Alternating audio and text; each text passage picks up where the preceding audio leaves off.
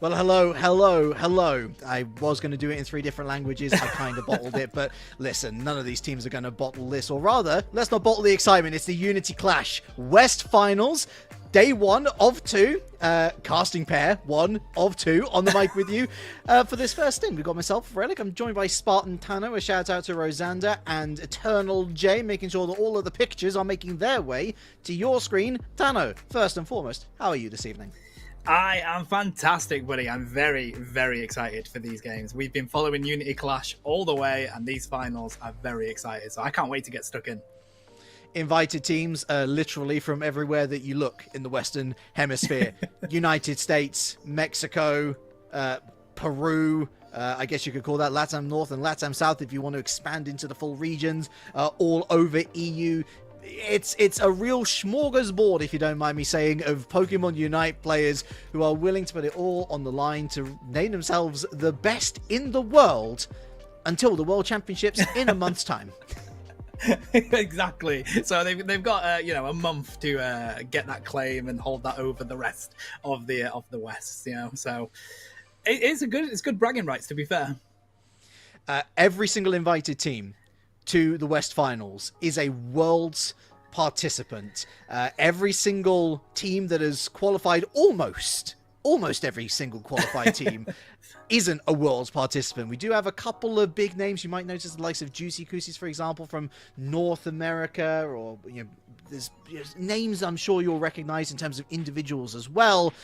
So they've got a big uphill battle, certainly, to try and beat the best in the world. But right now, that's where we're just going to begin with. We have 2 top 8 teams when you take into account the regionals that they both participated in. We're beginning here on the Battle Hub stream with Kraken Gaming going up against Hoenn, which you might recognize as E7 Janus in other worlds.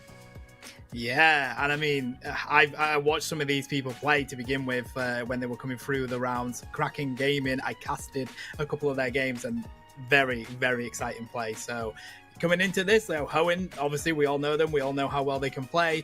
Kraken Gaming are not going to back down. This is going to be a fantastic game. The name Hoenn's been bandied about, really. Originally, it was that whole Rework Respawn versus Hoenn, and then E7 picked up Rework Respawn, and then they picked up Hoenn, and now there is no E7, apparently. It's just back to Hoenn again after another team had picked up Hoenn. So you can imagine, slightly disorientating, but we should not mess about or have any concern over the skill that they're bringing to the table. Outright winners of the LATAM North Regionals. Kraken, I said they were top 8. Well, yeah, they were top 8, but they didn't get much further than that. So in the prize money, but not necessarily sticking it to the top dogs in Brazil, that of Legacy and DreamHack. And so does this really feel super weighted towards E7? Or with your experience of watching Kraken in action, Tano, do you think this is actually going to be susceptibly or suspectedly closer than perhaps other people might think? I think it will be. I think whilst Kraken may not have broken through that top 8 yet, I think they're up for the challenge. I think of all the teams in here, Kraken are up for the challenge, and they're going to really show how they can do that. They're going to know they're coming into this probably on the underdog kind of side of it, as you've mentioned, but I don't think that's going to get them to shy away from this game at all. Well, allow me to try and put my teeth in again, because it appears that my knowledge of words is currently out the window. What I can tell you for certain is the ban list that we have for today. All EX licenses, Gonzo, good, as should be the case. But Gyarados and Inteleon also not on the table due to various issues. Everything else, good to go, however. And we head into our first ban phase of the day. A day which will ultimately end with a top 8 from this bracket before everything basically resets for day number 2. Umbreon, first ban for Hoenn. Blaziken, first ban for Kraken. Pretty popular bans at the moment. Yeah, and I'm going to expect that we're going to see more all-rounders banned, to be honest, Relic. They're in a really good position at the moment. Slowbro, again, probably one that's going to be banned very often during this tournament. That Unite move is so vital. He got some slight busts as well, so it is in a very good position. I'm surprised the Phalanx hasn't been banned off the bat there, though, Relic. It seems like one of these teams, possibly Kraken, might have a plan for it. Well, see, the thing about Phalanx is that for some reason, people still don't understand that if one team picks Phalanx, the other can play Venusaur. I mean, admittedly, that's why you'll see a lot of Phalanx picks nowadays being saved until the very last moment. And that is a double-edged sword, because if you are the team that isn't going to pick Phalanx, if you're first in the draft order, then you kind of have to pre-pick Venusaur or another counter of some form just to kind of cover it off. But I love this first pick. Very punchy, as we would expect from LATAM North teams. Mimikyu out the gates for Hoenn. Kraken responding with a little bit of sustain. I say a little bit, a lot of sustain. They got that Blissey support, and they got Sylveon as well. Yeah, really, really strong. But as we've already mentioned, the all-rounders are so strong in the meta at the moment. And Mimikyu, if you can't get Blaziken, is such a good mon to pick up. And then the Crustle. Crustle is so good in the defender meta at the moment. The stealth rocks that it drops does a surprisingly amount of damage. But also those walls that you can put up are so strong. A very sustainable mon. There was a day where we were jumping for joy when we saw a Cramorant. Nowadays, it is at the very heart of the hurricanes that it creates. It is so meta. It hurts, not hurting Magical or Wonder Chef. I can hear the cries of joy from here. In response, there is that potential Venusaur to cover off any sort of thoughts that Hoenn had of locking in Phalanx. They were very quick to lock in the Hooper, that's for sure. Exxon going with the Snorlax, by the way. Really interesting choice, but could be a good counter on the pathing phase against Cramorant. Hoenn, meanwhile, obviously lurking over that Zacian, not an option today. That is a game DSQ if they want to go down that route. But instead they're going to go, it seems, for the A9. No, they're not. They are going to try and weather that Venusaur storm. Phalanx on the board. I tell you what, though, if they can manage to get that Phalanx up to those levels quicker than the Venusaur, they may be in a good position with that. But it is a risky move for sure. Hoenn do have a plan in mind. It's going to be interesting to see what Kraken go for here. And Metagross would be an interesting pick. I like it a lot. I do wonder if they're going to go for the Gyro Ball or is it the Meteor Mash, the other move?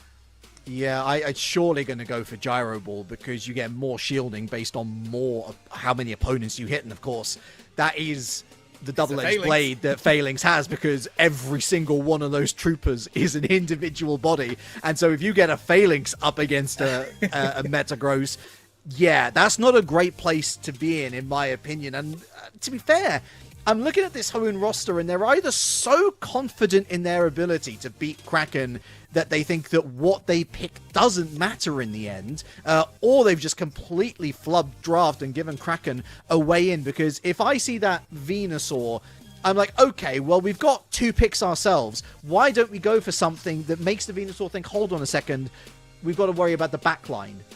But there is no backline. That is a big dive comp coming out from Hoenn.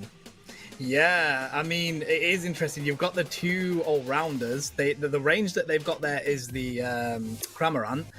But I would expect some sort of speedster or something there, to be honest, Relic. But we haven't got that, so it is an interesting comp. I really like it. It's going to be interesting to see how the Venusaur can get itself up and running. Is it going to be the Beam that we expect to see? Will it be Petal Dance? I have been seeing more Petal Dance at the moment, especially the Giga Drain getting picked even for both movesets. And when you are up against the Phalanx, it's a really good option to pick that Giga Drain. Has to be Petal Dance, Giga Drain for me, purely by what Hoenn have put on the board. And I do hear what you're saying. Cramorant does have some range to it, but the moveset combo that we've been seeing more often than not has been Dive, Air Cutter, with its Unite move being the biggest range move that it has, and it doesn't move. And to be fair, Solar Beam would be nothing but a tickle, but hey, nothing but a laughing stock, it seems, Kraken Gaming are to Hoenn, because they've immediately gone for the invade, and Don Texas is possibly going to pick up a KO here as well, popping the X speed into the Citrus Berries, both of them. Hoenn start out with a bang. Yeah, picking up those citrus berries from the get-go. They're not going to be up for a little while, so really good position for Hoenn to be in. I love the double invade that they went with. They're going to try and steal the XP here as well, Relic. They do manage to grab that. Don Texas being a dominant force on that Hooper from the get-go. Really good positioning for Hoenn at the moment. Are they going to be able to pick up the chance? No, XP popped yet again to get back to that base there. Really good aggressiveness coming in from Hoenn there. Yeah, this top path is struggle bug. There's a lot of evolutions and not a lot of time, not a lot of XP to take up, especially when it's completely surrounded by the purple team. And Frank is starting to build up the muscle. Free reset back to base. And I've coined it the Cabbie-chan's rotate. 4 players up onto top path for the first set of birds. If you are not reacting to that quickly, you're going to lose that zone lickety-split. And hey, case in point, 1 minute 30 in, and Hoenn have done just that.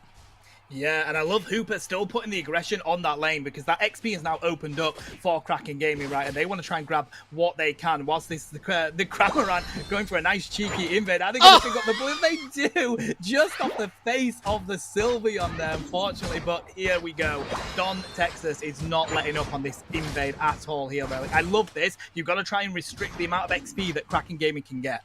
It's a fine balance between confidence and complacency, but Hoenn is straddling that line pretty well at the moment. They've got full control over so many areas in which wild Pokemon reside, and they've got a huge level advantage heading into the first Reggie phase as things stand. You've got your 2 non-Evo Pokemon leading the lobby. Failing's not too far behind either. Hoenn needed a good first 2 minutes, and they've sure had them. Yeah, the Mimikyu going in there, nearly picking up the Venusaur. We see a beam coming in from the Venusaur there, Relic. That's really interesting. Sylveon's so weak, they're going to have to go back, and they are just scoring constant points here. Hoenn, I know a few of their mons are stacking. They're probably in a very good position with those stacks at the moment. We see the Cramorant defending that top lane against the 2 up there. Hoenn are in a really good position here. Are they going to go for the bottom objective? We do see them getting set up around there, whilst the Hooper, yet again, is concentrating on an invade. They don't want them to get these buffs at all. It's more XP into their pockets and out of Kraken Gaming's pocket. It's just making the rich richer, and I realize that catch-up experience is certainly a factor in this game, but every single which way the Kraken get, they've got the map out, but they still can't find the correct direction to go in. An attempted steal once again leads to failure, jumping over the wall. In goes the Phalanx, and the Crustle finds the KO in the end. Got ourselves a big beam that's eaten up by the Hoenn Brigade that breaks that T1 zone on bottom path as well. Wow, so they are down to their T2s already at Kraken Gaming. That's probably not that bad of a situation for them if they can grab that extra XP. Hooper seems like they don't want to give that up, though. They're going to be there to still be an annoyance. They do need to get leveled up here. That is going to be the most vital point for them at the moment. It looks like they're going to try and poke, or at least show some interest in this top lane, maybe for this Lecky, but when you have to defend your goals constantly, like they're currently having to do down in that bottom lane, Relic, it's so tough to balance up where you can put some pressure. And speaking of pressure, it does continue. Split lane push and more KOs to be found. Completely decimated that top path presence, and in goes the Mimikyu, popping out the XP. Don't matter, Metagross, you're not going to escape your fate. And a big block here in the central area. Hoenn truly, utterly, almost obliviously ruthless, not even caring about any sort of open door for Kraken Gaming. They are shutting them, and they're shutting them on their fingies and toes.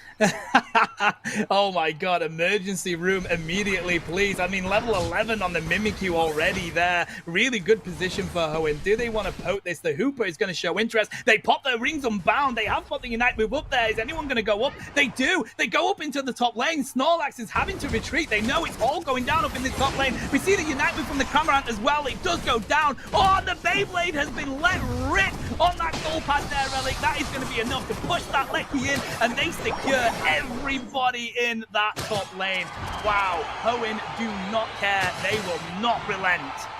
3 KO streak for the Phalanx and a 260 point lead. And hey, remember that Accelagor? It's ours. It's always been ours, say Hoenn, as they do the moonwalk into the central area. We've got a bottom Reggie, not that Hoenn are going to care too much. So much is their advantage. The only reason why Kraken Gaming looks even remotely close in terms of the level situation is down to that catch-up experience. And that's because Hoenn can't be everywhere at all times. That is the one silver lining that Kraken have, and they're going to have to hope and pray almost that there's more wild XP on the way, or that they can maybe catch Hoenn getting a little bit complacent. Otherwise, I think this story is going to be done before we even hit Ray. I completely agree, and I think roaming by yourself, just as we saw Snorlax do there, is probably not the right call at the moment.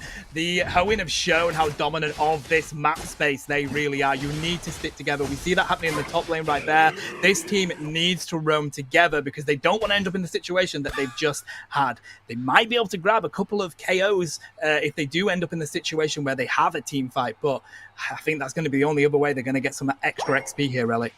When it's raining, it's pouring. That was a great idea from Solus, honestly, to try and egg bomb and get a little bit of warding, but the Phalanx doesn't fall out the grass. And so they don't get the vision, and here they come now. We've got the Hooper Unbound, got a compute and crash into the midfield, but does barely anything.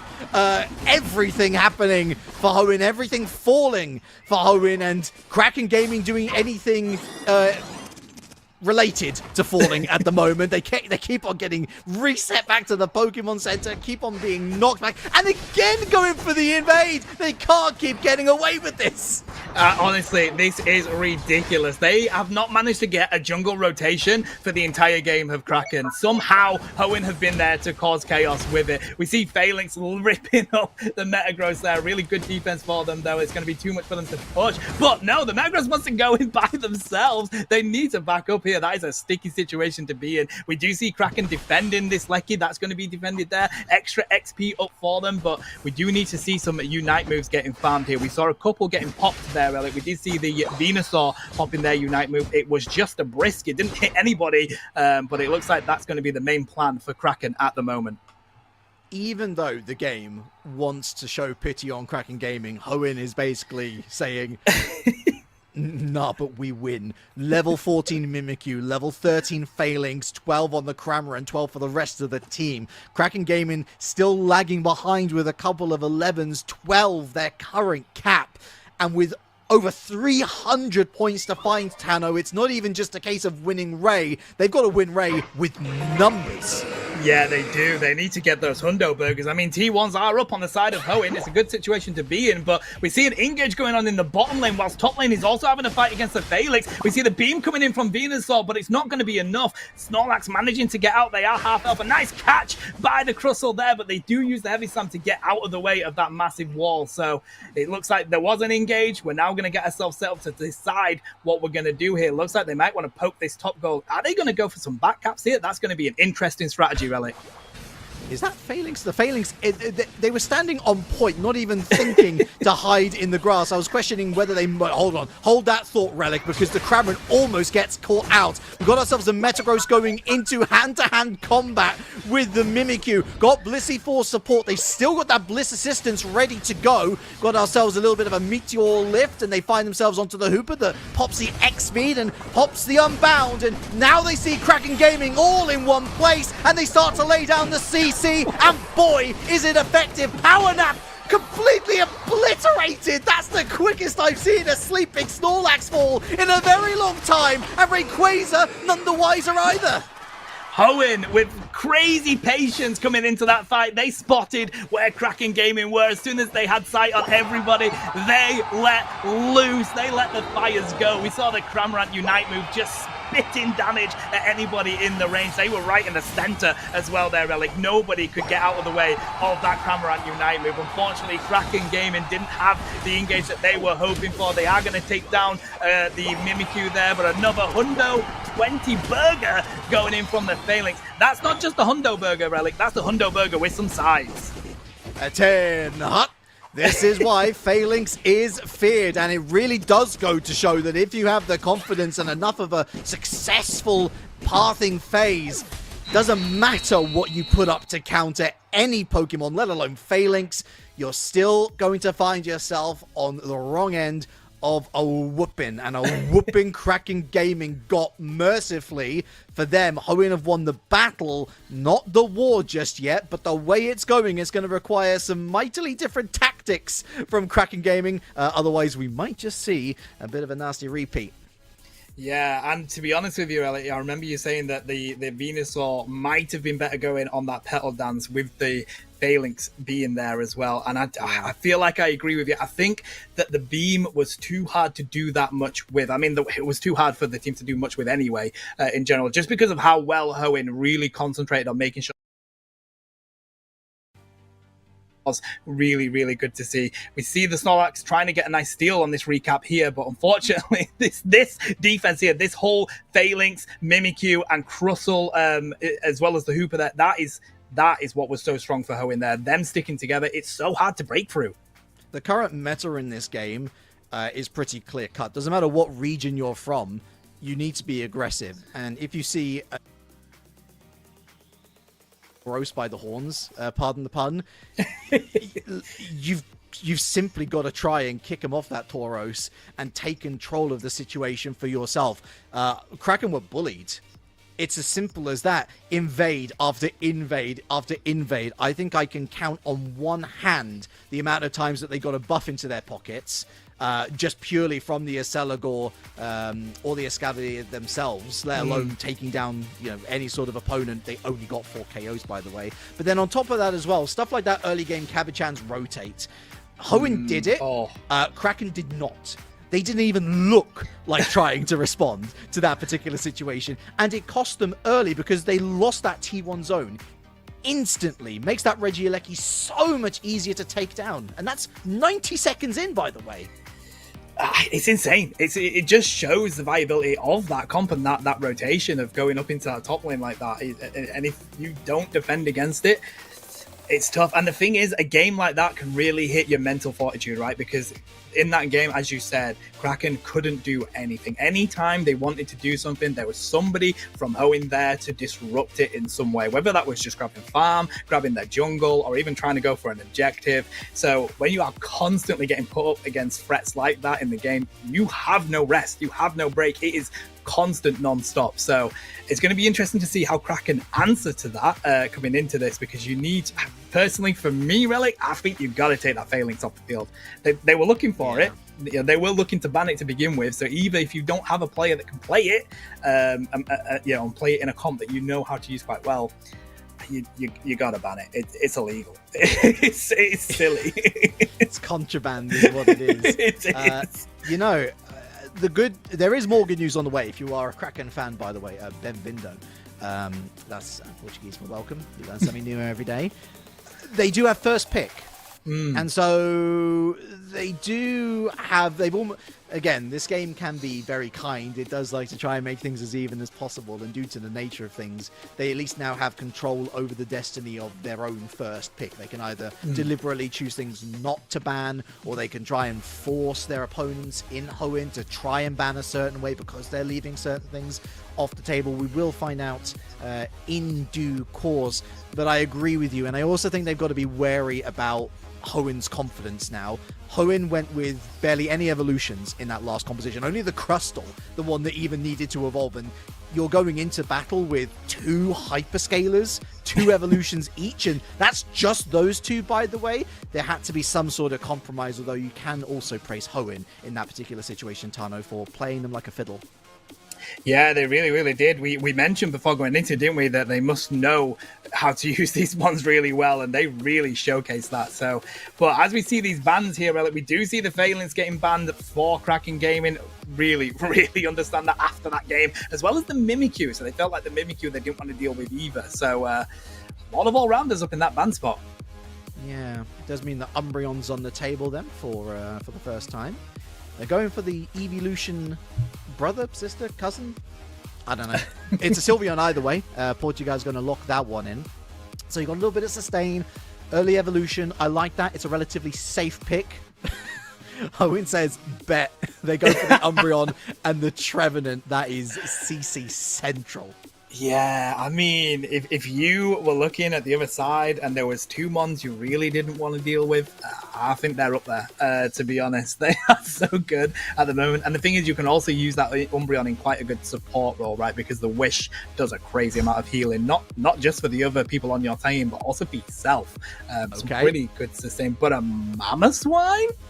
Okay, I mean, we've seen different teams in different regions play the Mamoswine quite well. It is usually not picked before a Crustle, but I like it.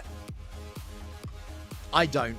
That's very reason. Crustle's right there. 1 less evolution, much better for pathing. That just, I don't know. That feels like if you were that flexible, Kraken Gaming, you should have told me. That's a kick in your own teeth, especially when you've got Cram locked in. Hoenn have felt cool. We can hyperscale. That Gibble's going possibly path. We'll see what Frank cooks up in that last slot. But Kraken again's going to go with 2 hyperscalers. The Chandelier, not a bad pick. Hoenn leaning towards that dive comp yet again, and so having an Imprison or a Poltergeist, honestly, Chandelier's not.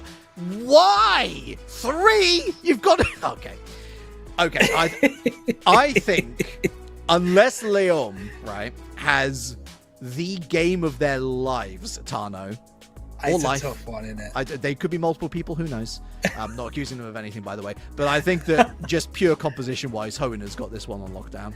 Yeah, it's a difficult situation to be in when you have 3 mons that need those evos really quick. I mean, the Sylveon is there. Maybe they do some sort of jungle rotation so that the Sylveon gets up and running really early, but look on the other side. Hoenn have that Zoroark. They have the Trevenant. They have the Umbreon and the Cramorant. They are so good in that early game already that, I don't know. This is going to be an interesting one, this Relic.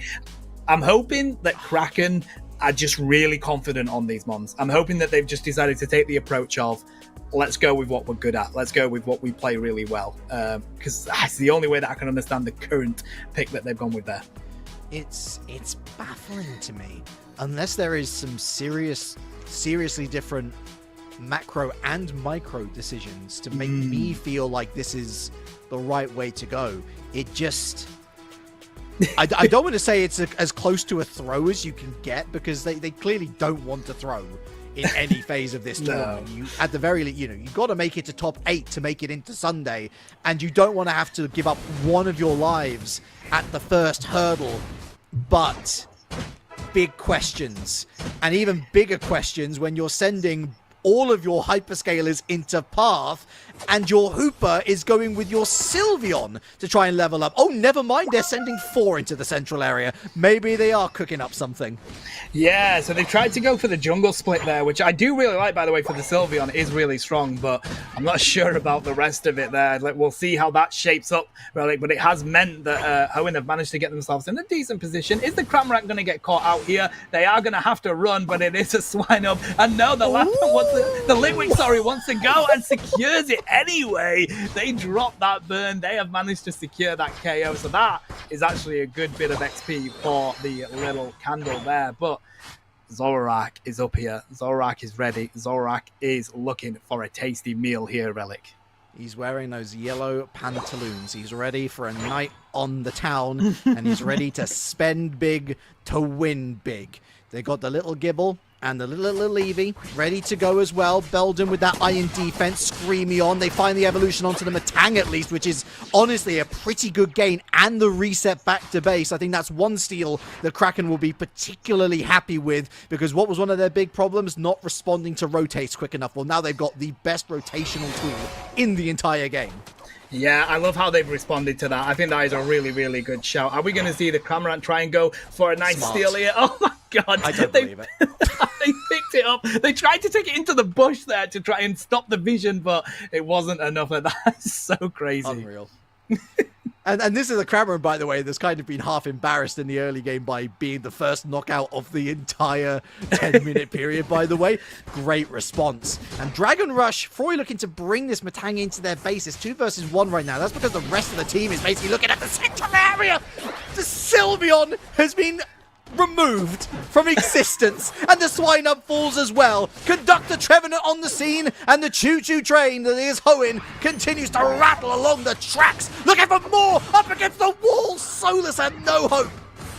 Yeah, I mean, Frank just saying thank you, good night, goodbye to anybody in my path. They get some really good secures there. They're going to have to back out, though. They have a pretty weak Screamion, and the Metagross, they're getting a nice KO over there. I mean, wow. But as you see, that Gible is, well, Gabite now is still up in that top lane, trying to get themselves cooking. They've just sent the Metagross up there. We're going to have a fight over these mid-birds. Screamion coming in. We do see the Wood Hammer that does enough amount of damage, but the Zoroark takes the opportunity to just shut them down. We see the Hogtua coming out for the Cramorant, dropping so much damage there. It's going to be the defense for this goal while they score even more points. Hoenn yet again on the upper foot in these lanes. That is certainly a sentence that I was never expecting on a Pokemon Unite broadcast. I'll leave that to you, audience, to decide how appropriate or not it is, but it's certainly accurate, I can tell you that much. Also, Unite move at 7.5 minutes. Yikes. And a Registeel in pocket as well. That serves up nicely for Hoenn to do the double in this first Regi phase on top path 2. A little bit of warding from the Trevenant. We got that Wish down. I was actually expecting that Umbreon to go Wish with the composition. As it turned out, no real support, so you better turn that defender into such. Going down with the overheat. I'd rather go Flamethrower, and I'd rather see that Piloswine not in the middle of everything. Compute and Crash locks in the Zoroark that finds the back door, opens it. Trevenant, big Wood Hammer into the middle. Oh, the Illusion Daze catches 2, and now it's just the Hooper on pad. There could be a break before this Regi phase is done. Yeah, I mean, Zorak coming in there just to lock up anything it can. Is it going to secure the Hooper? It does! With the Cramorant there for support, they have really dominated this lane here. Now, this is crazy. They're going to rip this Lecky. The Kraken Gaming are just doing whatever they can here. They're going to have to grab this XP whilst it's up, whilst Hoenn is distracted. Grab whatever they can, but they have got a mountain and a wall coming at them with the whole of Hoenn with a Lecky to back them up. It's one of the biggest talking points going into Worlds, I would say. The potential downfall of the Brazil region, once seen as the upsetters, now just looking to be the totally upset. And I know it's a first versus an 8th place when you look at regionals. I know there's a ping differential, but Kraken Gaming is getting turned in front of our very eyes into a lamppost. They're getting stuck into the ground, and Hoenn have got the mallet to make sure that they stay there. Yeah, I mean, again, another domination from Hoenn from the get-go here. We do see the Sylveon trying to grab some of the jungle. They say, you take my jungle, I'm going to go take yours. It's a tricky situation, though. But we do see Hoenn coming down here for this bottom Reggie that looks like it's going to be spawning very shortly, or at least getting set up for it. And it's a tough one here, Relic, because Kraken, hey, they need to find the Kraken and release it somehow, because they are in a really bad situation at the moment. Any sort of primal energy will do. Level 12s for Cramorant and Zoroark. Again, we see Kraken Gaming 2 levels behind. They're not even looking to contest that bottom Reggie. They just want to try and find points or a zone crack. They've got one. I doubt they're going to get the other. Mammoth Mash down. Air Cutter from the Cram going after the Mamo. Zoro takes down the Hooper. But look at the sustain from this Garchomp. Watch out for the basic attack because it keeps on rocking. Metagross melted. Absolutely right. Garchomp just chomped on them there. They could not get away. The CC is working so well for Hoenn as well as just that rush coming in. And they don't want to give up. They're here in the central area. They are roaming from the side of Kraken. They're just going wherever they want. They have complete control of this map at the moment. We do see that illusion coming in to save that damage for the Zoroark there. They're going to get out. They do decide to back up now that there's quite a few people in that lane for Kraken. But look at that top lane there, Relic. It is non-existent. Hoenn bought the Plus streaming package. They've got premium entertainment, and they're throwing it on our screens to live in outrage slash into the back of the Hooper, given no chance. And look how low the respawn timers are as well, Tano. So rapid have been the rotation through respawn, go down and respawn again, that we're barely seeing anything above 10 seconds, nothing even close to it. Phantom Forest down, good time to use it. Fairy Frolic in response, but there's that mean look yet again. Thief through the Sylveon, Illusion Daze, catches 2 yet again. 2 KO streak, will they make it 3? Got Metagross going for a brawl against the tree, and the tree says, listen, you might be future tech, but traditional does the job just fine. And having said that, Garchomp fancies himself a huge fight down on this home pad. They've managed to get a KO. They've broken some crazy goals in there, and they're still up and fighting, Relic, against the Mamoswine. They are going to be able to score even more points here. This is ridiculous. They've gone and scored so many points on that home pad. Are they going to be able to get away? Cramorant diving out of the space. They want to be able to get down onto that Cramorant, grab a little bit of catch-up XP, but hey, whilst that Cramorant may go down, the Garchomp and the Zoroark get out of there. Oh no, they've united anyway, but that is just at the 2-minute and 18 mark. That is an interesting unite move there, Relic. And they're going to get KO'd as well. Is that the in that Kraken were looking for? Well, I turn your gazing eyes audience to the level differential. It was, and it now has remained, a 3-level gap between the top of Kraken Gaming and the top of Hoenn. But they do have the numerical advantage. Nice Horn Leech from the Trevenant. In goes the Metagross. The Hooper is unbound. Mammoth Mash goes down, and the Hooper falls very quickly. Oh, Kraken Gaming, the team in purple. Did they have any hope to begin with? They've certainly not getting him now. Ace! Wow, I mean, wow. They didn't even need Cramorant coming in there. They were some insane Unite moves that they chained together fantastically there, chat. That is how you take a Rayquaza fight, even though they were 1 mon down. Hoenn have been a dominant force from the get-go in both of these games. Are they going to be able to get some points here? I mean, of course they are. They wouldn't be able to score enough anyway with Kraken to do anything. I just think that was a fantastic display of how to use Unite moves in a team fight there, Relic. As a tournament caster, you and I, we both hate to be in this position 1 minute out, but we already know the outcome. And as much as Kraken Gaming will go into the lower bracket licking their wounds, you're absolutely spot on to be praising Hoenn for managing the situations as they did. Even down one player, spot on. Their use of Unite moves when they use them, the Engage tools from the Trevenant into the Umbreon with the potential Midnight Prance to take away any shielding that was generated from the Mammoth Mash on the Mammoth Swine to Zoroark running the show with Thief, uncatchable, level advantage to galore. This Hoenn squad is to be feared. They're not top of Latam for no reason. Yeah, and I mean, they're just stat farming here, right? They're just going to get all this damage that they can. Kraken Gaming are not wanting to give up. I really appreciate that, but they are just a force to be reckoned with at Hoenn. This is such a good show for the get-go in this tournament. Anyone coming into a game against Hoenn is going to be scared of what they've just witnessed. Previously known as Entity 7, but look, they are still living in heaven right now. Dr. Poker with a lot to certainly sift through there in terms of damage numbers. We're going to be taking a closer look now. 819 to 51 then, the final score in game number 2, a 2-0 victory to the LATAM North team. And check out those assist numbers. Yucky! Yeah, that's some pretty fancy numbers there. That really showcased how the game went as well. Hoenn were just, from the get-go, they let it rip, and they did a fantastic job. Look at Garchomp. Wow, 128k, 110k damage coming in there from the Cramorant. Wow. I'm kind of speechless with how dominant that was there, Relic. It was awesome. When your Zoroark is on 64,000 and definitively the third highest damage on your team, you know you've had a good day at the office. But Kraken Gaming are going to be sent through the trapdoor then into the lower bracket. They've got a long, long journey before they can even potentially think about locking in their top 8 position for this Saturday on the Unity Clash West Finals. More action after this break.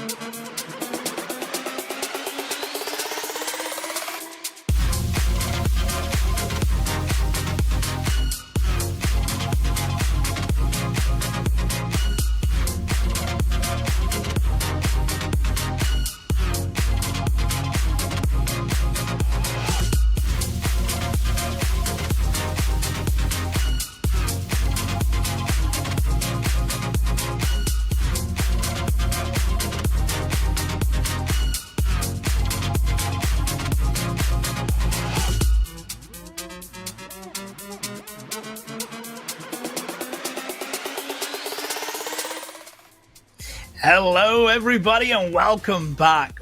Wow, did we just see a match to behold? Hoenn demolishing Kraken Gaming there, Relic. Wow, what was your favorite part of that we just saw?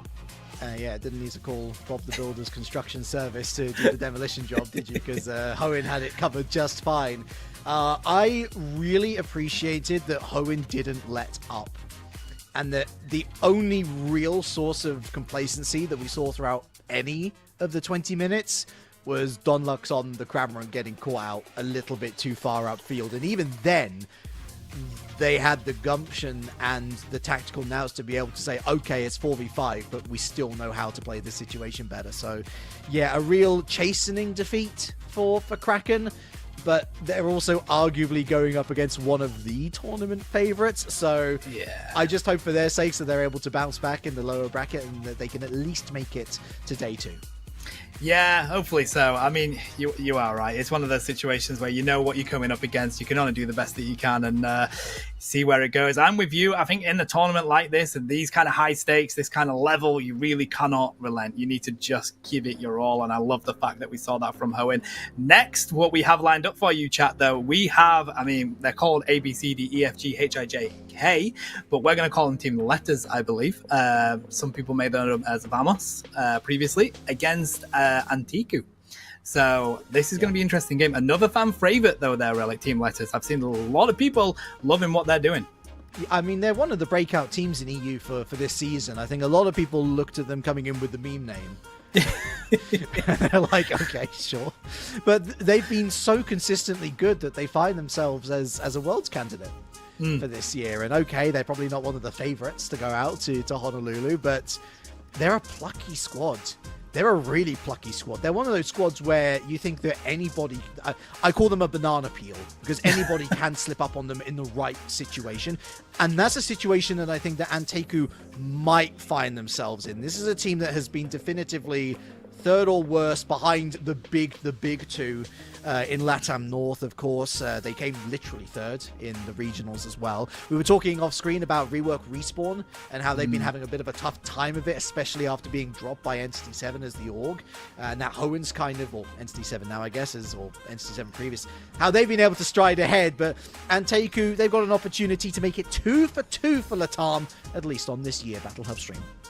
Yeah, let's get straight back into this game here then. I mean, Absol was not a ban I was expecting. Now, it is pretty good at the moment in this meta, right? It is a decent position with the bust it's recently had, but that's a surprising ban for me. It's a target ban is what it is. Yeah. Letters do love a good Absol. They've taken inspiration from the Aussies on that one. Speaking of Letters, they've decided to go ahead and ban Felix and Blaziken. I cry, the all-rounders getting punished for no good reason. Let them be free. Or don't. Have a mean look Umbreon instead. I think that's a really solid first choice from Gohan. I mean, no good reason. I don't know about that one, buddy. They are so good in this meta. I do love the Slowbro pick as well, because whilst you can pick that up, it's going to be a defender you pick up straight away. That Unite move is so good in this game. It's really vital for shutting down just one mon off the get-go. Get that carry in your Unite move. And then we have the Leafeon pick. Leafeon's not been played just yet today, but it is a very strong mon in that speedster category. Yeah, still really, really good. I imagine we'll probably see Aerial Ace Solar Blade come out. That's the usual combination. Once again, Cramorant is on Thea Sky Ruins. It's in play, and I really like what Anteku has done here. They've formed a really solid core front line, and something that's going to path well, and it leaves the option open late on for hyperscalers galore, or maybe something in direct counter to what Letters puts together. They've got that Venusaur down. Couple of options here. You know, of course, you've got the close quarter or range, but they've also got that Hooper, of course. We've seen how good that can be in the hands of Hoenn. Yeah, I think we're probably going to see a Bimu looking at these sets they've currently got, but a Scizor and a Metagross. I mean, Metagross has been doing decent in these tournaments that we've been seeing. They've been running the gyro ball on it, but it can struggle a little bit in that moveset if you don't have something to give you all those shields, like a Phalanx, for example. So it's going to be interesting if they do stick with that, or if they do go for the Cypher, but a Buzzwole pickup. Now, that's going to be interesting. We don't see much of it in the EU region, right, at the moment because of the nerfs that it had, but other regions are quite happy picking it up. I love this pick.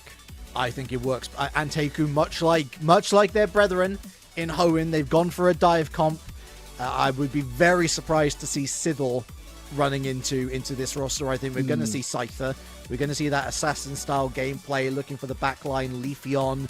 But that's exactly why Oscar-Tar's going on to that Buzzwole, Tano, because if there's a dive Scizor, hey, guess what? Superpower. If there's a dive from the Metagross, hey, guess what? Superpower. If Cramorant goes in with a dive, hey, guess what? Superpower.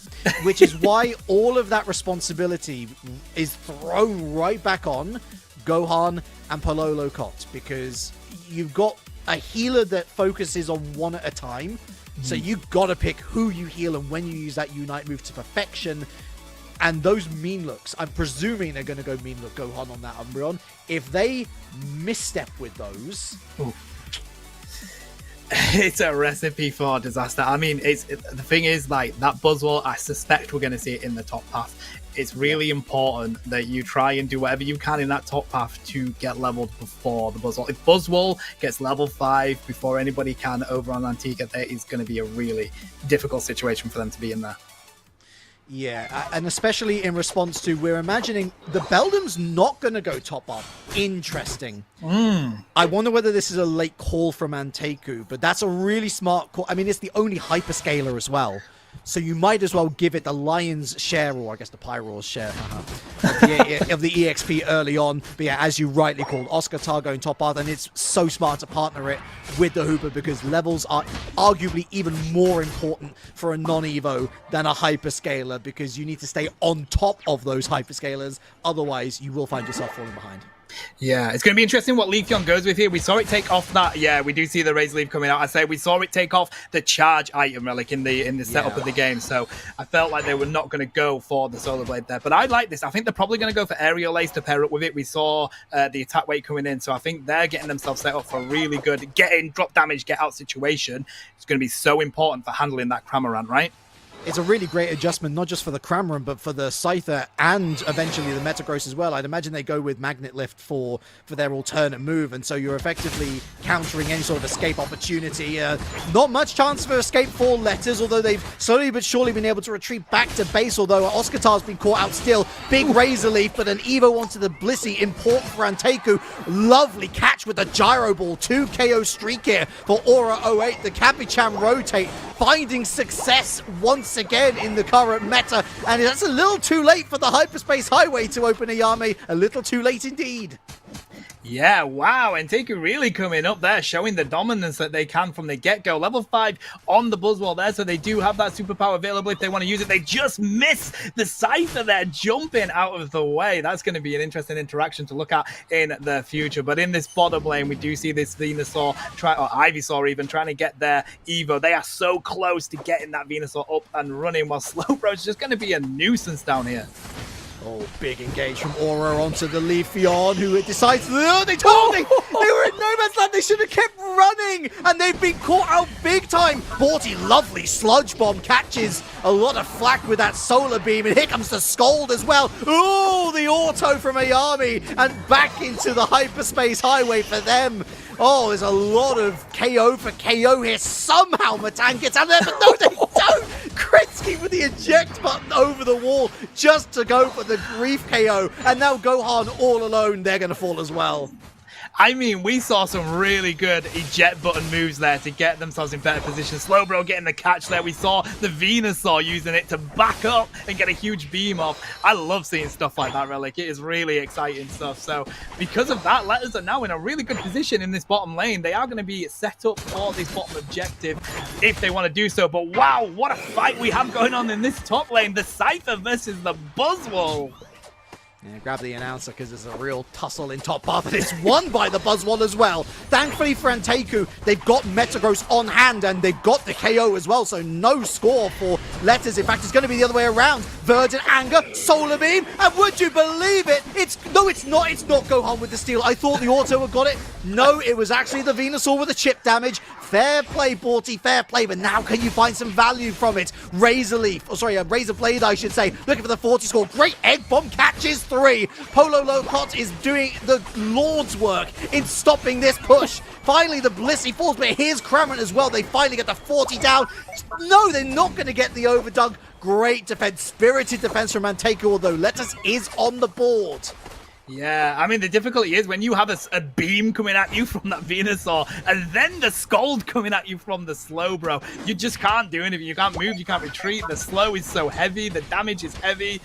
Yeah, I mean, we see Cypher set up in this here. They do use the dual wind beat. Are they going to be able to pick up the Hooper? No, the Metagross was there to back them up, but the Hooper did enough to stop the steal on the Lecky anyway, Relic, so they're going to be able to grab whatever XP they want up here. Our Letters, while that Lecky pokes for this goal. Are they going to go for the offense? They do a huge slam coming down from the Buzzwole there, and we see the Unite move coming out from the Venusaur with a huge beam to pick up the Metagross there. That Lecky is on 1 HP in a dream. It goes in. They're going to get the score. Cypher is putting up one massive defense here, but the Lecky has gone in. The damage has been done, and it seems like the Leafeon doesn't want to give up. Either does the Buzzwole. Oh my god, what a fight. Huge overcap there, Relic. 38 overcap.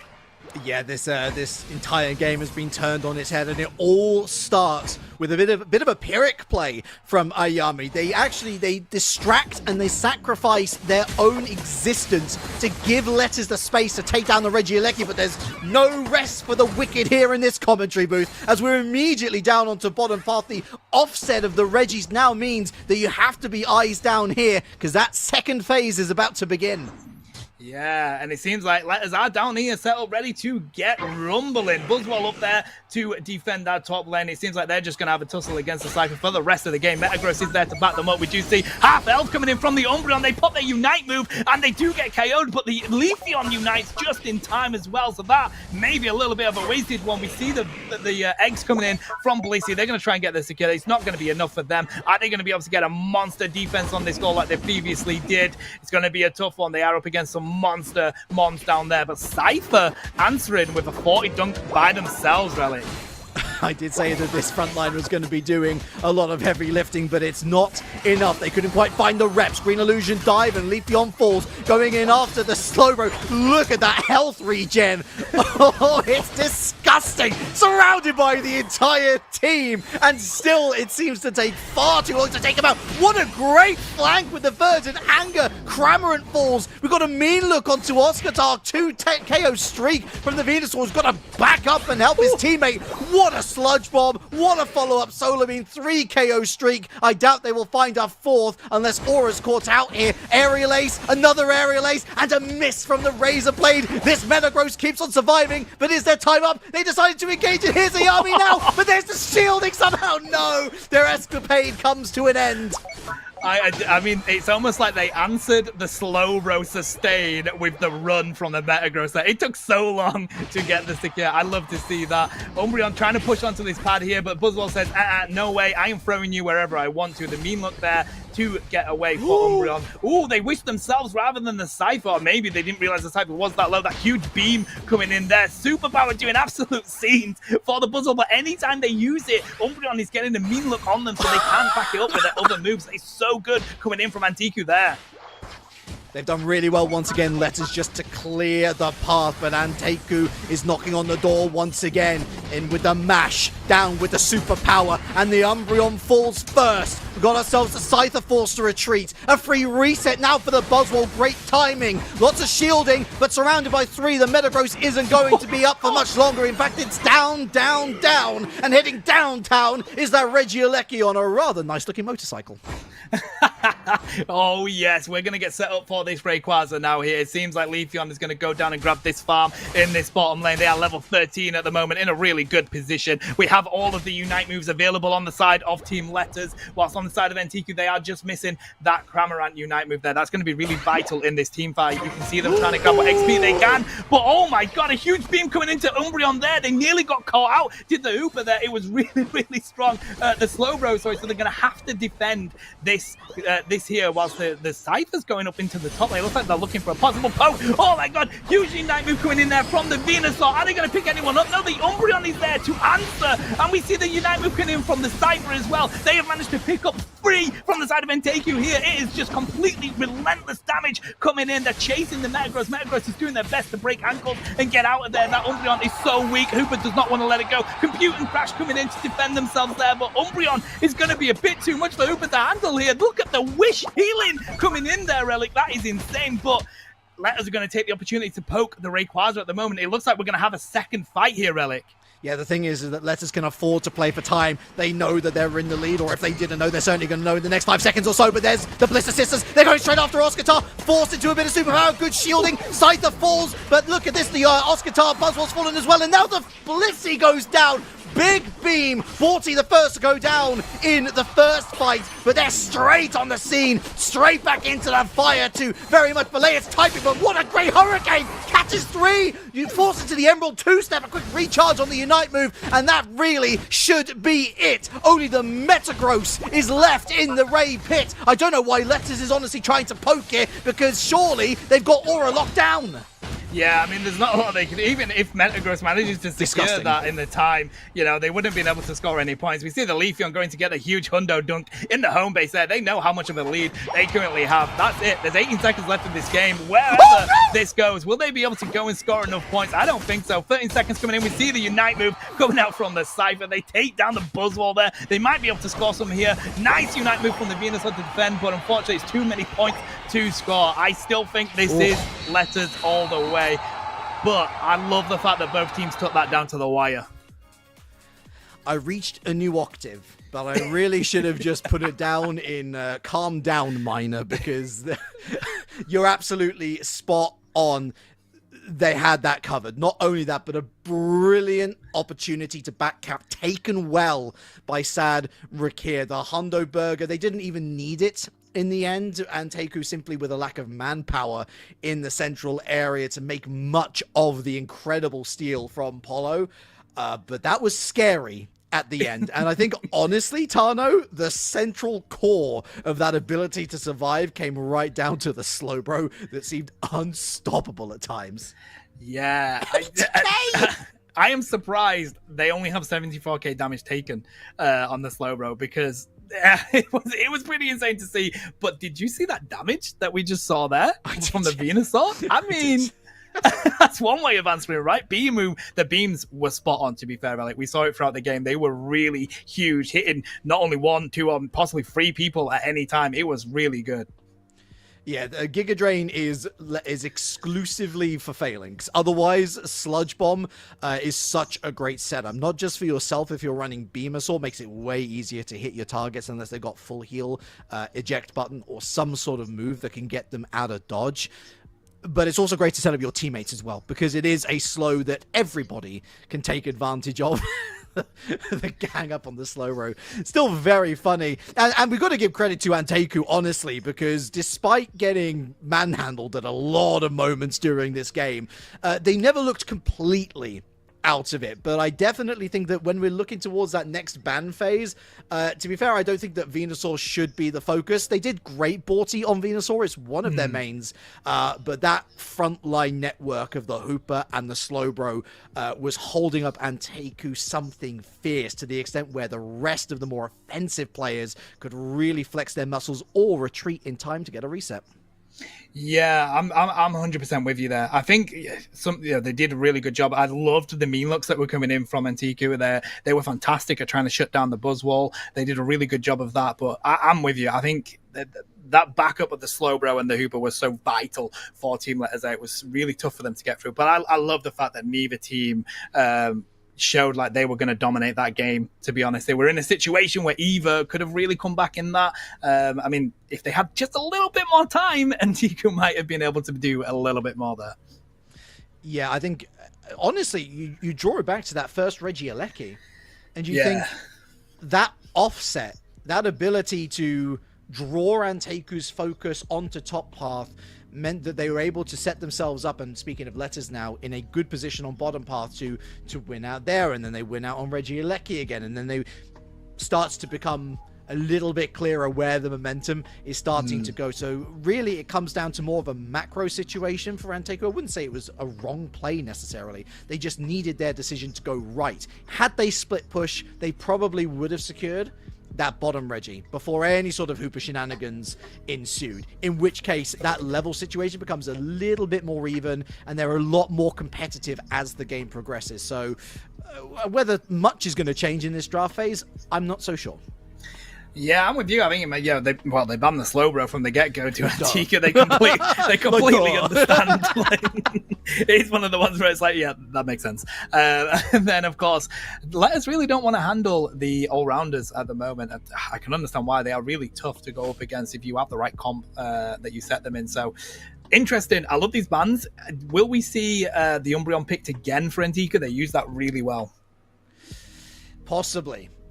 Not for the moment. Trevenant prioritized, and Letters are going to take that and run. With Absol banned again, makes sense to stick with the Leafeon. Worked really nicely. And this early in the order as well, it gives Oscartar, or whoever is going to main, I guess it will be Rakir, plenty of time to think about what sort of moveset they want to go with again. Antiku, very similar. It's the same second phase of picks that we saw last time out. Of course, as losers, they do get to choose which side they are drafting from. They've gone first pick again, so that Cram and Blissey locked in. Letters leaning towards a potential A9 to partner Borti's Venu. I love that if it's going into a Trevenant. Instead, they pivot more to the Eldegoss. It suggests to me that this Umbreon might be a little more offensive this time around than what Anteku put down.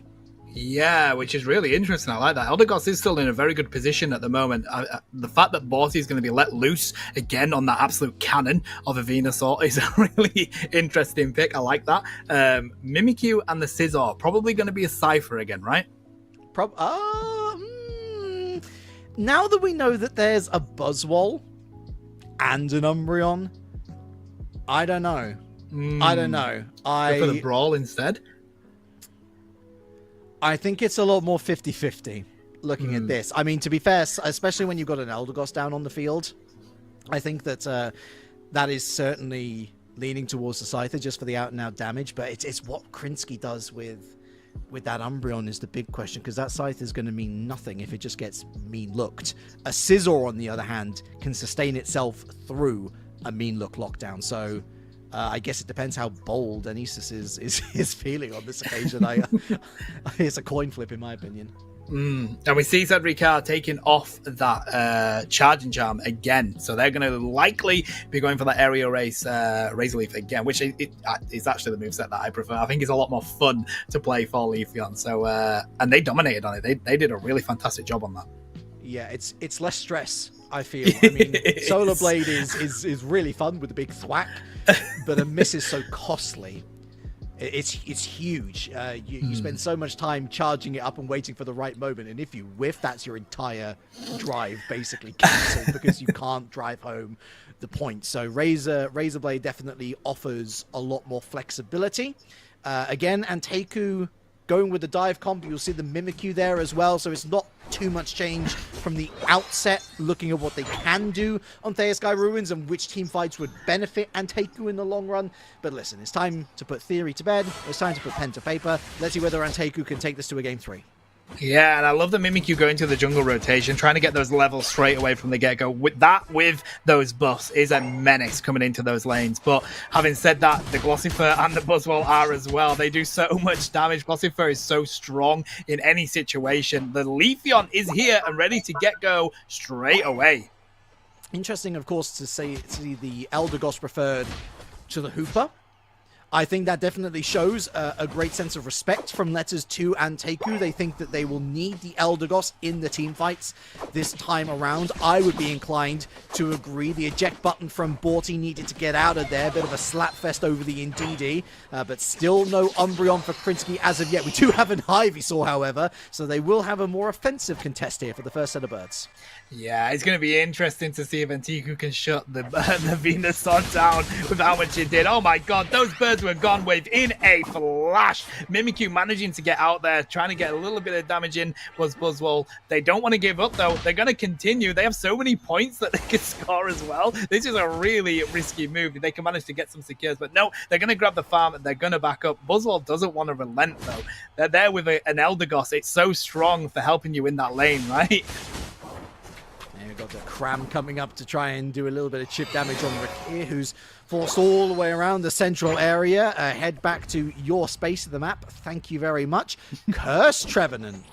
Okay, I'm down with that. I'm down with that. We'll see whether Power Swap is included to... Or Power Swap, is that the right one? Pain Split. Pain Split. I was thinking of Mr. Mime, never mind me, but same sort of concept applies. We'll see whether the move that is complementing Curse best is the one chosen. I'm not entirely sure. What I do know is that I don't think that Sabrakir is long for this world. Indeed, they are not. Excellent flank from El Premium Pro. Can they find a second? Borty with a solar beam gets it off, but not before the Cram finds a KO streak of not 3, but 2's good enough. Mimikyu there with the steal on LD.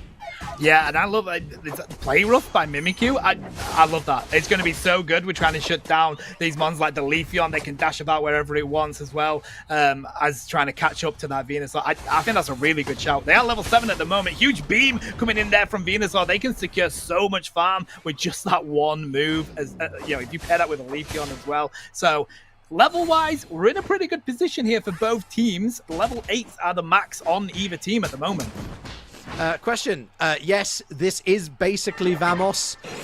Letters is still funny to say, or A2L, or whatever you want to call them. It's the meme that matters, folks. As is the first Reggie phase. And that level 9 Venusaur is scary. But that Mimikyu is starting to get a little scary themselves. Big push on top path from Manteku. This is the split push that I was hoping to see from them. But this time, Letters has responded quick, but not quick enough. 2 KO streak on top path. Meanwhile, the entire bottom path has been obliterated. It is just Borty left. Buys a lot of time. Takes down the tree with a scythe of the solar beam. And the bird is shot out of the sky as well. Little health left, but they've got the 3-peat. Incredible individual play. I'm sorry, that's illegal. They have just secured 3 KOs there with the littlest bit of help, enough to defend that Reggie so they can secure it for Letters. That deserves a gold medal. That was insane individuality play, as you mentioned. Really good to see. I mean, and Taku have put the pressure in the top lane. They've broken that T1 up there. They've managed to secure the Lecky, so they are in a pretty good position. They balanced the pressure that they've been receiving in that top lane. Yeah, Borty got a 3 KO streak. Wahoo. Letters haven't scored anything. And at the end of the day, that's kind of what you need to win a game of Pokemon Unite. Emerald 2-step, big solar beam, but the Scyther finds the Eldegoss. Oh, Polo is a little bit too far upfield, but the Bliss Assistant saves them. Nice 180 from the Mimikyu. This is a huge amount of scoring on this zone. In fact, this zone is Gone Zone. 230 to donuts. Wow, they have answered massively coming into this game, Haventika. This is what we love to see. Not giving up. They have just gone all out coming into this. That Mimikyu is working an absolute treat for them. Blissey managing to get out. They do secure there. The Mimikyu comes back in out of nowhere. Huge bit of damage. Beam in the face of Blissey there as well. It seems as though the answer here is, will the Mimikyu beat the Venusaur in these situations? Verdant Anger coming in. We see the play we've been on the Unite move there. That's enough to protect them from that beam. They are ripping up. 3 KO streak from the Venusaur there again. It is the answer for Team Letters at the moment. They're going to try and get away at Trevenant, but with this many people in their face, is it going to be enough? They have a crazy amount of healing with that Curse and the Unite move they use, the Wood Hammer. They're going to do so much distraction that this Cypher is going to be able to secure the farm from Letters. Take a deep breath, folks. Borty with pop-off moments, but Anteku looking the stronger squad. Not so much of an offset this time around in the Reggie phase, though, Tano. Going to be interesting to see how these two teams station themselves. Look like Letters going for the experience, the wild Pokemon first and foremost. Anteku setting up a little bit stronger in this bottom path to meet up against the Eldegoss Umbreon. And Borty support. Is it a support? I mean, it's a Venusaur, and it's looking to get that Verdant Anger back before the engage, or is it going immediately in with the rip? And here's Sabrakir, but they're caught up with the Hurricane. Yeah, that was a really good Hurricane, but it seems like Borty's just concentrating on this Regice. They're just going to try whatever they can to rip this down. Oh my god, Emerald 2-step, they get absolutely slaughtered though. The Blissey was there to deal with it, and are they going to be able to get the secure? Blissey, let me say this again, Blissey with a 2 KO streak coming in their chat, and they're going to get a huge 35 overcap in this bottom goal as well. We still have donuts on the board for Letters, Relic. Sorry, did you say Blissey? Because I think I heard you the first time. Yeah, you're absolutely spot on, but it was all set up, that eventual secure on the Regice by the Mimikyu, who finds Borty and unleashes their Unite move. It's come play with me, more like come slay with me, because right now, at level 13, it is picking up KOs at a canter, and that Scythe has just been picking up free XP from going after the Regieleki on their own. Level 14 for the Mimikyu now. Letters look buried at the moment. Yeah, this is crazy. It's almost as if this game is coming down to, hey, you've got a Cypher constantly in that top lane, you've got a Mimikyu that's been a menace, and the Venusaur is putting Letters on their shoulder to try and keep them in this. This is a crazy game. They have donuts at the moment. It is still 300 points, though. We've got an engage coming down in this bottom lane, but the XP gets picked up by that beam coming in. Oh my god, Mimikyu answering on the Leafeon there, sorry. Wow. I can't believe this. It seems like Letters are just on the back foot here. Gohan burning the eject button just to set up the KO on the Venusaur and the Umbreon Falls as well. And now they're just going after the central area. The rest of Letters have only just respawned back in, even allowing themselves a momentary check at the phone, it looks like. Frenisa's got a text. Well, listen, I know that you're currently 338 points on the good, but there's still a threat here. That Venusaur, over the years in Pokemon Unite, one of the best secure tools in the competitive scene, and we have seen many take down a Rayquaza in the past. Yeah, and the T1s are up, right? If they have a really good fight here, Letters, and they've got enough manpower, they can score some easy hundo burgers. They are only 338 points behind. That's 4 scores, right? That's all they need. So this engage is going to be really, really vital for them. We see them trying to get some vision on the other team. RNTQ there, they've got the Cypher up in the top lane. They're expecting possibly some back caps. They're trying to get some vision, work out where Team Letters are at the moment, and it seems as though NTQ are going to have to back up because Letters wanted to poke that a little bit. Look at this engage coming in on the bottom here, though. The tree and the Mimikyu getting set up for an engage for the flank. They've picked up the Leafeon. Relic, that's going to be huge. It is now a 5v4 fight. We have this flank coming in from the Trevenant. Oh my god, there goes the engage. We see the Unite move from the Venusaur as well as the Cypher. Huge beam to pick up Cypher, and that Sludge Bomb is going to be enough to cause its own damage, but no, Mimikyu is there with the curse. That has gone... That fight there, Relic, has gone one way, then the other way, and now it has gone Antiku's way. A dink and dodge here from Oscar, who's 1v4, no chance. Rakir arrives on the scene, but time has elapsed. It waits for no man, lady, or anybody who plays this game, to be quite frank, Tano. Superpower, Emerald 2-step, but oh, the Super Swole Slam is eaten up by the Mimikyu as the Bliss assistants. What a great fight with that Shadow Sneak as well. Mimikyu, the game changer, Cramorant with a 2 KO streak. It could be a clean sheet for Antaku. That is a rarity in this esport. I mean, we're having the second round of the day, Relic, and we have a shutout. Antaku that had a really good game in the first game, but Letters really did a fantastic job. They have just been shut out. What a way to answer that situation there. Are they going to get this final hundo burger in? Unreal. Cramorant does. They deserve it. They've had a fantastic game. I cannot believe what we've just witnessed. COVID-19 unleashed again, or is the Antaku lockdown just that convincing? 716 to nada. Let me translate that to you. 0. Nil point. Nothing. Non-existing.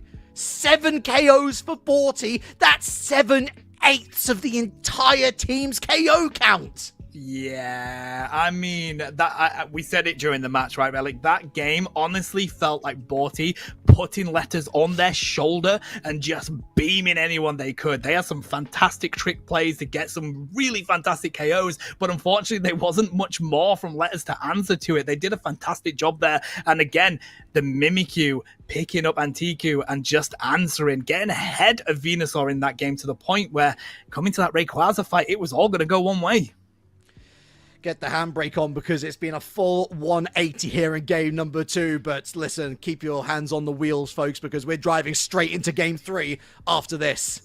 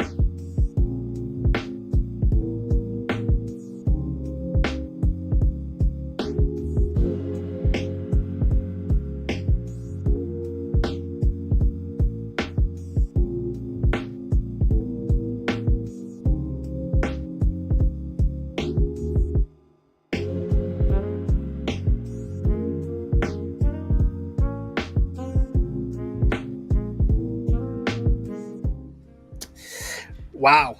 Yikes. That sure happened. A clean sheet for Anteku here in the Unity Clash West Finals, but not a series win. No, not just yet. Relic and Tano on the mic. It's difficult to see how Letters will respond to that, but respond they must. Otherwise, they're falling into the lower bracket. Yeah, and this is it. Like, where's your mindset at, right? Some players had a fantastic game, but they still ended up getting pancaked. So, you've really got to answer coming into this. They still want to deal with that, don't want to deal with that Phalanx. Slowbro getting banned again for Antiku there. That has seemed to be the answer for them coming into that. So, let us stick in with the bans that they usually have. Let's see what these picks are going to be. Yeah, let us sticking with the draft slot as well. I thought that they would surely going to go second, or first pick, sorry, but no.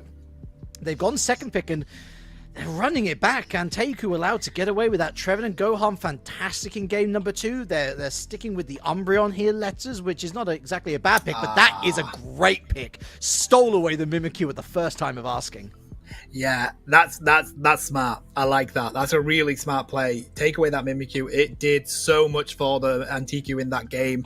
If you've got a player that can play that Mon and play it well, you've got to take it. It's a really good way of answering what's just happened. Blissey, Cramorant getting picked again for Antiku. They've got their core that they love playing with. What are we going to see picked over here on the side of Letters? A Hooper and the Leafeon? A Wiggly wouldn't have been a bad shout, I don't think. And I can understand the hesitancy to go for the Hooper when you've got loads of CC from the Trev and Cram potentially to go up against. And the Blastoise as well, let us not forget. So that the job for Oscar becomes a lot more difficult. Ooh, Serena hovered, Dragonite hovered, Brawler incoming. I love the Serena pick. Queen Ascendant to try and counter the Mimikyu. Aegislash pick. Oh, spicy. I love that. I love the last minute switch. It was like, oh wait, Serena? Dragonite? We love this. Nah. Aegislash. That is a really interesting pick. Borty? Borty? Wait, hold up. Wait a minute. Something ain't right. No way. Godzilla has been picked, Relic. The kaiju is going to be let loose on the side of Letters. I love this. And it's going to Oscar. Oh, so Borty moves on to the lead. Bit of a shift of roles then. Rakil was in... He was in Forest. He was going central area. He still might, although the attack weight suggests otherwise. Borty, nay, Oscar needs to go central area. It does take a little while. It does take a hot second to get Tyranitar online. Meanwhile, on the other side, it's got... there's got to be 2 going into central area, because listen, I love Aegislash as much as the next Sword Enjoyer, but it is not a great... It's not a great pathing Pokemon. Let's put it that way. You've got to get it to Doublade first before you can Double up. Yeah, and it's interesting that we saw the Serena or the Dragonite pick before the Aegislash, because you'd expect to see those 2 before Aegislash coming into this. But what I do like, what Letters have done, you have that Leafeon for the early game. Obviously, they know now they're taking the T-Tar, so they really have to balance their gameplay coming into this, because you need to stay in this game whilst that T-Tar gets ready, up and roaring.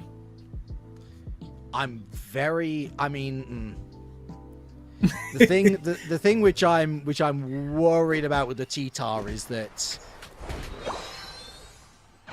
it's not King Shield is still one of the best is it called King Shield? It's been so long since I've seen an Aegislash. I'm convinced it's not King Shield. I'm convinced it's something else.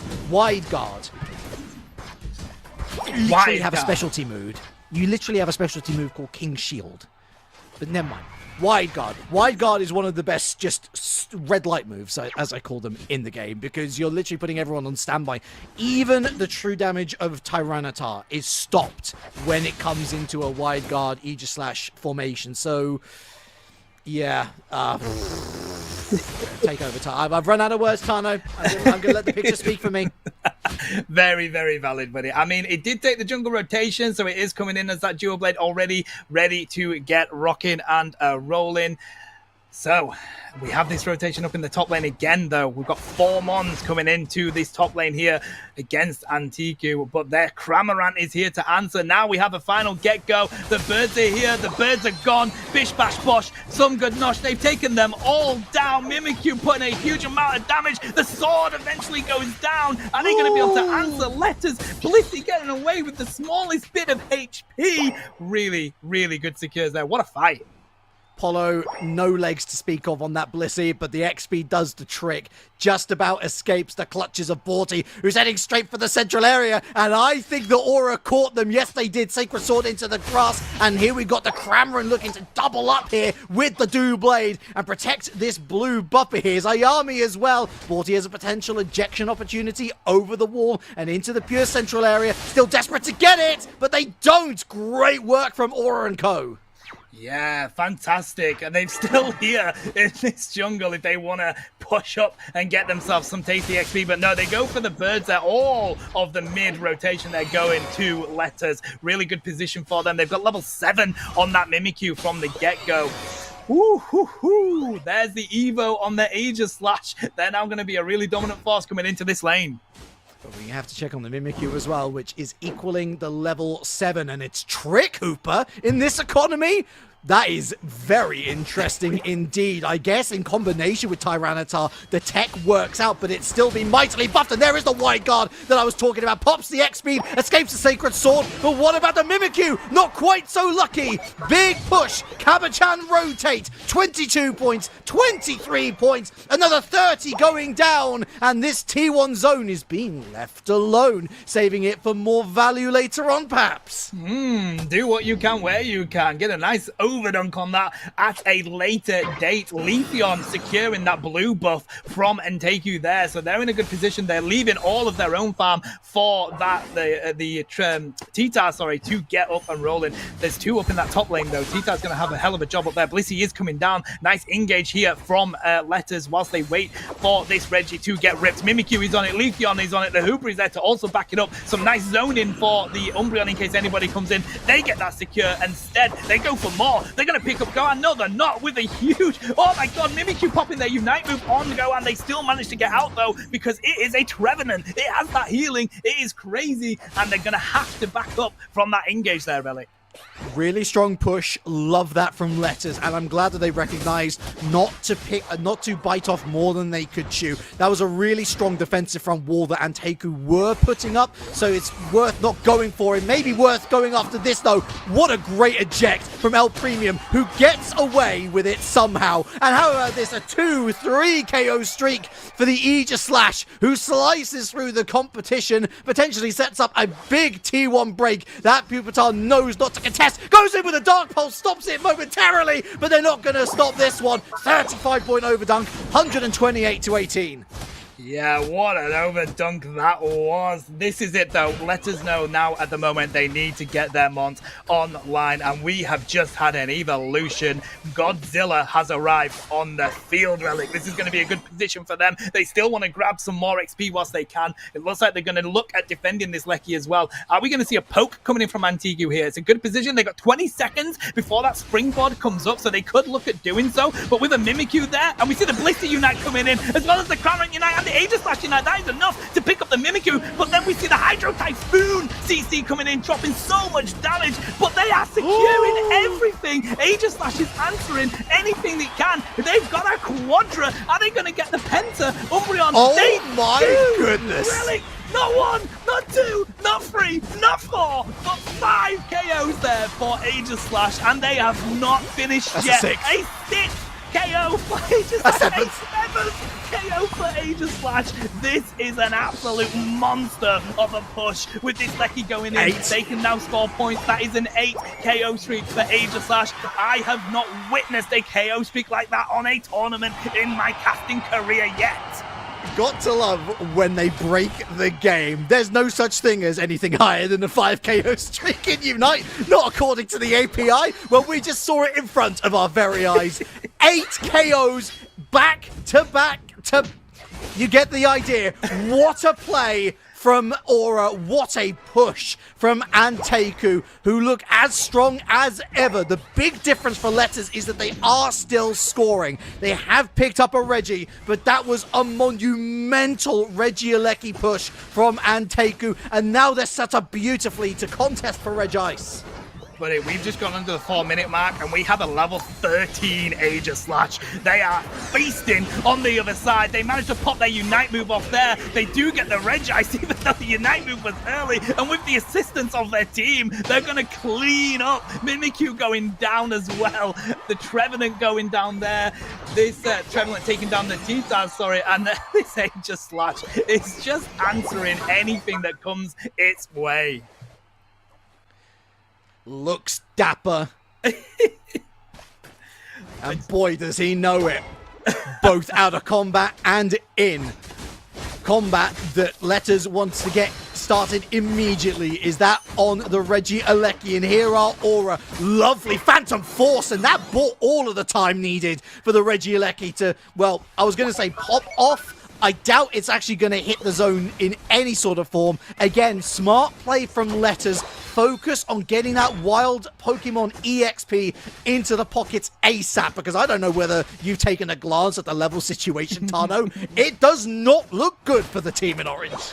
It really doesn't. I'm actually quite surprised that Anteku aren't taking the opportunity to try and steal farm from Letters here. But, you know, it's going to be one hell of a Rayquaza fight, because there's 30 seconds out and we still have quite a level discrepancy. Although Tita managing to get level 12 there. Mimikyu with the level 13, they do have their plus moves coming into it, but not many other people do. If you are... if you're Rakir on the Mimikyu, Aegislash. Only Aegislash. That is your target. They found the Cramorant still. And they're using the Unite move now? What on earth are you doing, Savrakir? And they flummox with the Shadow Claw. They got the Phantom Forest to catch 3. All of the health regen. The Emerald 2-step means nothing. Letters are throwing this one away. Out of all the mons to Unite move, I know they would have wanted to go for the Cramorant. They ended up on the Trevenant. That is going to be the decider of that initial fight there. The Aegislash is answering their own kind. Are they going to take down the Kaiju? They do pop up the shield for the stun. Trevenant just missing with the ankles getting broken there. Oh my god, here comes the engage. Huge Unite move coming in from the Aegislash and the Umbreon there. I see some lag because of how much is going on. Mimikyu secures the Trevenant finally. Is it turning the other way here? No, Blastoise there with some huge CC, and the Aegislash is answering in kind. Free KO streak from the get-go there, Relic. They have secured majority of Letters. It is just the Leafeon and the Hooper left, and they don't have their Unite moves to go. They do have a full minute. Trevenant still a little way away. Here's the Tyranitar, just pop level 13. Might just be a little bit of a rip and hope for the best scenario, although still Aura, watch his brief. Borty, oh, they got no health at all now. The very little that they have, they're going to go for the rip here on Letters. It's all about the dice roll, and it's the Blissey of all things who manages to come out with the Nat 20. I love that. Aegislash too busy getting those KOs. The Blissey thinks, I'm going to get this secure. And they have managed to put themselves in a fantastic league. They're going to score these Hundo Burgers. Blissey getting their own Hundo Burger. And that is going to be the answer. Letters are going to fall to Anteku here. 755 points currently against 51. They did score, but it wasn't enough. It's Viva Mexico here on the Battle Hub stream. Latam North back to back. Anteku reverse sweep. Letters. Woof. I mean, if you have ever wondered how a team can answer against a domination, that is the answer. Anteku lost that first game. It did seem a struggle for them, but they've answered 21 KOs. Look at the assists on the Cramorant and the Blastoise. Oh my god, and the Blissey. That is insane. Only 3 KOs did Letters manage to secure their Relic. It seems like banning the Slowbro has been the answer for Anteku, because it's enabled them to get these comps that it just forces a domination. No clean sheet this time around, but Tano, I imagine you'll hopefully agree with me on this. an even more impressive performance to match the output. Way more assists and KOs is going to be the big headline, but Aura on the Aegislash, the star of the show, the 8 KO streak, a statement of intent. Ever since that Regieleki push, they did not look back. There was so much value from the amount of KOs they were able to farm. I'm not going to say the Letters were even the architects of their own downfall. They just weren't able to breathe. I mean, going into that fight, Aegislash is on level 10. They come out with it level 13 from the 8 KOs at the 4-minute mark. That is insane, really. It's just... The thing is, though, every time Aegislash gets these engages, right, they also have the rest of their team there to back them up. We see the CC coming in from Blastoise. We see the CC coming in from the Cramorant and the Blissey as well, right? As well as that Curse. Like, it's doing absolute scenes for Antiku, and it just shows how one team comp where you fight as a team does a fantastic job. That is the clip of the year for me. Well, next up, we've got the matches that really count. It's our first set of qualifying matches on the way, the quarterfinals effectively. So we'll see you then after this.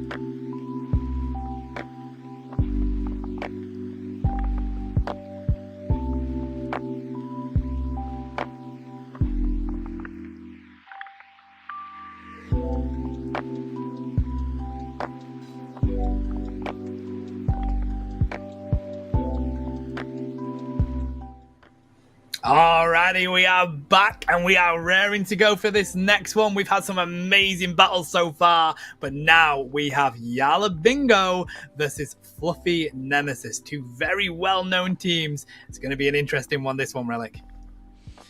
Interesting is possibly the most underselling I've ever heard of for a second versus third place team in their respective regionals.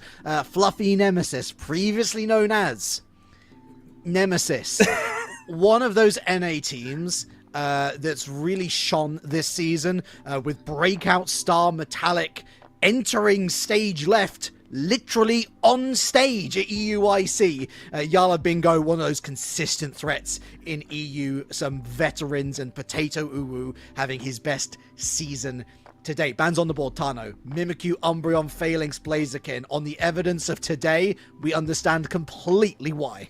Yeah, and the Slowbro pick up straight away for Fluffy Nemesis there. Probably one of the best mons to pick up from the get-go. Potato picking up that Leafeon that they use so well over on Yala Bingo. Yeah, although whether Potato will be the one manning the Leafeon battlements, I'm not entirely sure. Potato tends to go more towards the all-rounders. An all-rounder which we haven't seen today, but which has been hovered a couple of times in this draft, is that Ceruledge. Looks like we're moving off it again. Maybe Metallic has been a little bit inspired by the Anteku Antics. Although, to be fair, nope, never mind. It's Hooper instead. Thanks. Rex locking in that Hooper there. I mean, yeah, if you can grab it, you're going to grab it. Sylveon also coming in, so they're going to balance that out with a really good, well-rounded attacker there.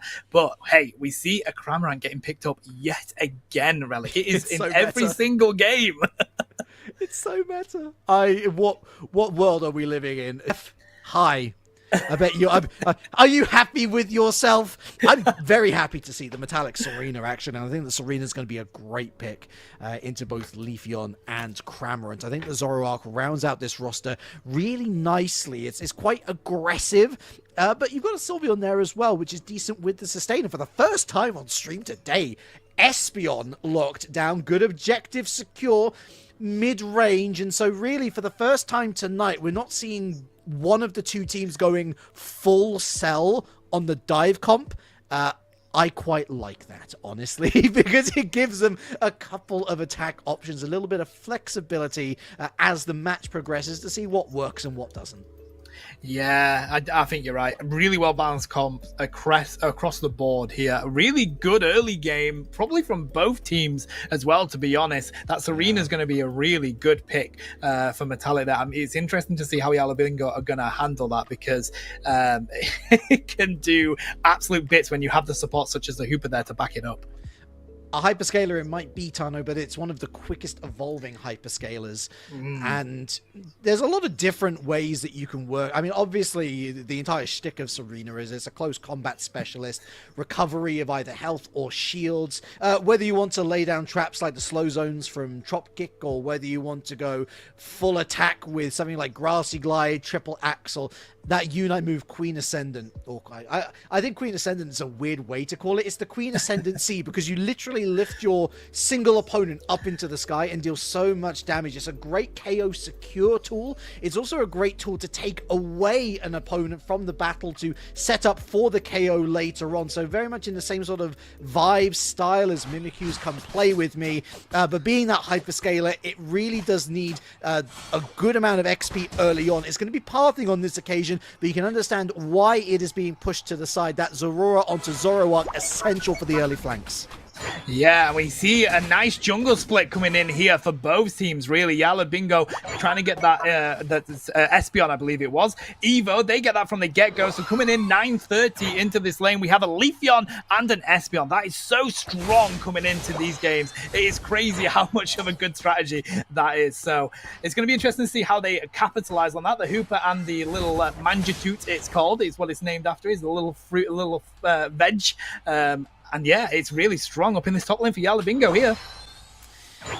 Cram on the bottom path for the first time as well. Very strange to see it down here, but there's only so much space, and that Leafeon, a good counter to the Zoroark, but it's very much two glass cannons going at each other. Shout out to the shiny spray, by the way. And no sign of a Cabochans rotate until now. And it's going to be Fluffy Nemesis, who they know all about Cabochans and exactly why this team has changed this game in Season 3 of the Unite Championship Series. No scores early on, simply EXP farming. And right now, the favor currently lying with Fluffy Nemesis overall as the first KO finally on the board. And it's Espeon on the Sylveon. Quickly, a second found. It's Zoroark on Leafeon. But the second for Espeon leads to the evolution of Blissey. Lucky to get away with it. Minimal health left. Yeah, really good secures there with the rotation from the Cramorant. That's what we like to see. Crucial is up and running in this bottom lane. It is one hell of a mon to defend. Marv is here ready for this Slowbro and the Sylveon that do want to come to it. So that has enabled the space for Cramorant to rotate up there. We're going to have a little bit of a defender off down in this bottom lane while people rotate for these mid birds that are spawning. We do see the Zoroark there. They can drop a huge amount of damage, but hey, Psybeam coming in from the Espeon is enough to get some really good secures on that farm there. They're going to pick up the Sylveon as well. That is going to be a really strong mon coming into this game because it has got such good capability of dodging out of the way there, Relic, with the stored power. That was a really strong setup from Asnable with the stall, forcing out the eject button from the cross stall. Just for a lot of the new people who are stepping into chat right now, a reminder of the bans, of course, EX licenses off the table. Both Inteleon and Gyarados join them. Various issues involved in those particular picks, and so that's why we wouldn't see the Lunde Inteleon, as I'm sure many of you know and love. I tell you what, Hoopers love. A couple of KOs here and there, and the Zoroark going to town as well. Training up the rest of his squad to say, put your faith in me, look at what I can do. And there's plenty of value to be gotten out of this potential zone as well. Going in for the single scores and the Regieleki on top now. I think they're probably just going to crack it and go for that Regieleki as Yalla Bingo focuses solely on Registeel. Yeah, Slowbro's going to defend this bottom pad if they can, if Yalla Bingo decide to go for a push. It looks like Nemesis are going to secure that Lecky there. They have finally broken that T1, but not before all those stacks were secured for the Zoroark there. So we're going to have a fully stacked Zoroark that is currently level 8, pushing their Unite move. If they can get just a little bit of farm, possibly this Baltoy here. There we go. They are up and they are ready to roll now. Going for an invade. Oh, and the secure misses! Oh, but the Rock Tomb steals it away anyway. Good save from Yalla Bingo. Could have been disastrous, at least in the short term, with that damage buff. Continuing to dole out the damage. Zoroark on the Cramorant, 88-0. But Yalla Bingo still competitive. Level 9 Espeon, level 8 Leafeon, level 9 Cramorant. When it comes to those straight up horsepower team fights, they're the ones that are going to be winning the race. Yeah, Kramer, the Crustle here, it's just such a massive wall to try and do any damage to. It's such a monster. But so is that Zoroark. They managed to secure majority of the Berserk. But no, the huge Hurricane coming in, stopping that going home, stopping the Zoroark from being able to go home. They get the secure there. That is crazy. Potato's going to score a huge 40 dunk there. We see the Unite move coming out from Sylveon. It is enough to drop some damage. The Cramorant is absolutely demolishing anyone in the face of it. Sylveon goes down. So does the Hooper. What a way to answer for Yalla Bingo there. That was a clutch Blissey Unite move as well. Keeps Potato on that Leafeon. Mr. Commentator completely wrong on this occasion, by the way. I do apologize, but fantastic work to just keep Potato with that threat, with that Razor Blade, forces Fluffy Nemesis to completely abandon their posts. And that 0 has very swiftly turned into a full clean 100, and now potential split push options for both teams with both top T1s cracked. That Regieleki offers more value than ever. Yeah, Regice has spawned in this bottom lane. We have the Slowbro down here that is able to do some defense on it. It's just the Espeon and the Crustle there, so that's not enough to rip it. Serena is doing a lot of damage up on that Lecky, though. Are they going to be able to get it before that Leafeon can show their face to it? Sylveon buying some space for them. Here we go. They've got a nice bit of an engage here. Are they going to get the secure? Oh! It is the Leafeon! Potato throwing out those leaves, securing that Lecky there. Serena doing all that damage. Potato saying, thank you very much. I'm going to take that and go. We know exactly what type of Tater they are, and that's a roast, because they're able to burn Fluffy Nemesis when they thought they were in full control, and they're going for the push as well. Just Metallic on this top path, forced into the Queen Ascendant just to save themselves. Got Hooper with a lovely Phantom Force to just separate the push, and that allows this Zoroark trainer going to work and finding the KOs to dispel the threat. And on this bottom path, they've gone for a T1 push, but that Slowbro so tanky, Asnable. Plenty of pressure they can soak up as the Psychic Solaire not able to dissuade the Sylveon from picking up a KO themselves. Rubble Rouser, big slow beam keeps them locked in place, and the health bars diminishing, but Jarl Bingo hold on. Wow, that fight could have gone either way, and we see the Cramorant taking down the Slowbro that came back from the portal. That really could have gone either way. Is Marv going to be able to get this 40 Duncan? They do. Are they going to be able to score more before anybody rotates down? They break that goal there, 180. Yellow Bingo have now given themselves the lead, but no, wait a minute. We see the score coming into the top half there. Really good score from Serena, but this Regice has just spawned. Is anybody going to be able to get a steal for it? Really good zoning from the... no! Slowbro sneaking in, putting down that damage and getting that secure, almost as if to say, hey, Leafeon, you may have gone that Lecky, but I'm going to go and get this. A great steal from Asnable. Egregious mistake from Jarl Bingo. You've got Razor Blade and Psyshock. Fantastic secure tools. We saw that in motion, in action, with just the Regieleki just gone. And yet they still weren't able to grab that buff. It buffs Nemesis, not just on the field right now with that health regen bonus, but of course it also offers crucial XP that levels the playing fields even more so. They're going for the big rip on the Regieleki, and they're going to get it as well. Jarl Bingo almost certain to let that run, so that'll be another 20 points into the pockets of Nemesis, but that's barely anything when Rayquaza's about to hit the table. Yeah, it is literally anyone's game, and it seems like Jarl Bingo have got themselves in a really good position set up here. We do see a nice poke coming in from the Slowbro. They spotted the Crustle there. Are they going to be able to pick up the Slowbro? It is such a meaty defender. They do take it down. That is a good secure. They tried to go back. Hooper doing a fantastic job to try and get them out of the portal. It wasn't enough, though, so at the moment, it is currently 5v4. We do see that Zoroark going for a nice little poke down in that bottom goal. Are they going to go for a back cap? It looks like they're going to do so. Jarl Bingo is going to secure on this rip. They're going for the rip. They do have the Hooper portal popping up there. Oh my god, Unite move galore coming in here. And it's the Blissey again with a nice secure on the Rayquaza. Jarl Bingo managing to come out of that fight on top with all those Unite moves spitting everywhere there. Are they going to be able to score enough points? It is such a close game. Of course they are. They're going to get the double burgers in that goal there, Ellie. And somehow almost everybody went down. Oh, Fluffy Nemesis.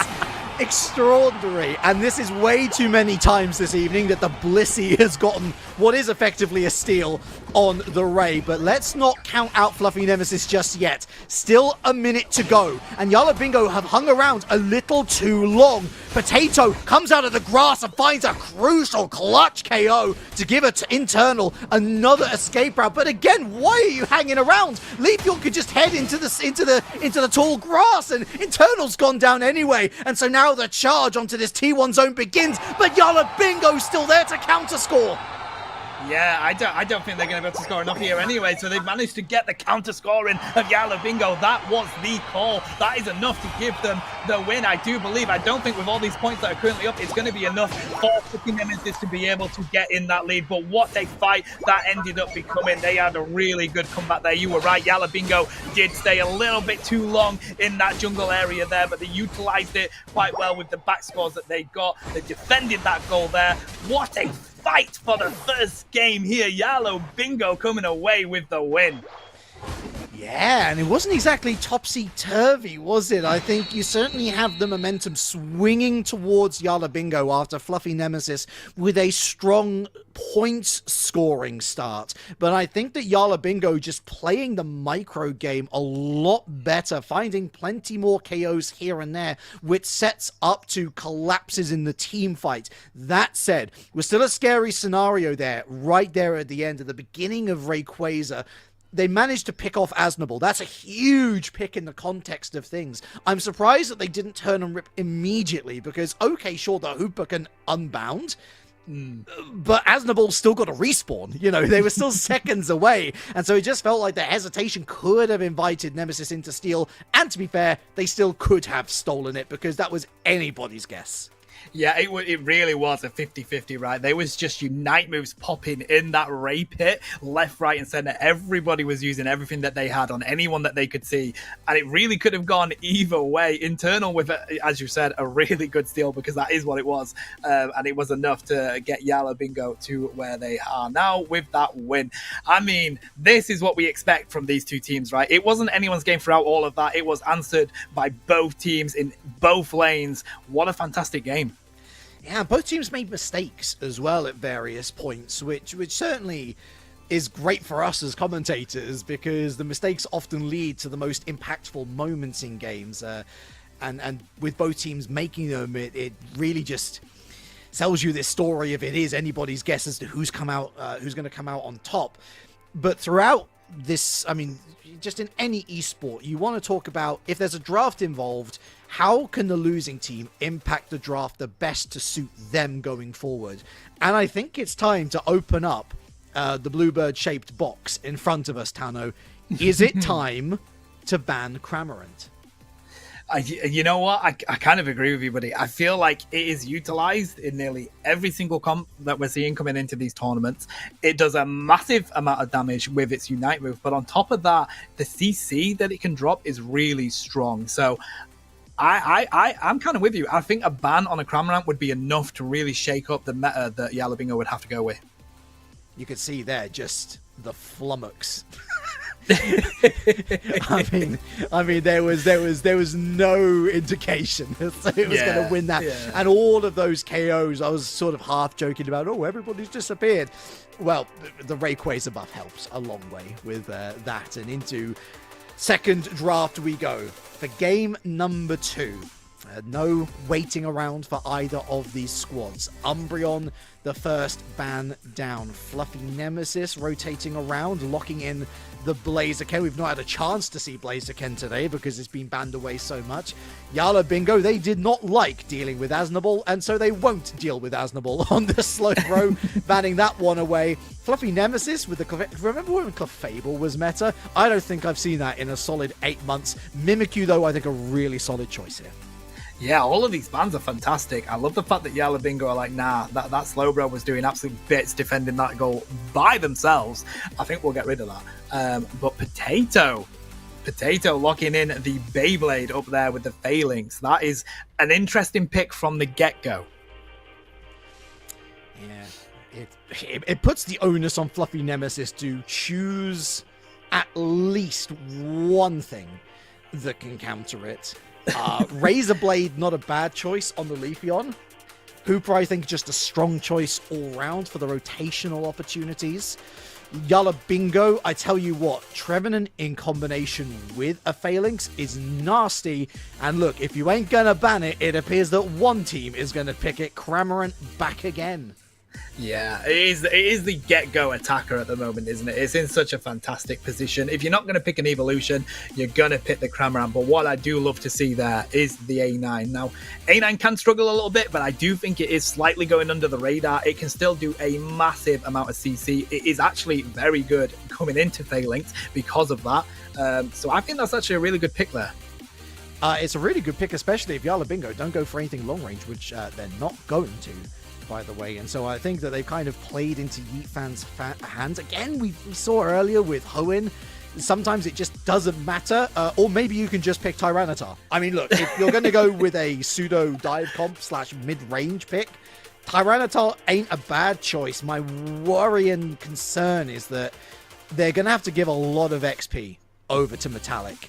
And keep in mind, if the itemization stays the same, Metallic is going all in with the attack weight as well. So, I mean, they were okay at scoring early game, but we're talking about the most likely candidate for central area farming.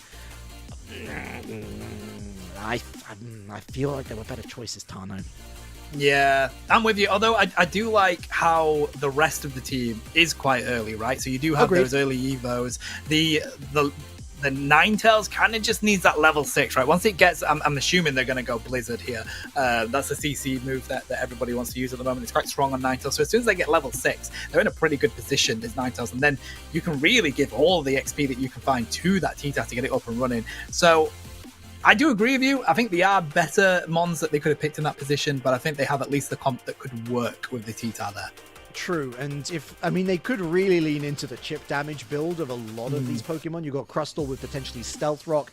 You've mentioned the Blizzard there in combination with Avalanche, and you've certainly got Sandstorm with T-Tar, which eventually one of those chips is going to find its mark, right? So whether they ultimately go down that path, I don't know. I think that I'm just worried about the T-Tar. We've seen some success stories here and there, but they do feel few and far between, especially when it comes to this level of competitive ability. We are, of course, talking about top 3 in EU and NA at the last time of asking. Yeah, and to be honest, running it into the lane against the Phalanx and the Chansey there is not that kind of position you want to be in. Cramorant here to back them up. They take down the Hooper from the get-go. It's too much damage for them to handle there. Leafeon is here. They've got that Razor Leaf ready to pop and cause damage, but is it going to be enough? Phalanx is doing bits already. Cramorant is there. Huge pickup for Leafeon there. Really good secure on Phalanx. Like, are they going to get Cramorant? They do manage to get back to the goal, but this Leafeon doesn't want to give in. They want to make sure they can get as much farm as possible away from this top lane. Yeah, that's what Trainer's looking for, because you've got, like, again, the way the Razor Blade works, the more bodies it hits on the way back, the faster the cooldown's going to be. And so you've basically got a free reset with Phalanx if you manage to catch all of them in one go, which they've managed to do again, but they've also still not really secured all of those birds successfully. Phalanx and Espeon and Cramorant up onto level 5, but peak the A9. Level 6 leads the lobby. Yeah, wow. Level 6 from the get-go on A9 there is going to be vital for Fluffy Nemesis. It means that they have that CC damage from straight away, really. Anyone coming into that lane is going to have a monster battle, but this Larvitar at the moment is having a little bit of a battle themselves. They're trying to grab their XP, but they are just getting hit by the Phalanx and the Blissey. They're not going to be able to secure much there. This bottom lane just seems to be a bit even at the moment, although I say even, it is a level 7 A9 already. Very close to Snow Globe. Super effective, but close range. AoE Unite move. Big slap onto the Leafeon, who's just going to get away with what seems like the least amount of health you could possibly manage into the back line. Bit too deep, though. Caught out by the flanking Phalanx, and they're going to catch out the Hooper as well. Paid the price. Fluffy Nemesis. 2 KO streak for the Phalanx and troop. Yeah, the slow that's coming in from that red buff is just dominating in those team fights at that moment. So this A9 is looking like they're backing themselves into a corner. Yeet fan is not going to be able to do much to get away from that one. That is a secure there. Pupitar is here. They are level 5, but they are struggling to get the XP that they need in this game right now. It's worst case scenario. We needed Tyranitar. If not now, then in, I don't know, the next 10 seconds. Spoiler alert, That's not going to happen. And Yala Bingo's going for a big push on top path. The split push might be interesting just to see where they're both maneuvering themselves. Of course, remember, Fluffy Nemesis with the Hooper is able to rotate ASAP. But we've got that Phalanx on top path going after said Hooper. They're struggling. Yala Bingo keeping Fluffy Nemesis occupied on this bottom path. 8 points down. They're waiting to dunk that 40 on top path. But they still can't find a way through. Looks like Yala Bingo's going to go for the poke on the Registeel instead.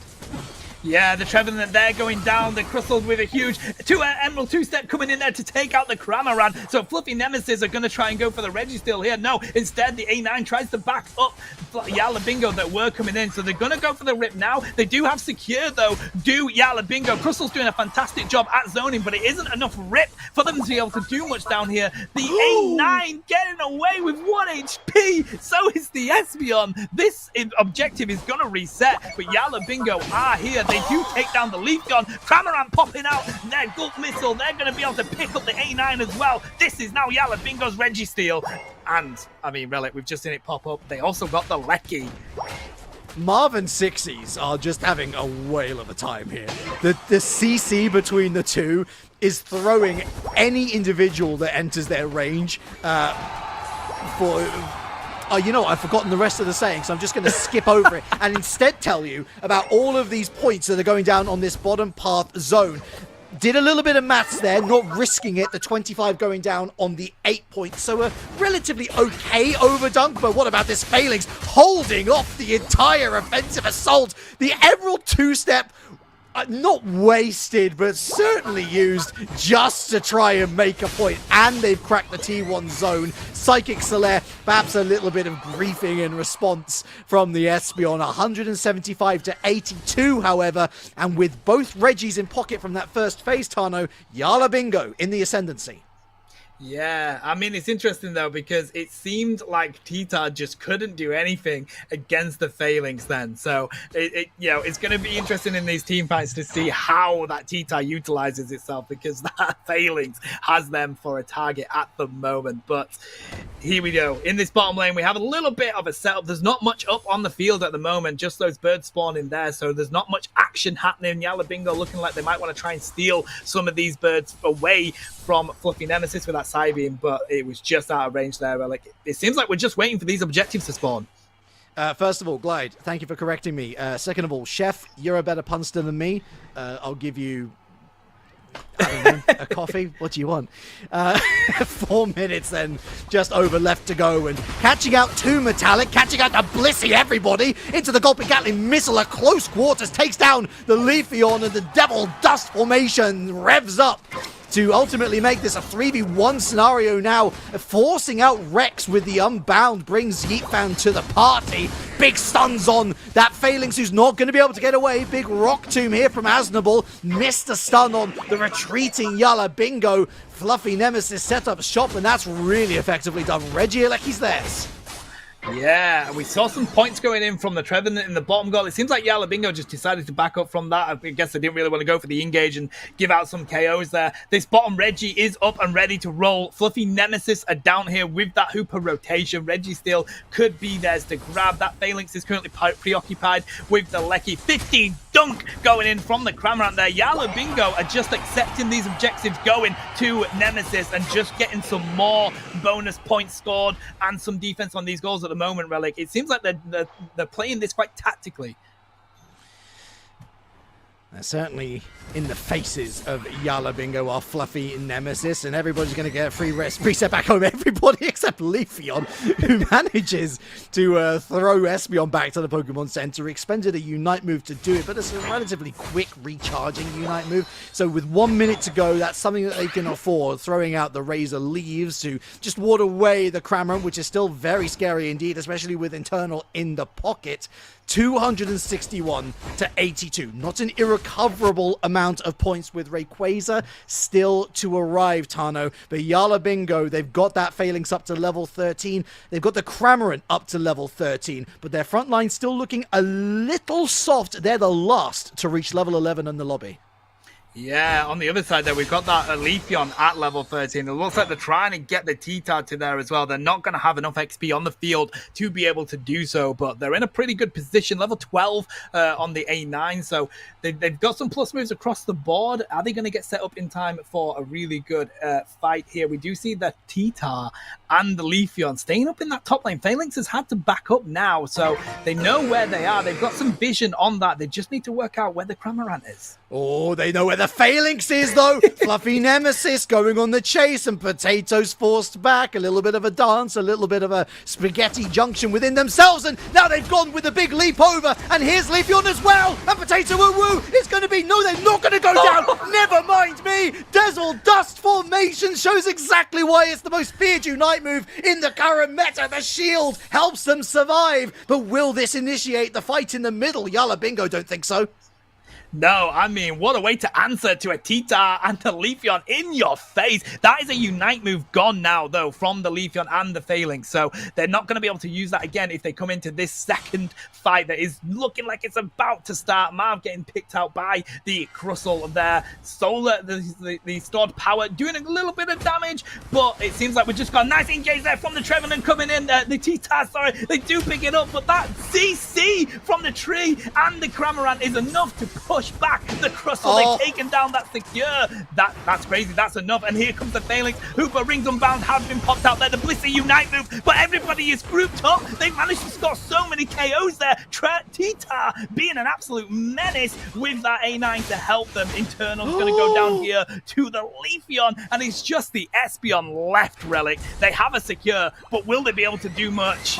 They've managed to use their Psychic Solaire, get it by a little bit of time, but the stuns from Metallic, who's clutched up big time, will mean that this game potentially goes to game number 3 unless a miracle is in our midst. Hundo Burger down, 261 to 8182. Hundo Burger down, 261 to 382. The white flag is flown.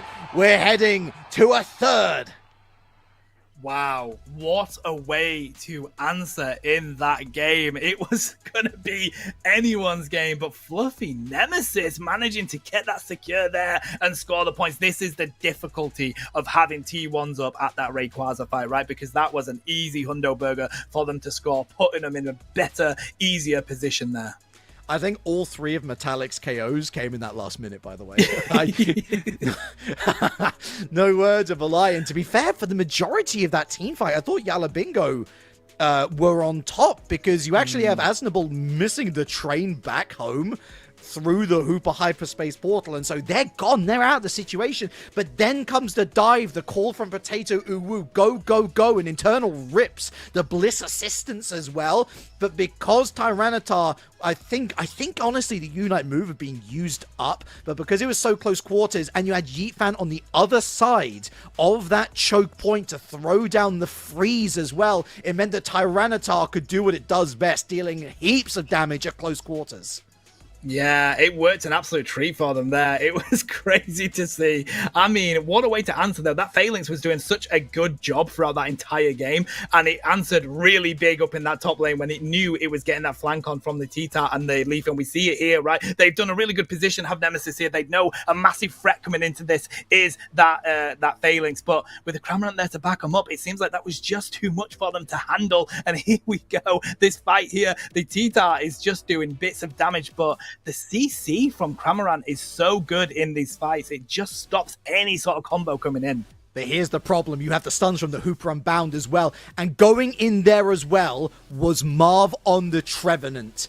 That was the big one. And then Cramorant falls quickly as well. And then Trainer solos out that Blissey.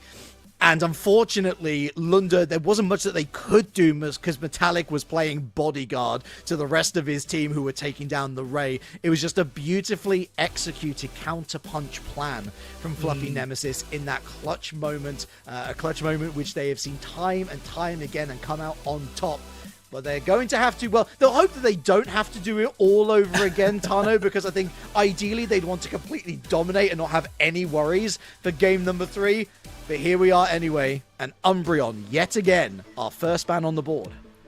Yeah, I wonder if we'll see some sort of effect on the Cramorant. I don't think we will. We do see that Slowbro getting banned. Let's see. Probably, I'm going to predict either a Phalanx or a Mimikyu here. The Espeon. I mean, that's certainly a target ban. That's certainly a switch up, and it certainly gives Yala Bingo the license to go and pick up that Mimikyu. But will they prioritize it over the Trevenant or indeed the Phalanx? Well, this time around, Fluffy Nemesis hovering a Venusaur to go for that direct counter. Yeah. Oh, are they going to go for the Leafeon? Okay, so the Leafeon is really strong, and you do want to grab it if you can. Yeah, exactly. At the end of the day, and they did win. So, you're going to go with what works, right? But the Mimikyu picked up as well. So the Phalanx and the Mimikyu over on the side of Yala Bingo. And a Snorlax. Ooh. Okay. No evolutions for Yala Bingo up until this point. I highly doubt that will remain the case going into the final two picks. We have been teased about this Ceruledge for literally the last two games, Metallic. And they did it again! They went and did it again! I really want to see a Ceruledge play. I feel like they're teasing me every time, but Yeefan picking up that Sylveon and Asnaball picking up the Crustle. I mean, I'm surprised at the Snorlax pick. I think with a Crustle being up there, I don't expect the Snorlax pick, but it's interesting.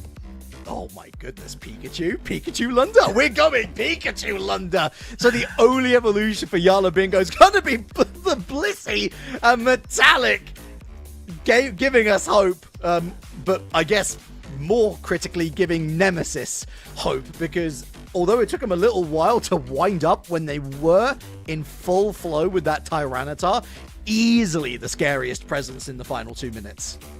Yeah, it's going to be yet again Phalanx versus the T-Tar at this moment coming into this game, but you also have that Mimikyu to back you up. So they really need to get going on that, does Metallic. They really need to concentrate. They had a difficult game last time, right? In the early game, it wasn't quite evolved at the stage that you really wanted to be. But as you said, coming into that late game, it was dominant. So if you can do that earlier, this might be your game. Yeah, I mean, this composition from Yala Bingo is try and find a 2 to 3 level advantage in like the first 2 to 3 minutes. It's look, you've got stuns with Pikachu.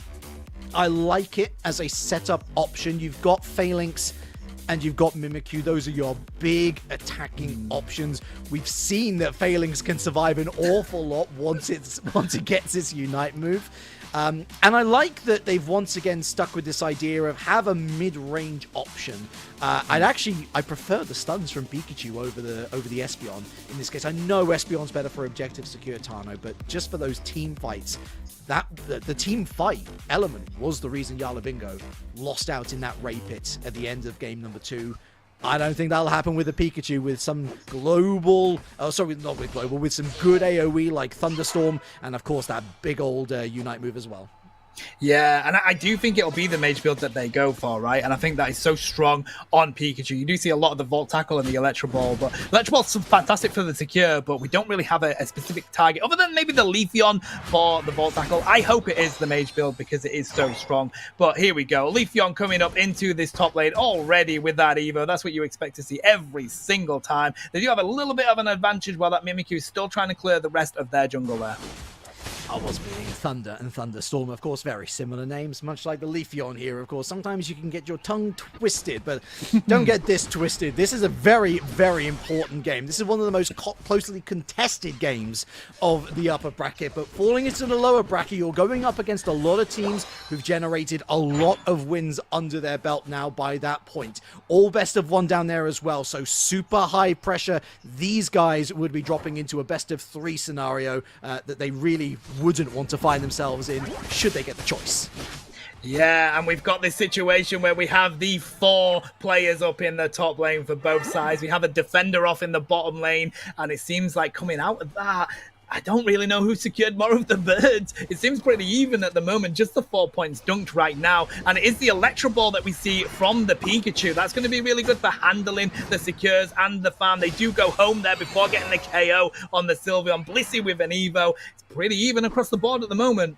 Yeah, the important thing for Yala Bingo, that is all of their evolving done. They're finished for the day. They can just focusing on choosing the correct times to engage Fluffy Nemesis on the micro and macro basis. Speaking of the macro, going for a 3-person rotate onto the bottom path here with Metallic joining Yeetfan and Aznable. They're then going to find themselves up in the central area. Got a bit of warding here for the Pikachu on the Electro Ball, but only internal contesting the birds in the Ray Pit. And so all of that going to go into the pockets of Fluffy Nemesis. Drain Kiss from Yeetfan. Interesting to see them going with Mystical Fire, though. I would think with the chunky health bars that Hyper Voice would have been a better call, but hey, the surefire damage is certainly a good, well, it's a certainty in of itself, isn't it? But not certain, not so certain at all is Leafeon's continued existence buried in the tall grass.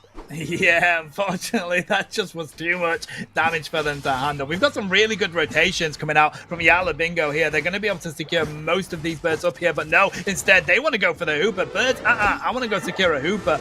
The Phalanx trying to get that 24 in, but we see Yeetfan coming back up, and Mimikyu is going to answer. They're able to pick up the KO there. Trainer getting half health there as well. The Crustle is here to defend, but it is a Phalanx. It's going to be too much for them. Are they going to be able to get the secure? They do. So Yala Bingo are putting a lot of presence in this top lane at the moment. It was one of the big talking points with Nouns last year, wasn't it, about the potential conflict of shot calling. We know that Sixes likes to see himself as captain material, and he's basically said, look, hand me the keys, give me this Mimikyu, and I will make it work. I'll make it sing. And that Regieleki is ominously heading towards a tier 1 buff. I really respect Fluffy Nemesis and how quickly they've reacted to go and take down that Regice, but they have allowed the Regieleki to hit their own T2, so it's all about how much value they can get out of this push on bottom path. They simply have to take down this T1 zone to make it worth it. Yeah, we have a Snorlax here to defend. A huge heavy slam coming in there. The Blissey as well. It's going to be too much for them, though. They managed to get that secure, but no. Blissey unite with the Mimikyu. Oh my god, they managed to pick up the Crustle there, Relic, and they're going to pick up the Sylveon. That's a 2 KO streak for Mimikyu, and they were inches away from hitting the T-Tar in that net as well. We saw a Bliss Assistance steal on the Ray earlier on, and we've just seen a Bliss Assistance knock up on 2, denying Fluffy Nemesis that T1. Brilliant play, brilliant combo play with their Mimikyu damage carrying here. Almost like, I mean, it is basically like a tortoise formation. Get the Roman history books out, because I'm pretty sure I've seen this move before. They have really done their research, and they are taking it in to Pokemon Unite, and it is working a treat for them at the moment. Level 10 on that Mimikyu. We do have level 10s over on the other side, though, so the T-Tar has managed to get themselves in a bit more of a better position than the previous game, really. They are, you know, just before the springboard comes up, they're probably looking to get that level 11. Certainly, they can affect the game more from an earlier point, but the operative word there is can affect the game more. Will they? Is another question entirely. Really nice warding here from Yeetfan. They're going to claim this in DD. No, they're not, because the Electro Ball has just stolen it away. Really frustrating for Fluffy Nemesis, as at this point, every single secure counts. And we saw there a miss from the Shadow Sneak on Metallic. They hoped they'd catch them. Metallic now roaming into the central area. They'll see the Pikachu. They'll see the Mimikyu in short order as well. We've still got that Phalanx waiting in the tall grass. Another miss from... He doesn't know how close he's getting. Sixes, and now he's going to be made to count. Oh, but great use of, what was that, the eject button, and now they have found their target if they want to go for it, if they want to unleash it. And here we go with the Shadow Claw, recently buffed but shut down by the Emerald two-step. That's probably the last thing you want to see when you use that move and go on somebody, is the rest of the enemy team there with them. And we see that Unite move coming from the Phalanx. That's going to be enough with that Volt Tackle to secure the Trevenant, but they do secure the Phalanx in return. Fluffy Nemesis is now going to retreat from this goal. They haven't managed to get any points in. That was what they were looking at doing. Sylveon answering in return by going into the jungle and grabbing what farm they can from Yala Bingo, but it looks like this Lecky is going to go to the side of Yala Bingo, while Fluffy Nemesis is retreats and grabs some XP. Yeah, it just feels like a steal for steal's sake, because that's a lot of XP that all of those players are going to get from taking down the Regieleki. Potato Uwu is getting a little bit bulked up here with the heavy slam into Yeetfan. Force back over the wall. Come play with me. Unleashed onto the Tyranitar, and I'm afraid that Sixes has bitten off a little bit more than they can chew. Their big damage output sees them fall. The Regieleki is going to be warded off here by Metallic and Aznable. They should be able to handle that themselves, but that should also be the cue for Yala Bingo to attack or would it be? Well, it would have been if Rex hadn't unbound the Hooper. The portal opens, the free doorway into the combat zone is available, and Fluffy Nemesis have done so well here to manage both Reggie threats. The ice is theirs. Yeah, it's giving them the lead in the levels there, very slightly. Fluffy Nemesis, really good shout with the Hooper Rings Unbound to do that and enable that there. We have a fight, a bit of a fight going in over these mid-birds, already at 250, and they're going to get some secures. Pikachu securing the Sylveon. We see the Unite move coming out from the Phalanx. That's really interesting. I'm not sure what the cooldown is on that relic, but it was 248, I believe. Yeah, it's going to be close, but they should be okay. There are certainly some yellow dots on their side of the map to go and pick up, and another one just spawned there just north of the T1 zone. And that's important to note as well. Yala Bingo not losing a single zone to this point. Only 18 points scored for Fluffy Nemesis. Keep in mind that one of those point scorers needed to be Metallic running the attack weight. And so they're actually, although we can say that in terms of levels they're looking a lot better, in terms of that overall damage potential output, they are actually in a worse off position than they were in game number 2. Yeah, Pikachu just hit level 13. The highest level on Yala Bingo is the Pikachu. Although, as I say, that Mimikyu has come in with a level 13 there. It is working a treat for them over there. Again, we have the same as previous game. The Phalanx is up in that top lane. It seems like the T-Tar and the Leafeon are going to try and do a bit of a repeat. Show up there. Mimikyu showed their face there. Metallic trying to pounce onto 6s there. They just skimmed the Hooper with that move. They're unable to pick them up. So we just have a bit of a stalemate at the moment. A little bit of interest in the top lane, a little bit of interest in the bottom lane. When is it going to break loose? There we go. T-Tar spotting where Potato was in the fan. Are they going to be able to pick them up? We do see the Emerald two-step coming in, but no! Mimikyu securing the Hooper. They cannot get that Unite move off. They have 10 seconds to secure some KOs here, Relic. And Internal with the patience of a saint. They haven't used their Unite move. I'm shocked given how close. Not 60, sorry. The Phalanx almost went down there.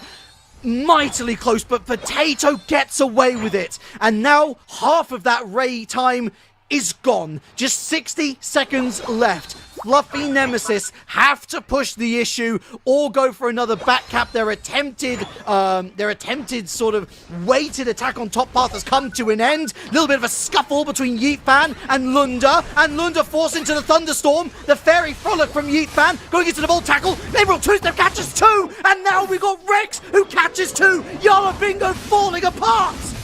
Oh my god, are they going to be able to secure a huge defense coming from the Snorlax? Power napping for days, but it does get so much damage on it, it goes down. But it's enough for Phalanx to come in and ram their horns into the other scene. Are they going to be able to do enough damage? No! T-Tar is there to secure it. They're going to get a Hundo Burger here. It can be anyone's game. We've got 16 seconds left. It's going to be enough for them to secure. Is Blissey going to be able to come down and stop it? No, it isn't. No! They're going to get the secure. It's 10 seconds out, Relic. They're going to be able to get the win. They're not going to be able to do anything here. Yala Bingo, Fluffy Nemesis, not letting it go. I look on the floor, I see 5 crowns, I pick them up, and I present them to thee, Fluffy Nemesis Clutch. Kings reverse sweep. Yala Bingo don't know what hit him. Wow, what a way. We have had some fantastic games in this tournament so far, Relic. That is a crazy ending to that game. What a way to engage at that point and get the Ray and also score those points. Look how close this game was. Holy crap, that's insane. Sometimes inaction is what leads to a reaction, and Yala Bingo simply didn't make their voice heard. They were basically bouncing off whatever Fluffy Nemesis did. They had faith in their defense, but their defense did not hold. And Metallic, for the second time in 2 games, Tano, only 3 KOs on the board, but the most influential player of them all. Yeah, I can't believe how that turned out. To be honest, it was a very close game coming into it. They had only scored 18 points coming into that Rayquaza, but it didn't matter because there was only 168 points on the board for Yala Bingo as well. It was such a close game there, and it seems like they had the plan in mind that they had previously, right? They were going to try and stop that Phalanx. They knew it was going to be around that top lane like it previously was, and they managed to get a really good secure up there and take that engage into that Rayquaza. Yala Bingo then shunted into the lower brackets, and that just about does it for myself and Tano, but fret not, because Nouns Esports, yes, the EU #1 is on the way. You got Steel Agent Kyle and Mad Magical to cover that game and many other games beyond for you, so stay put, folks, take a breath. The Unity Clash West Finals will be back after this.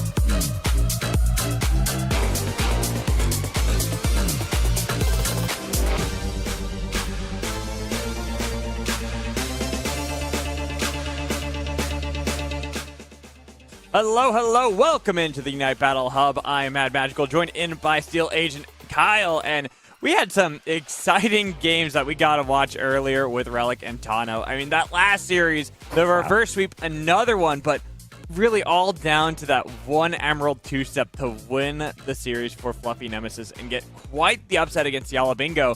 But we got to continue on in the upper bracket, and who knows, maybe we could see some more upsets like that, right, Kyle? Yeah.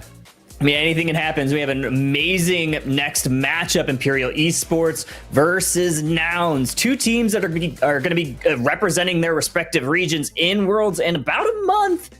Nouns kind of favored to get it out of the group section, but Imperial not necessarily favored by a lot in the area, but maybe they're the team that can make an upset today.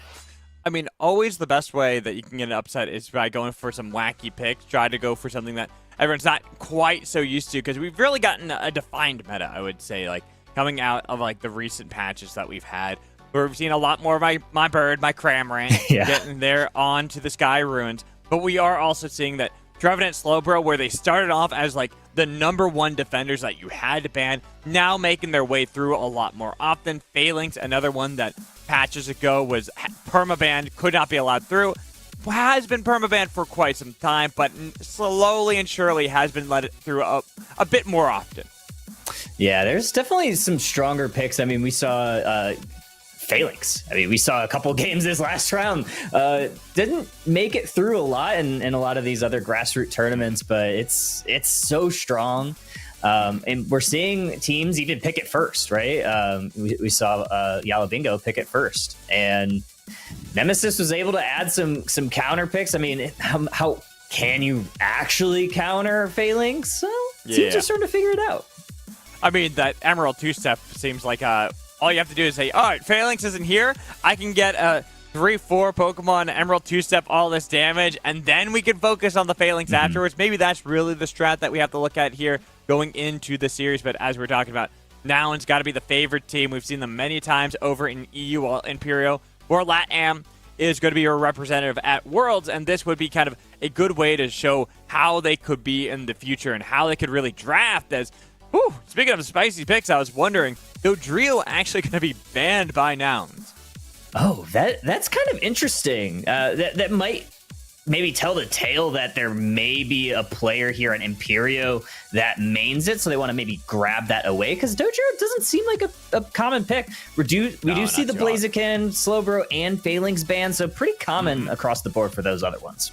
Yeah, everything else pretty lock standard. The Umbreon was kind of what I would have expected to be banned by Nouns if it wasn't the Dodrio, maybe even the Trevenant that we've been seeing a lot of. But Sylveon will be the first pick for Nouns, not going for either defender that I was kind of talking about in the Trevenant or the Umbreon just yet. Yeah, I think Sylveon's just such a safe pick right now. It kind of goes with a lot of comps, so you can kind of just build around it, and it kind of maybe delays, some of the counter picks. So there's not a whole lot of counterplay. It's not like the best of everything, but it's so safe. It's whether you want to play against a dive heavy comp versus more of like maybe a mage heavy comp. Sylveon kind of does it all. Exactly. It has good damage that you can get in an AoE that you could use with the Hyper Voice. And now even pairing that up with my bird, the Cramorant, getting locked in here for Nouns. I love my bird. And it's really interesting to see kind of the adaptations of the different build paths, where anytime you did see Cramorant back in the past, it was always Surf and a Hurricane. Then we've been seeing in a lot of the qualifiers leading up to this that it has been more of the dive air cutter. Now it's kind of like a dive hurricane composition that we're seeing run a little bit more often, especially if you have really good divers. But with the Trevenant on your team, something that can kind of peel for the team, I might expect to see more of that Surf Hurricane. Yeah, Surf Hurricane. I've even seen some Dive Hurricane recently. I know Toon's kind of broken that out in a few different tournaments. A player like Yeet Fan has also brought that out. So that is even a possibility. Hurricane is just so valuable right now. The amount of CC that provides, especially if you're going against a team that it has something like a Mimikyu, something that wants to dive on top of you. And as both a Mimikyu and a Cramorant player, I know that the Cramorant suffers against Mimikyu. Anytime I want to play Mimikyu, if I see Cramorant on the other side, immediately like, I have a free game. if I'm Cramorant, I'm like, this is going to be difficult. Especially now that you pair up that Mimikyu with something like Leafeon. Really good at diving into this backline, getting that burst damage, getting out of there. I'm looking at what Imperial have kind of drafted for themselves, and while they have this good dive, this good backline security that they can get on top of with the Mimikyu, with the Leafeon, I love this Mr. Mime to kind of separate the fights a little bit more in tandem with that of the Umbreon. Yeah, I mean, also taking it away from of Bruv, right? I mean, I'm pretty sure Gecko Kami, I'm pretty sure that's Bruv. Not 100% sure, but anytime you can take a comfort pick away from a player is always going to, maybe not always yield positive results. I'm not guaranteeing it, but, you know, it's always good to take away a main from somebody. Yeah, it helps out. It almost acts as that third band for the team, right? It's like something that you just add on top of it. Say, okay, you're not going to have quite as powerful of a team composition you would feel if you had that Mr. Mime in. But looking at Nouns, I still think they have a very strong composition. I love me some Hoopa. I think Hoopa, as a MOBA player from other games, is one of those kind of Pokemon that you look at the mobility that they provide for the team and how much they can secure around the Sky Ruins. That I really love, especially when we look at what has been drafted so far for Nouns, and really need to make sure they get towards these like Unite power spikes that they have for the team. Yeah, absolutely. And not only that, like you said, with the map pressure that Hoopa allows. I mean, we saw in the last game 3 how big of a play that Unbound form was in that Rayquaza fight. I believe that kind of like snowballed that end fight, allowing Nemesis to get it. But here we go, game 1, Nouns versus Imperio. I'm excited to see what Nouns can bring here. If they're going to bring the pressure, and they are bringing this Hoopa to try to steal a buff. Unfortunately for them, unable to grab it. Not able to get that one, so level 4 there for the side of Imperial. Allows them to kind of play aggressively, look for these potential knockouts onto Adesu. Should be able to secure it, but actually the first knockout went over to Nouns in, I believe, the top path. Yeah, Mimikyu going down there is pretty big, especially for that Beldum. You want to get that thing online. You want to get that to Metang as fast as possible, and help get that KO. That's going to be pretty big for them.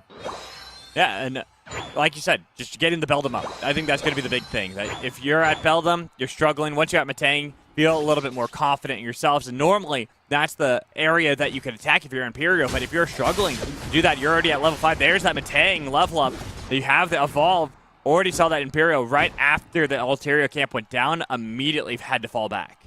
Yeah, both teams sent 4 up towards that top area. Cramorant is now going to go down. Leafeon's looking to use that Razor Leaf to dive in. A nice Gyro Bro gives a big shield. Placed a nice hole there by Hoopa, giving Gatlu some much-needed help before that fight. Yeah, but they're not done. They're still looking for Gatlier, and the knockout will be there for Mimikyu. Getting themselves in a good position so they can look for some of these points. Just get capitalization in this top path and maybe start looking towards some of these Regis that'll be up soon enough. Oh, getting Hoopa there. Not before they place the hyperspace high. I don't know if anybody's going to be able to get there. Imperio is just full sending here. Nice mean look there. Mimikyu has to wait down some cooldowns, so they're going to have to back. Very close call there for Nouns. Yeah, Nouns maybe just not respecting enough of what Imperial can do right there, because they wanted to secure the central path for Gatliu, but it meant that they put themselves in this bad spot that allowed all these points to be secured by Imperio. But afterwards, we were talking about that central path. They had already secured that for Nouns, which meant that once Imperio had entered that territory that had already been secured by Nouns, it was pretty easy for them to follow up. Yeah, absolutely. But look at that Hoopa. They're not taking that one back. But look at this basement path. It's going really well for Nouns. They get a couple of big scores in by Cramorant and the Trevenant. So that's going to yield a lot of positive results here as we near these basement and the upstairs Regis. Yeah, that's what I've been looking towards. Just when these are up, how the fights are going to work afterwards. Because you really want to make sure you're securing at least the side that you feel is most important at the moment. And we're seeing that Nouns, having gotten themselves the control of the top path, now are going into the bottom. They want the Regis. They're not really too fussed over getting the Regieleki, but they already have that path that can take the hyperspace hole into the top path and contest both of them at the same time while the fight is commenced there. They're the ones in control. That play rough didn't do enough, and they're the ones getting knocked out in both the top and bot. Oh, the Gatling Gulp Missile. It's just an amazing tool for these team fights. And there we go. Another Hurricane knocks up the Leafeon. The Regieleki's gone. It's starting to walk in. Hoopa with the triple KO. Adesu is popping off, looking good on that Hoopa. Yeah, and the fact that you get both Regis secured by Nouns at one time, Imperio, they're now going to struggle. They got to figure out what they can do to kind of bounce back into this game. Sure, it's early into the game still, but you got to start really securing control because you're getting knocked out still in the top path. You're getting chased away as Mimikyu against the Cramorant. That's never a situation you want to find yourself in. You're usually the one that is on the hunt, and if you're running away from the bird, that means the bird has won out. Oh, the bird is the word. Nicely timed Horn Leech there by Trevenant. Kind of pushed them right back into the Cramorant, getting the KO. And Nouns, 166 to 94, nearing the halfway mark. They have found their rhythm in this match. It was looking a little sus there for a little bit, but they've kind of picked up their bootstraps, and they're kind of trucking right now. Yeah, they really are, and it's going to be difficult at this moment, especially, ooh. That Unite move completely whiffing right there. That feels bad. And then we go to the bot lane. The Phantom Force had been popped so they can get the Gatling Gulp. It was countered finally by the Mimikyu so they can get the knockout and the 1-for-1 in the bot path. But the fact that control is still there for now, and they're still pushing back Imperio as Imperio try to defend at this point valiantly the best they can, getting the lockdowns, but thrown up into the air with the Woodhammer too, looking for the stuns, but that Shadow Sneak didn't do enough. It's a play rough to get the knockout and trade 1-for-1, then turn it around. Imperio, they might have lost out on the point, but they do find the knockouts, the double streak there for Mimikyu, chasing down with another play rough, but now that you've got Cramorant there, they're the ones that have to turn tail. Yeah, that Mimikyu was proving to be very valuable in that fight, kind of keeping alive. And now, ooh, nice little KO by that Cramorant. Metagross is going to try to jump onto Umbreon, push them back through the jungle, and that might buy some time and space for Nouns to get this basement Reggie magic. I think so. I think they're going to get that, and they already are opening up those portals. No way! Oh, they're going to get both Regis again? Oh, that is massive. And not even a late Hoopa Unite, so they're able to get that. They might even try to push this goal. 3 members still here, looking to kind of peek around. Here it is, Mime Showtime is going to drop in some stuns on this Cramorant. The confusion doesn't quite land exactly where they want. Big Hurricane from Cram, able to help get it out. And here comes the Gatling Gulp Missile again, Magical. Throwing out the Pikachus and the fish to get the double knockout, looking for the triple. It's not secured. It was actually taken away by Hoopa, but it doesn't matter because they're getting the points locked in. They're getting themselves in full control, nearly 100-point lead, and the point is gone there. They take out the zone, even if they are going to get knocked out for it. Yeah, unfortunate for Cram, they go down level 14, so that is a lot of XP that they just fed back over to Imperio. Look at the Espeon and the Mimikyu have now ticked into their level 13, so that's going to prove pretty big in this end fight. Cram still level 14. That is still a huge tool that you have to watch out for on these engages. Especially as we only have a little bit more than a minute until Rayquaza is going to be up, so another Reggie should be spawning both in the basement, as you were talking about, but also up in the attic. We'll see if that's going to be contested over, as it is going to be the Regirock that both teams are fighting over. The dash is back, and the lockdown secure. More knockouts for the Cramorant, with another one of these Regis being secured by Nouns. They're hoping that they can get this dive onto the Cramorant underneath the zone, but it's Leafeon getting chased away by the bird, and this is just devastating for Imperio. Yeah, that's not what you want happening right there in the moment. They do get their level 13, but losing Mimikyu or losing the Leafeon is not great. Now, looking at the Unite economy, 20 seconds left until this final stretch. There is a top Reggie. Talk about Unite economy. Here's a Hoopa Unbound. They're looking to make this a base Reggie. Yeah, they just want to get this one all the way to the page right as the Rayquaza is going to spawn. They secure it just in the nick of time, and they're already peeling down to look for the contestant over the Sky Dragon. Oh my gosh, look at this. Imperio might just be calling the bluff of Nouns. They're going to look to engage here. Metagross is going to try to get in. Here's the Psychic Solar from Espeon and the Showtime from Mime. The Hoopa portal might not be able to get the team back. One down. It's Metagross on Nouns. Look at the bird. The bird's been untouched this whole time. Dive, dive, dive over and over again. Getting the knockouts they need. Mimikyu still up. They're getting the resets. Everyone has been knocked out earlier, has revived, and is ready for another bout. Yeah, they did call the bluff, so Nouns was not able to get any points there in the central base. It's 316 to 166. Something's gonna have to happen here. Rayquaza is already at half. Mimikyu just tagged Cramorant. There's the play with me. It's going down. Metagross sets up the Thunderdome. Where are we gonna get the secure here? It's Mimikyu for Imperio. They get it, and Imperio getting the knockouts. This could be the time to strike, to bounce back. They've got the knockouts, but they still got to get the points. There's going to be a huge chunk of change in the bot path, getting 94, but they still need this one right here. They need something. They got 50 on Mimikyu, and if they can secure either, that can win them this game. There it is. They've taken the lead. They've taken the lead. Cramorant is going to watch the top goal, but I don't think this Sylveon is going to be able to get it because here comes the Mime. Mime is going to at least stop that one. This is looking rough, Magical. I don't know if there's any way that Nouns could actually win this one. I think that Imperio just upset with a huge play at Rayquaza. 20 seconds do remain on the clock.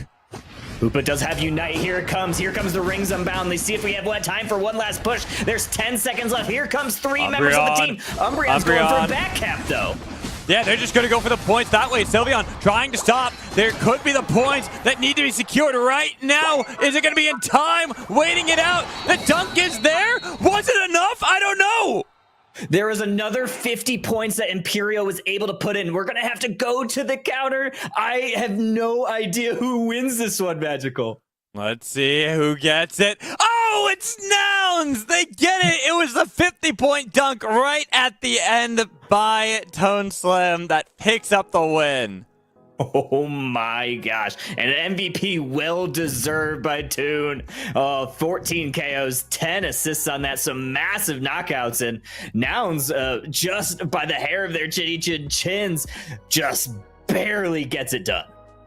Barely. I can't believe that. Just it was that last dunk. I was watching the timer. I didn't know if it was actually going to secure the points in time before the game had ended, but it worked out for them. They take this game, but Imperio make them work for it.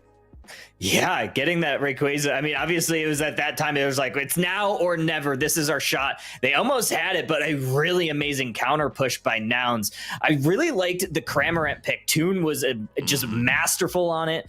Picked the perfect times to utilize the Gatling Gulp Missile to, really just kick off these team fights, force the hand of Imperio. I mean, we look at a lot of this game, too. It was controlled by Nouns. How many Reggies did they get? I think they got every Reggie, didn't they? They got all the basement Reggies. They got all of the Regielekis.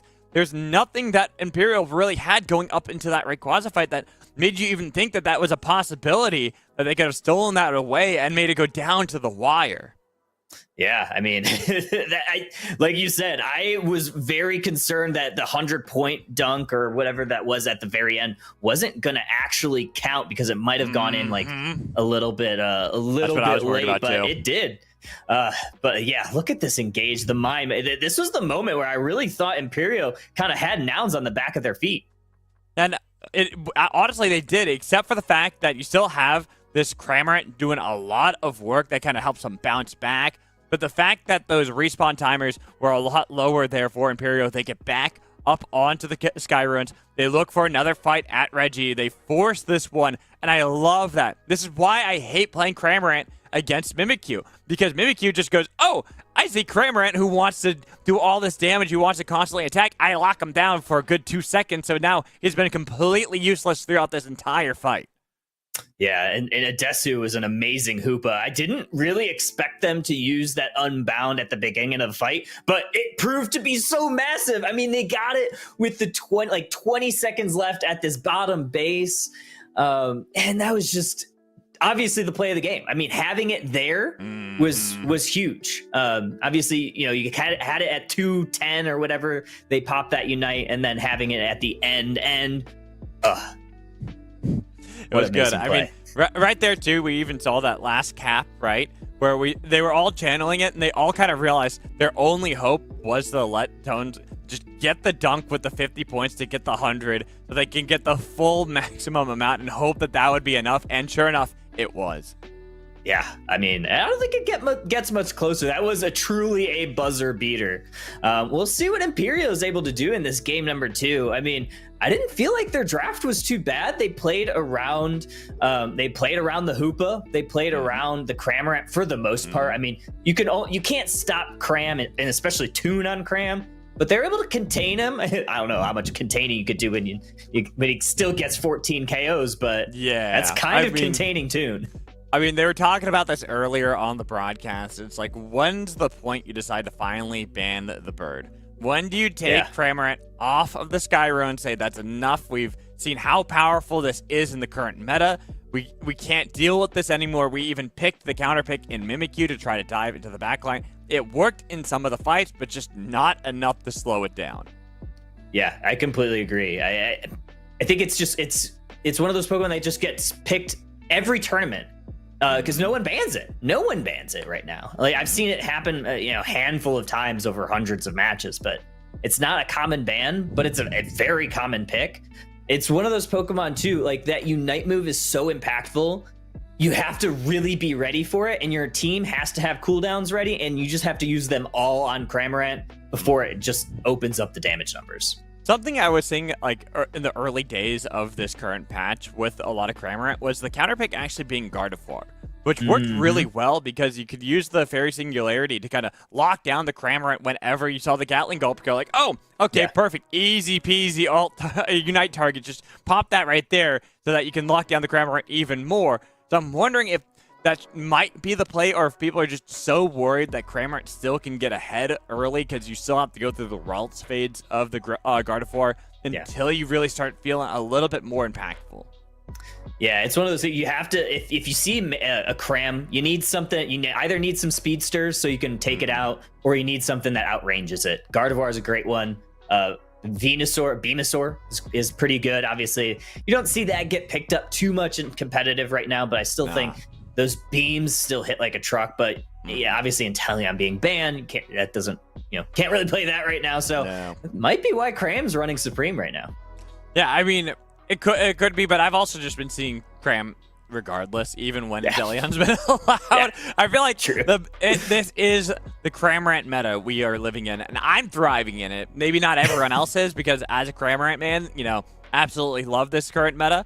But I'm looking at how Nouns are going to go into this game, especially up against Imperio. It got close, and I think that Imperio, you talked about it really well there, Kyle. It's like their draft was not bad. It was a sturdy draft, especially once you get into the later stage fights. But it felt like the early game is where they struggled, and that gave Nouns enough of that wiggle room. So even when you have this powerful late game fight from Imperial, it just wasn't enough. Yeah, not enough. Not enough for a high caliber team like Nouns. Obviously, Imperio, they're getting a taste of what Worlds is going to be like, right? Like, they're not necessarily favored to come out of their group, but they made it to Worlds. They made it out of a tough LATAM region that does really like to play aggressively. They took that early aggression with those EVs, right? I mean, you had the Espeon, you had the Leafeon, you had the Umbreon. So you scaled really early. They did force their will on them, on Nouns, in that top path early on, but they just didn't have the late game pressure that you really wanted. Obviously, you got the steal with Mimikyu, but Nouns played really well at the end.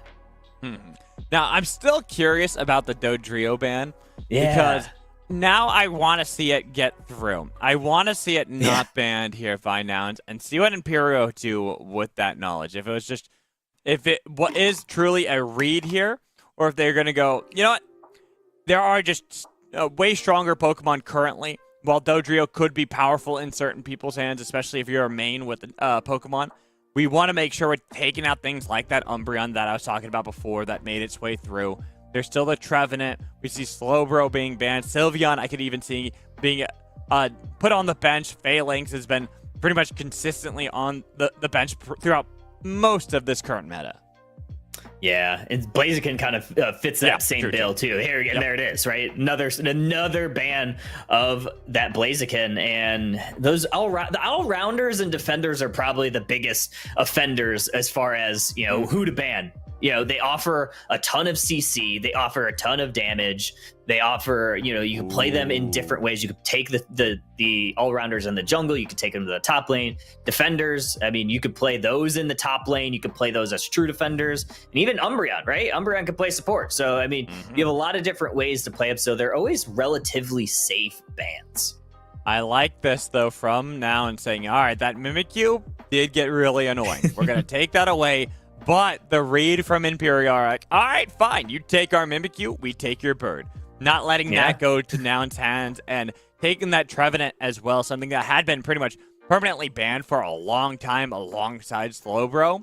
As one of like the premier defenders, I think Umbreon kind of has taken away a little bit of the mantle from the tree, but the tree is still really strong.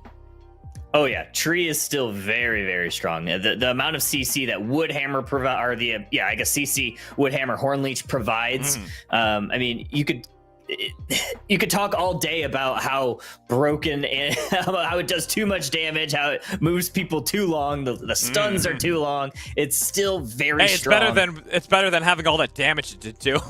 True. Yeah. It's like it still does the stuff that makes it really annoying. It just doesn't also knock you out.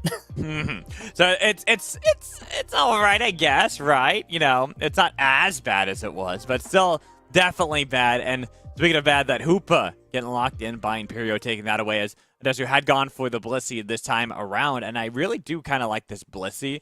I feel like more teams should really be looking at how Blissey can help out. Sure, you only have the single target heals that you can have, but the disruption tools that you have, especially up against something like a Cramorant, that's why I was kind of talking about the Gardevoir before, something that can disrupt Cramorant. But I really like Blissey for that. Same with Snorlax, even having something like the Speedster and Leafeon. But the Meowscarada as the final lock-in for Imperio has definitely got my eyes peeled right towards it, especially against the Sylveon. Yeah, we have Speedster on Speedster matchup with the Leafeon, but I imagine with this Meowscarada now in play, we're probably for sure going to be getting the Mystical Fire build. You never know, but I really love Mystical Fire right now. I think it's just so strong, especially into heavy dive, and you have that when you have a Meowscarada. I'm kind of looking at this. The reason why I like to look at Meowscarada is it's kind of like looking at Leafeon, obviously, Speedsters, how they can get into the backline, the mobility they have as a Pokemon. But it's really up against this Sylveon. That's the reason why I kind of I've got my eyes on it as something that can disrupt these fights. Yeah. I was talking about the disruption of a Cramorant, but if you have something like a Meowscarada, it's single target that's really going to do all that work. Sure, when you use your Unite, it's not going to be quite so single target. It's going to be more AoE, but you're getting to the back line. You're getting on top of the Sylveon. You're disrupting their normal gameplay. Yeah, that's the name of the game. That's the job for that Speedster, right? You need to make sure that those mages do not do damage for free. You need to get on top of them somehow. If you don't outrange them, you need something to dive on top of them, and Meowscarada does that perfect. I think it's not played as much as I think it should. I still think it's so good. It seems like a lot of people do, kind of pivot away from Speedsters in general when Leafeon goes off the table, so I'm here for more Meowscarada, honestly. I wanted the Dodrio, not gonna lie. Yeah. I was really hoping with that ban that was gonna be what was picked in this one, but Meowscarada is still definitely good. I agree with you. I'm really curious to see how Imperial will utilize that, especially early game, because we see that already getting these points into the top path, looking to focus away as many members of Nouns who are trying to get those early caps and even chasing this Chansey very far away, who's just kind of killing some time at the moment before the KO. They're just on their Saturday walk, They're just through the enemy central area, trying to distract a few. It was a good decoy tactic, because it does look like Nouns is able to get a little bit of traction in this top path. Leafeon already online, level 4. You have Mimikyu, level 4, maybe rearing close to level 5, which will be helpful for them. But we do have 850 birds coming online. I mean, the thing that's really big for me is that you already got these level 4s out of your Eevees. So now they've got the evolves. They can look for a lot of that play around that. Get some control. Ooh, though, the Matang there from Axel. But a beaten there on Nouns. Yeah, they're going to peel back a little bit. They're going to kind of monitor this situation. But look at Leafeon. They're trying to go on in and do steal that red buff away from the Meowscarada. Yeah, and continue actually this pressure, forcing the Meowscarada as well, the Fullergata as far away as possible. Even this Cramorant who came up to defend. It's the evolutions that are even stronger at this point of the game. Yeah, I mean, you got to force your advantage, especially as the EVs, because you do fall off a little bit towards that late game. So they're doing exactly what you'd expect out of these evolutions in that central area of the enemy. Ooh, you gotta know it's a little bit rough when you're having your Cramorant now having to go for the central path, fighting against the Sylveon. But again, we see that it's more this rotation, and the overextension this time by Nouns allows KOs to go to Imperial both in the top and central paths. Yeah, it's a Flower Chick Meowscarada, so not going that Night Slash build, so very interesting there. Mimikyu is looking to try to take down this Metang. Hoopa resets them with some health with that hyperspace hole. 720 birds are going to be spawning. We do have 3 members of each team looking towards this top path. Yeah, gonna have a bit of a skirmish. Looks like it will be kind of thrown back and forth a little bit. I think more of the experience was picked up by Nouns. Yeah, Nouns is looking pretty good here. No Unite moves online for either team. You know, have the Sylveon and Leafeon that'll be relatively close here if they could get their level 8s within the next couple seconds. But we do have a little bit of a fight up top. Nice use of the eject button to get away there. Just try and fight over some of these bunnies while we have the Regis that have now made their way onto the Thea Sky Runes. And I'm expecting to see a bit more of this power that we've seen from Nouns at the Regis like we did last time really be exerted across map. Yeah, both teams very interested in this Regieleki. You only have you have the 2 tanks kind of fighting over that bot path, and then you have this skirmish in the Imperio side of the jungle as Sylveon able to take another buff. And 2 Unite moves, we have the Fairy Frolic and the Emerald 2-step online for Nouns. And I think that is why Imperial are now playing safely. They're playing defensively, waiting for the Meowscarada to get up here. They have yet to get their Unites in time, but they do have a good angle at the moment, waiting to get this experience. But the dash and the eject buttons away, barely keeping Metang up in the battle. Yeah, Metang didn't even want to risk taking the hyperspace hold back because they might have been KO'd by that Mimikyu. Nice Hornleech Woodhammer combo. There's the Emerald 2-step right on the Hoopa portal as 2 go down. Double knockout there for the Leafeon. Nouns already now moving everybody. The Goon Squad looking to fight over the Regis. While Meowscarada trying to get away, leaving Metang out to dry. Say, sorry, bro, I got to get out of here. Oh, that was a nice play by Nouns to converge on the Metang. Not letting them get their level 9 was pretty massive, but this Regieleki is half. Nice use of the block from Snorlax, keeping Meowscarada away from being able to secure, but here comes Hoopa, not able to secure. It's Mimikyu getting. Mimikyu getting it. Meowscarada barely escaping there with the double team and the Flower Trick, a little bit of distance gain, but they get the knock up they need to. Hoopa tries to defend, and now the reinforcements from Imperial are here with the pit locking in. Snorlax jumping over the wall, but they've locked in Mimikyu, who tried to play with me, then only gets 1 knockout.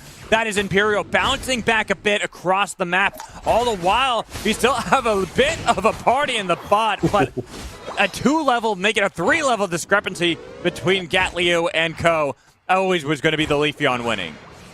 Yeah, Gatlu, it's Gatlu's tournament, Gatlu's party, and he's going, playing really well against that Trevenant, who had to use that Woodhammer. So combination, Phantom Forest and then the Emerald 2-step both coming out there. We do have a Regice in this bottom pass. Snorlax doing a great job keeping Imperio away from this objective. But look at that Trevenant again. Trying to get on the other side, was looking for the Hornlink, but whiffed. Didn't get anybody. Does get knocked out by the Blissey. 25 onto Regice. Who's going to get it? The Hooper unbound. Didn't unbound anything because it was secured by Nouns, and they are securing this fight. Even with Meowscarada creating a little bit of distance, getting rid of the supporter, you are the one dashing away, using everything. It is a nice knockout there, doubled up by the Meowscarada, while all the while that Cramorant trying to keep distance from the Sylveon, but the Sylveon on the hunt for the bird. Oh, did you see? I didn't. That Snorlax interaction with Meowscarada Unite could prove pivotal towards this end game if they're able to kind of keep that Floral Flourish away from the team, but not keeping anything away from the team is this Medico Compute and Crush able to set up the Thunderdome, take out 2 members of Nouns here. Might even be able to get more. They're continuing to look for that play, but the fact that you do have that level 13 Leafeon who is in the central path, they decided to fall back with that one. Saying that Imperial got enough of the wins, they can now peel back into the top path as Regieleki is back. Regieleki is back indeed. 3 members of Imperial are hovering this, kind of get some vision. We have Trevenant, they're gonna use a little bit of their combos. They are gonna try to peel back and look to see to get vision, see if anybody on Nouns is gonna sneak over this way. It doesn't look like it, and we do have Metagross and Trevenant gonna be able to take that Lecky with 2:45 left in this match, 45 seconds until the final stretch. They're not going to be in time for a play around the Sky Dragon, but the fact that they even secure it in the first place, making sure that Nouns can't use that later, is going to be good for Imperial, who do have a slight lead here. 2.5 minutes left. A lot of 50 points on both sides that they can wait out for the final stretch. Yeah, they're going to try to get their levels up. Level 13 on Toon here. We do have the Meowscarada hitting their level 13 Power Spike. You'd love to get Metagross there as well, if possible. They are just kind of hovering their top goal, so I don't think that they'll be able to find enough XP to do that. Oh, but look at this, a Registeel. Both teams were hovering it, but they think twice. Yeah, especially realizing the time that it would have taken, not only to try to secure it, but then get out of there, position themselves around the central path, around the Rayquaza. They decided to fall back, and with our speedsters both looking for this angle, it is curious. Yeah, they're both kind of trying to look for some of the squishier targets. Metagross does utilize their Gyro Ball and find that they do get a little bit of shield, so they know someone's in that bush. Meowscarada still looking for a flank angle. Here goes Leafeon, Sylveon, and Blissey towards this Metagross in the top path, though. Just keeping them away, keeping them at bay. Don't want to give that Metagross enough time in these battles. Well, the play with me actually will get the knockout they need to on Hoopa. Supporters out, and even getting Gatlu finding the knockout solo on a Metagross so they can continue this warpath up against Imperial, finding more knockouts. There was that back cap that was secured, but now it is going to be another back cap by now, and still within 30. Both teams have to fight over this Rayquaza.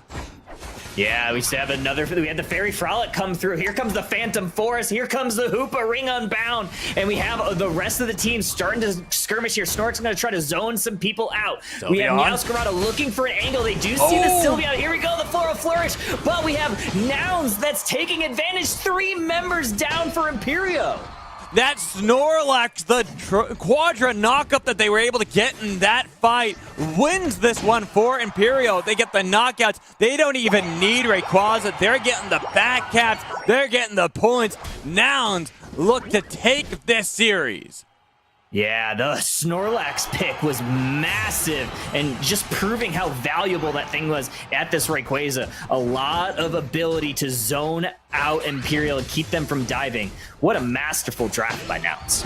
It really was. Good reads on the meta and what they needed to lock down the targets that were most important. And honestly, massive props there. Like I said, I'm not sure if it's props, but Gecko looking so good on that Snorlax with the Quadra knockup right at that choke point that allows the rest of Nouns to follow up, to win the fight, to get the caps they need to, and take the series 2-0.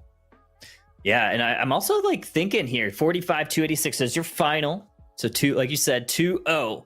I really like this Mimikyu pick as the counter to the Cram. I think they might have thought, maybe we pick, our Mimikyu first, and we're gonna allow you to then play Cramorant into it. I thought that Sarayu on the Mimi is just utilizing the Unite move in the right time. You saw them use the play with me when Cram used the Gatling Gulp Missile. You saw them in the Ray fight utilizing the play with me before Hoopa can bring the team in with the Rings Unbound. So really well played there by their jungler. Really well played by Nouns, and I think just like across the board, I kind of want to watch things replayed. Normally toss that break here, but I really just want to see that Snorlax quad knockup right at the end, because I think that was just that's the game winner to me. This game was so close between the two, and Imperio definitely, I think, are proving themselves a lot more with this series, and our team that I think might need to get re-evaluated a little bit going down the line, because they looked really good in a lot of these fights. There were just some moments that you could tell that Nouns were a little bit more experienced, had a little bit more of the edge when where to make these plays, but despite that, the scrappiness that Imperio showed was really nice. Yeah, I mean, they made a game of both of these two games. I mean, obviously the first one, getting the Rayquaza and barely losing by, maybe less than a second of game time. And then this one, I mean, they were winning a majority of this game. I mean, you see it right here. With a minute left, they're still a little bit ahead. Unfortunately for them, like you said, Nouns just kind of had a better second refight in that Rayquaza. Also, it was a triple knockout. I thought it was a quadru knockout, but either way, it was huge. It really separated the fight, allowed Nouns to bounce back in that one to make sure they secure this win. And Imperio, they do still have another chance. They're going to be knocked down into the lower bracket, so they could still try to battle their way back in, but we are going to toss to a break as we get ready for some of those lower bracket games, so make sure you stay tuned.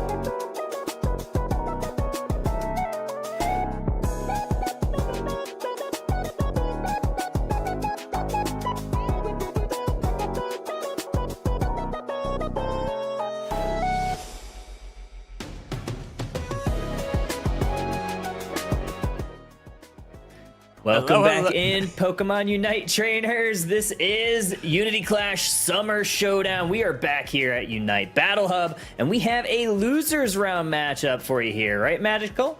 Yes, we do. We have moved down to the lower bracket here, and it should be a familiar face, at least in one of them. We just saw Imperio play up against Nouns, and they made it close. It might have been 2-0, but they definitely fought through and through. But they will be fighting up against another LATAM team in Hoenn, team that got knocked down a little bit earlier, but has been battling their way through the best of ones in the lower brackets up until now. But now we are going to be starting the best of threes for this one.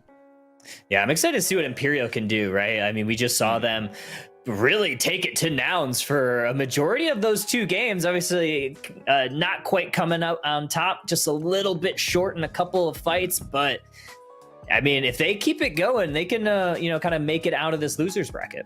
I think so too. I think that this is a team that I definitely have more of my eyes on than I previously did. This is going to be a team that will be representing at World, so I already knew that they were going to be a top team. They were going to be a strong team, but I didn't think that they would look as good as they did up against a team like Nouns as they ended up looking. So I'm very curious to see how they are going to go up against Hoenn and what kind of draft we will see, if they're going to adapt at all, or if it's going to be something or that maybe they just kind of go with the meta, go with the flow.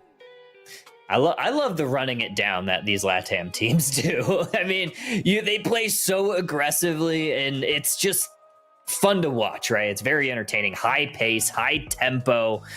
One thing that's going to maybe slow down some tempo is that Slowbro. Nah, no, it's not going to slow them down because it's not going to be allowed.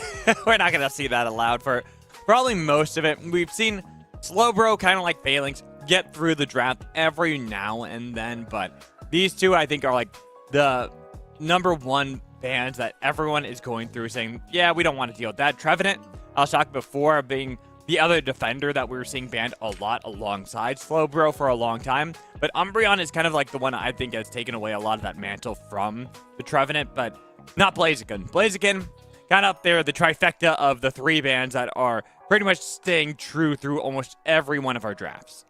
Yeah, it's. I feel like it's deja vu all over again with these bans. I feel like this is exactly what we saw in the last match. We saw the Mimikyu get picked first. This time it's Hoenn that's picking it. Imperial's gonna maybe hover over this Umbreon. They do grab that one, and then look at that. Look magical. Yep. I mean, this is what I would expect, and then I would expect the Hoopa on the other side. Maybe a Blissey to disrupt the Cramorant, like I was talking about before, that we did see now and still. But I'm not too surprised by a lot of the Pokemon I am seeing being picked up right now. I'm seeing that Cramorant, Umbreon, expect those to be the 1-2 on orange. I expected the Hoopa to be one of the 2-3 for purple. Metagross, maybe not so much, especially because you already have Mimikyu on your team, but still kind of something we have been seeing a little bit. Something that is good at diving into the back line, creating that the Thunderdome, as you were talking about, with the Compute and Crush, and having something like Tyranitar actually being picked up here by Imperio since Metagross has been taken. I do like that. I do too. On paper, it looks really good, right? I mean, Metagross, you want to really dive in, utilize those gyro balls, get big shields, and T-Tar, it doesn't care about the shield. It doesn't care about how big your shields are. It could do that true damage. So on paper, it looks really nice. It looks like a nice counter pick. But we do see Hoenn grab that Zoroark. Oh, come on. Nah, the Masquerade is something, but I was hoping for the Dodrio. I was really hoping for the Dodrio here, but I get it. I understand, especially because there are good ways to kind of lock you down, follow you up if you're a Dodrio. Masquerade is going to be a little bit easier. And we now have the 2 speedsters, that Zoroark you were talking about for Hoenn. A good thing to kind of dive into this backline, especially with a Mimikyu and the Mimikyu combination with that Metagross to get on top of this Cramorant. I think it's really going to be on Imperio to kind of separate the fight and create as much space for Cramorant as possible. Yeah, I mean that's what you need. You need to keep that dive, that especially that Zoroark, away from that Cramorant, because Zoro's going to try to eat that thing for breakfast, lunch, and dinner. So that's scary. If Cram can't get their abilities down, can't get that Unite move out before Zoroark dives on them, you're gonna have a hard time. It's really going to be on the Imperio. I think utilizing things like Umbreon, especially if you're going to go for Mean Look, lock down that Zoroark before they can get anywhere near your bird. You don't want your bird to be made into Kentucky Fried Chicken, that's for sure. Not at all. Not any of the other fast food joints either. And you're a Cramorant main, so I mean, that's when you see a Zoroark on the enemy team, I don't want to play. You're just like, I don't want to play. AFK. Mimikyu and Zoroark, I see both of them. I don't want to play. I'm just like, oh, get me out of this. What am I going to do? I just have to stay on the opposite side of the Thea Sky Ruins as possible, as we have loaded up on to the Sky Ruins for game number 1 between Hoenn and Imperio. While this game might not mean elimination, this series certainly does for one of these 2 LATAM squads. Yeah, here we go. Mimikyu does able to get a stack in earlier. Larvitar able to do the same on the opposite side. Make it 2 stacks, but I think they're going to be paying for it here. Meowscarada and Chansey team up for that KO. Hey, but that's actually some decent dunks that you get early. But I think more important is getting that knockout on a Hoopa. Yeah, and look at that. Another 2 stacks for that Larvitar. So I think if I'm counting right, I think they might have like 3-4 stacks already as a Larvitar. But here comes Zoroark. Yeah, Frank looking to punish the Larvitar the best you can, especially because as Larvitar and then Pupitar, you are going to struggle.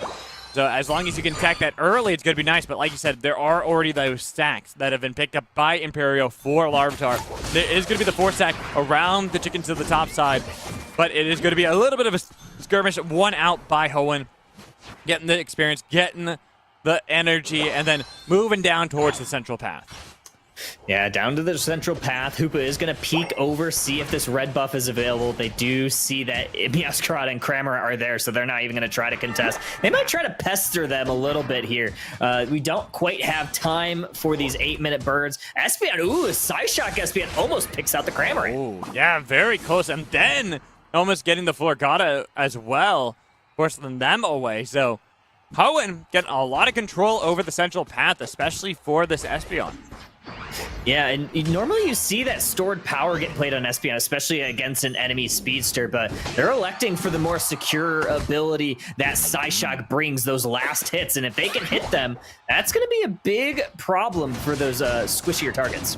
Well, I think when we look at how they're fighting, they're looking at fights just like that, where they can secure some of those knockouts, move around the map. They're not too fussed over the Meowscarada just yet, especially because as a speedster, you can do a little bit before 9, but you really do need that Unite as Meowscarada so you can dive into the backline and feel untouchable. Yeah, what thing's almost level 9 is that Zoroark looking to try to get that Chansey. Big flower trick on from that Meowscarada, and Mimikyu's going to clean up the Pupitar. 720 birds are on the map, and most of those do go over to the side of Hoenn. Yeah, and they're going to get a knockout for Zoroark on the Blissey. Continuing to look for the Meowscarada. Double knockouts out of Frank and make all these dunks. They're going to get a little bit of an overcap there right as Regieleki will be up onto the Sky Rune. Yeah, Meowscarada almost got away. Zoroark popped that Nightfall Daze. Meowscarada popped the double team to try to dash out, but Zoroark was still able to be very he was able to persevere and get the KO. This Regieleki is walking towards that tier 2 goal. Mimikyu does pick up the Blissey. There goes the support for Imperio. They're not done. They're continuing this one. They're getting more knockouts, waiting for Regieleki to crash and getting everybody out of there from Imperio, who are struggling against this powerhouse force that is Zoroark.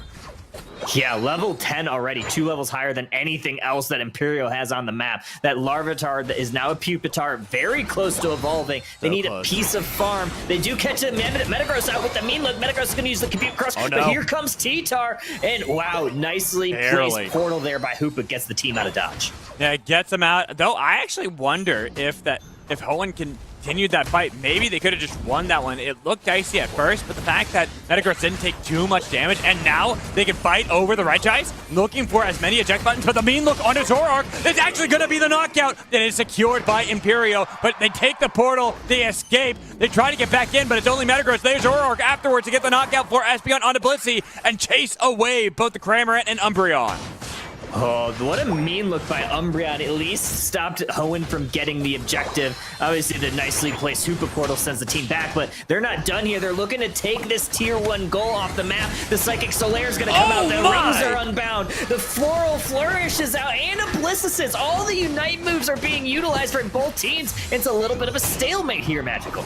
Yeah, but if you're going to give winners out, it's got to go over to Hoenn because they continue the chase. They got rid of the zone. They get more crashes, more crushes. Even if Mimikyu does not get any more points right there, it is Hoenn that secure the victory at the end of the day. Ooh, that was massive. 251, 110 right now at the halfway mark. Another Regieleki going to be walking towards this top path. We do have members of Imperial gathering around this Lecky, but here comes Zoroark and Mimikyu. They're looking to contest this one. It's down below 50, 25%. Who gets it? It's going to be secured by Blissey. And then the knockout on the Mimikyu. Imperio, now that they've gotten their critical level ups. They got the critical evolutions. They're fighting back, and Zoroark has been mean look locked in place with the egg bomb connecting, having to double dash away. The chase down, double team nearly follows that one up, but the fact that you had a Metagross there, it is so they had to stop the hunt. Yeah, great peel from Metagross, kept the Zoroark alive. Flower Trick does go onto the Metagross, not going to do all the damage that it wants. Gyro Ball gets on top of the Kramer. Kramer is going to try to dive on away. Nicely placed. Mima keeps the Metagross dive, but Zoroark cleans it up. And that's the problem. This is why I hate playing against Zoroark as Cramorant. He can chase so easily. And now that you have level 12 and low health bars, he's not done. 1v5 doesn't care. Gets more knockouts to play with me. Did lock in the Tyranitar for a little bit of time. A bit of scouting for the double team. They're trying to fight over the Altaria camps in the central path. That other mean look. It is followed up by the play rough onto T-Tar, but he'll be fine getting back towards his side of the jungle.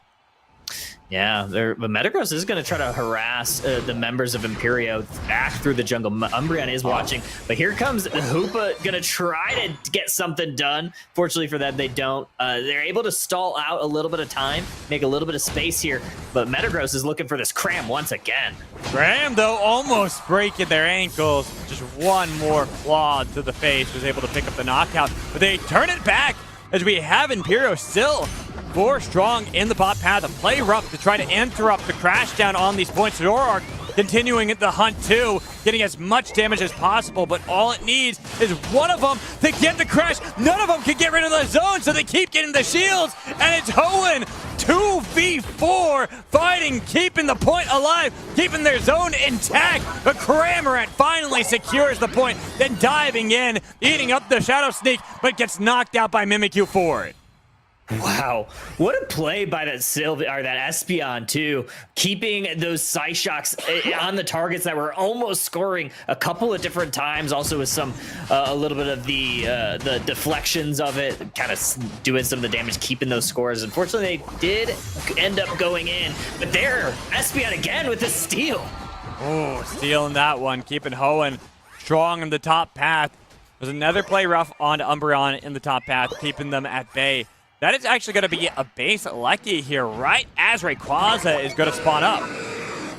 Yeah, it's going to be a big problem for Imperio because Hoenn is looking to just take this Ray off the map. Here come the Rings Unbound, keeping them away from this choke point. Big Psyshock stuns the Meowscarada, and then here come the Hoopa Hyperspace Fists, and Zoroark pops the Nightfall Daze. Yeah, we got the Gatling Gulp missile out now. Got a lot of damage, and they still have the compute and crush, but it's only them getting crushed. Imperio crushing the hopes of Hoenn right now. 2 are up, one of them being the Zoroark. Level 14, Hoopa on the other side. You gotta get it now. It's down so low. It's not stolen away. Zoroark tried so valiantly, but it's gonna be Imperio with the buff, with the Rayquaza secured, and looking for all of these juicy dunks.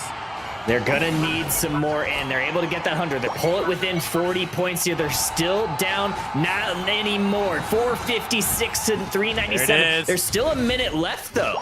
Yeah, a minute left is a long time, but with all these points now being secured by Imperio, it looks like the late game scaling has worked for them. They're getting the knockouts. They're in the base of Hoenn. Hoenn had been leading for so long that all it takes is one good fight around Rayquaza. All those points secured.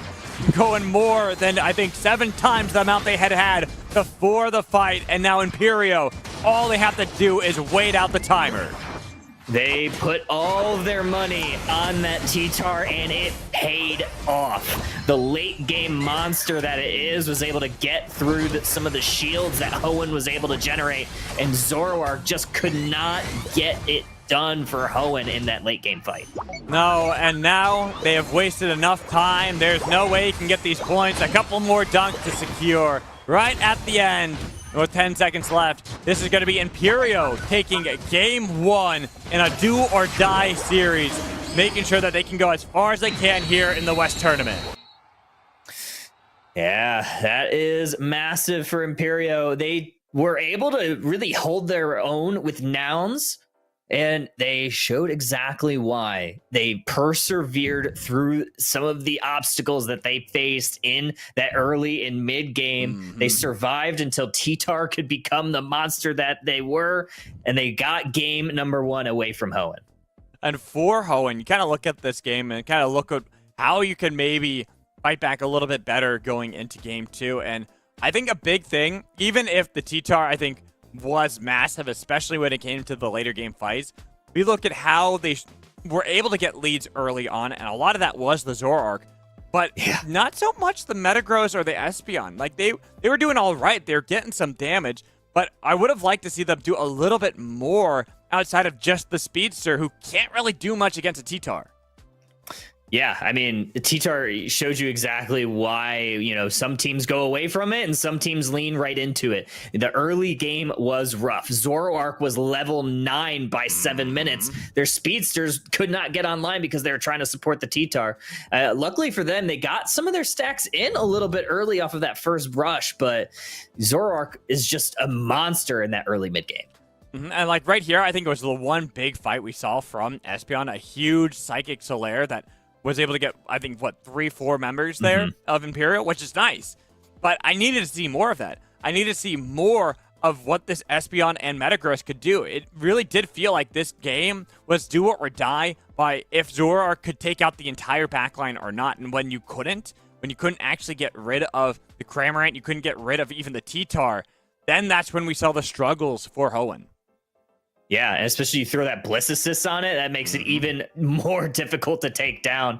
And you saw Blissey almost every single time throw their Unite move on it. So when it comes down to which Unite moves are a little bit better, especially once you get, level 13, level 14 T-Tar, it's just a monster late game. It's just, can you get there? And Imperial, they're able to get there. Exactly, they got there. And we see, I think this is like the big fight where it kind of looked a little dicey for a second for Imperial, but I even want to look at how Cramorant positions in this fight. Look at how they dive back and keep the Espeon by themselves. So that was essentially a solo Psychic Solaire attempted, allowing the Gatling Gulp to take out that attacker, and that let the rest of the team focus on Zoroark. So that Speedster couldn't get on the Cramorant, couldn't do anything about that. The Espeon was essentially a non-factor in the fight, and this is, I think, where Imperium really thrived. And while T-Tar, I think, was a big factor of it, I also want to give a lot of credit over to Umbreon. I think Umbreon, there's a reason why I say that Umbreon has taken the mantle away from Trevenant as like a must ban, because I feel like everyone's realizing like, oh yeah, Umbreon, it can get the evolution at level 4. It's really good late game. It's hard to kill. It's got great lockdown potential. Maybe we should not have this on the opponent's hands. Yeah, I mean, it's especially in the heavy dive meta that we're in right now, right? When you have a lot of speedsters, when you have a lot of all-rounders that want to get into your backline, Umbreon says hello. Hi. What's up, guys? I'm still here. I could still lock you down in place. And I think every single time Zoroark tried to dive in, you saw Umbreon try their best to lock them down with those mean looks. It was just mean look. Zoroark, mean look. Every time. And then Zoroark's like, all right, what do I do now? just standing around like, yeah, my whole game plan is gone. I can't move. So that's why I would expect that would be the ban going into this game too for Hoenn. Unless, no. I'm trying to even think, like, maybe they don't have to ban it, they just have to first pick it. Because that could also be the other thing. They went for the Mimikyu as the first pick, which I think is something that has been slightly starting to rise in priority. But I don't know if it's like that much more than Umbreon. Yeah, I think Mimikyu's still very good. It's just like a lot of teams want it, right? Like it's kind of that flavor of the month all-rounder. Blaziken's kind of in that same boat, but it's getting banned left and right. Same with Phalanx, right? So, Mimikyu is kind of that last remaining all-rounder that a lot of teams put a lot of, stock in. But we've seen a lot of Metagross today too, right? I think almost every game that we've seen a Metagross. We haven't seen it. Yeah, we haven't really seen it. I think it maybe could be a LatAm thing too. We haven't seen it from a lot of our LatAm teams. But I also think that Metagross, people are kind of realizing kind of same vibe that you're getting when it comes to things like the Blaziken, like the Phalanx. Something that is a good all-rounder, a lot of bruisers that can dive into the back line really easily, especially utilizing the Compute and Crush that can create this zone control for the team. So looking at how this draft is going to go, we do have a swapping of silence. Imperial will be purple this time around. But I don't expect the bans to be too dissimilar from what we've been seeing, like that Phalanx. Yeah, Phalanx, Slowbro. I mean, are we going to see the Umbreon this time? Are we going to still see the tree and the Maybe Blaziken. I think Blaziken probably, right? I mean, Yeah, I think it's just Imperio. kind of Ooh, whoa, Oh. Imperio. I like this Spicy. because it forces Orange, since they are the second pick, that they have to either ban Umbreon or Blaziken. And I think for Imperio, they're just going to lock in whichever one isn't banned. So they have themselves in a good spot. Yeah, the Trevenant I was talking about before, something that you could go for. But I think if you're Imperio right here, I'm looking at Umbreon. I'm locking that in as quickly as humanly possible. yeah. I mean, I completely agree. There it is.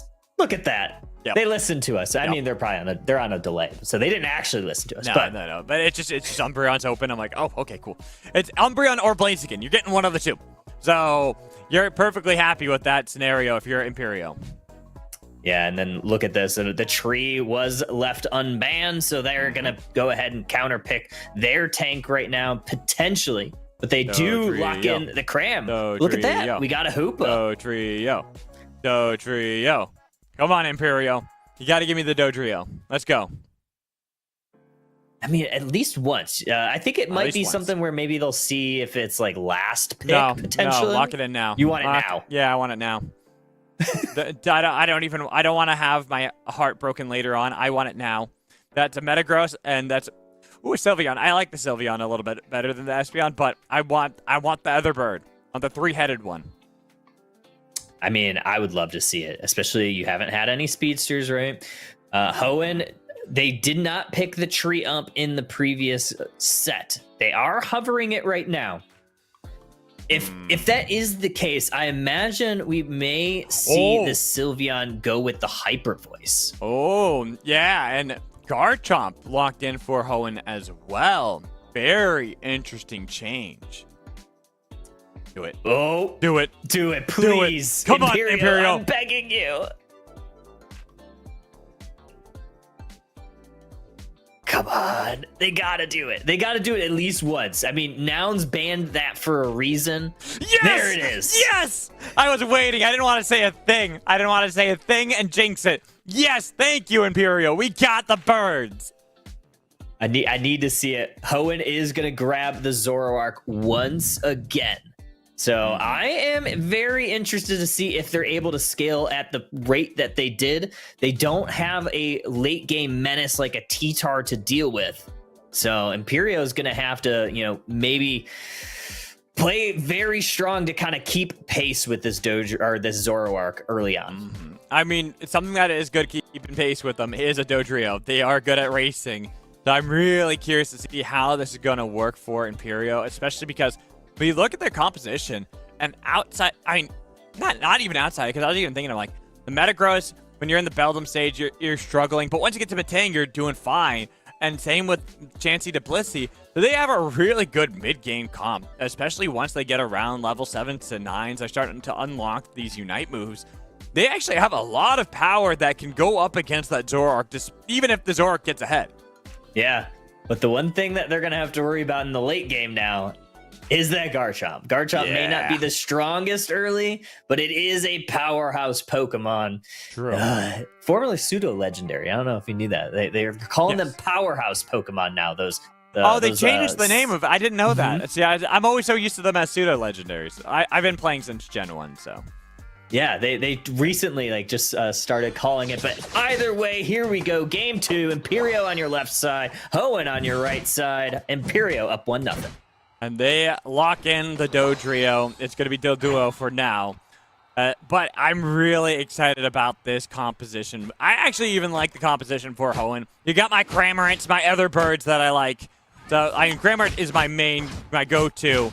But seeing the Doduo, it's exciting. You don't get to see it too often in the current meta. But I think it works really well, especially because you look at what is there for Hoenn, and they have a lot of Pokemon that are good at how to try to create distance, create space, but Doduo and Dodrio are good at diving into the backlines and constantly following up. So when Hoenn look for an invade like this and get punished, this is just giving Imperio even more ammunition when we get towards that mid game. Oh, the invade starts, and it does stall Imperio out, but Trevenant did they were able to steal away that blue buff. 850 birds coming on the table, and we do have 3 members of Imperio down here in this basement path. We got 3 of Imperial. Still fighting the best they can against them because there was 3 from Hoenn. They chased them away for now. Well, top path, we get the knockout because we could bite. Getting that evolution already. So Chansey only at level 3, getting chased down another. It's going to be a 2 KO streak for Freud. Yeah, that's not what you want to see if you're Imperial. You don't want that Garchomp to get online, and the Gabai is definitely also another strong mid game. I mean, you do not want to brawl with that thing, especially once it gets those stacks working. Yeah, as we go back into the bottom path, looking for a couple more dunks here, a couple more points secured. Umbreon will get them, and then the cavalry is there. Dodrio diving, stealing away some of the fruit, but there's a lot of damage. It's an eject button away from the Cramorant. The other bird still in the thick of the battle as they get the knockouts they need to for Trevenant to evolution, but they get knocked out before the Woodhammer works. Oh, the drill pack was working extra time there for Imperio and that Dodrio. But here comes Zoroark on these mid birds, gonna have to try to do something, but they're gonna have to just back away from that Gyro Ball Metagross. And now the Dodrio able to hit pretty hard, but getting reset was that that Zoroark. Yeah, got the hyperspace hole out of there. Was able to do fine, but they're still there with a drill peck to help secure a KO. Well, one bird with a Pikachu. Looking for the spit, but it's going to be the knockout from the other bird, and more points secured by Imperio. Yeah, look at that. Another stack, another stack, another stack. Dodrio is going to be fed well up here, closing in on that level 9. That triple trample, they're able to get that online for these next set of objectives. It could be very disruptive. We have both teams split. We got Hoenn on the bottom path. They'll secure themselves that Registeel. Well, we got the knockout on the top path, chasing away the unbound Hoopa, and maybe even then looking for the Regieleki afterwards, because they're just hunting. If you look at that mini-map, they're keeping away as many as possible, getting some more dunks as a hyperspace hole does bring up a little bit of a party into the top path to get a knockout onto Matei. Oh, Zoroark's going to utilize their Unite move. No. Sylveon's going to use their Unite move, but they're going to be getting caught here. No, they're able to illusion on out and get away. What a masterful use of that passive. And then we go into the top path, and we see that Hoenn got the knockout onto Dodrio as well as Regieleki. So where it looked like Imperio had a point of power on the map, they had been kind of thrown away with their overcommitment, looking for the chase and knockouts onto the members of Hoenn that are allowing them to get these dunks in the top path and get a lot for themselves. Oh, nice use of the hyperspace hole and the Phantom Force to get Hoopa in and out, getting scored. Nice optimization there from Hoenn, making sure they get the right amount of points on in. Now they're heading bound towards this basement path. There is a little bit of a skirmish here, and getting caught out of position was this Sylveon, but they're going to be going back to the Pokemon Center. Yeah, going back, healing up a little bit, as we do have a possible fight, another Woodhammer, but the Horn Leech not connecting. They've got the Gatling Gulp, getting the double knockouts for the team. They can continue this push. Hoenn winning out, though. Dodrio does make it a little bit hard, continuing to dive and moving around. Just galloping all on top of Hoenn, looking for a triple knockout. They've got rid of everybody. The only one left is going to be Garchomp, who's going the wrong way from the battle. More dunks will be secured by Imperio in the bot base. Yeah, that was a massive play by that Dodrio. They're getting some additional scores here. Here's the Livid Outrage from Garchomp. Not quite able to pick up the Metagross like they wanted. There they are with the Dragon combo. Blissey keeping them alive, though. Oh, no, but it's Dodrio missing that drill peck, but they've got enough to chase down another KO onto the Pseudo-Legendary, making the powerhouse, as you were talking about before. Well, we have another Registeel in the basement ready to rumble.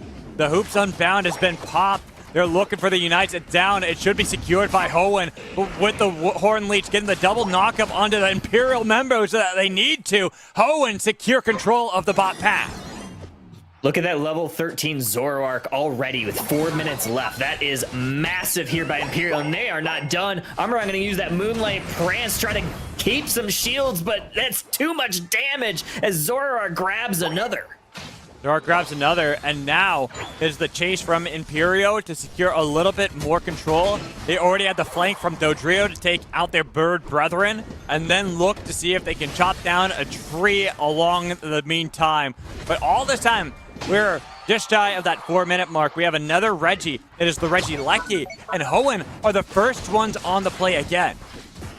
Yeah, they are keeping the tempo going, is Hoenn. We've seen them in the first game kind of doing the same thing, all centered around this Zoroark. So that's going to be the pivotal Pokemon to watch in these late game fights.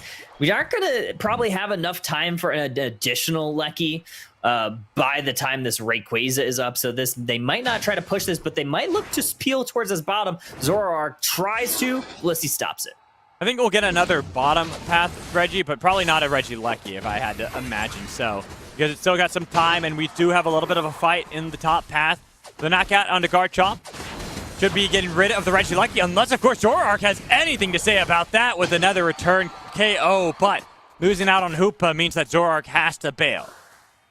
Yeah, they're going to just get out of dodge, try to stay healthy, but Dodrio has some other ideas. Zoroark does get the better of them, though. Wow.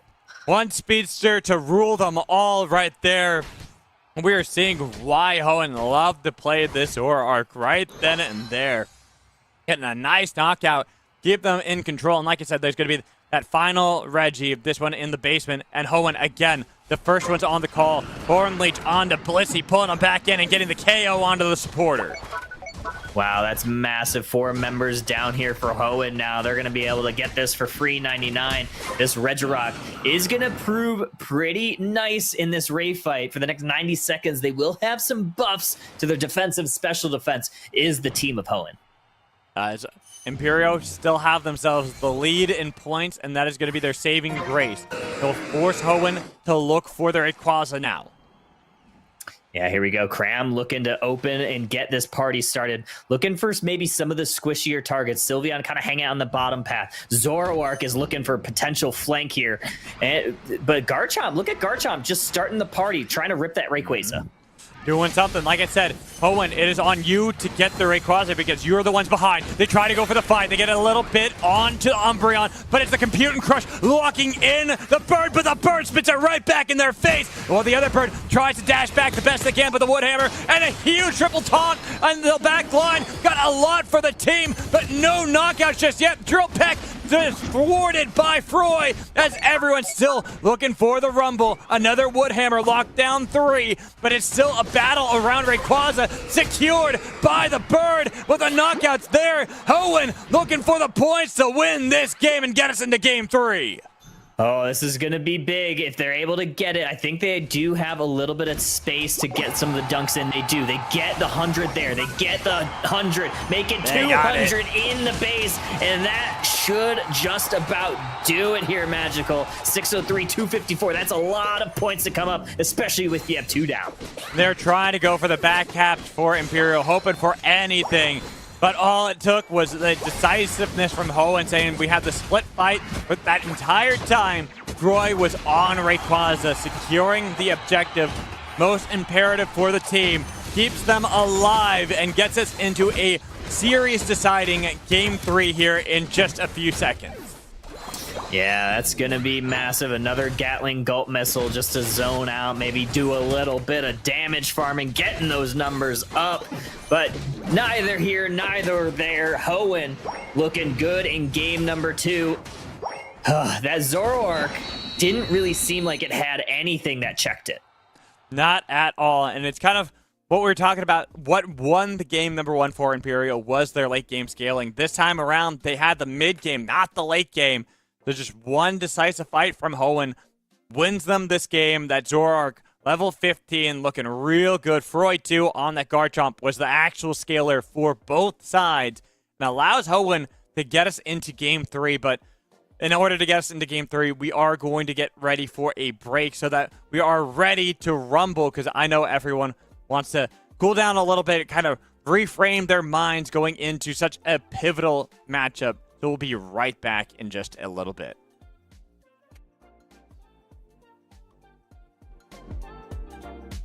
Dude, I needed some water so bad.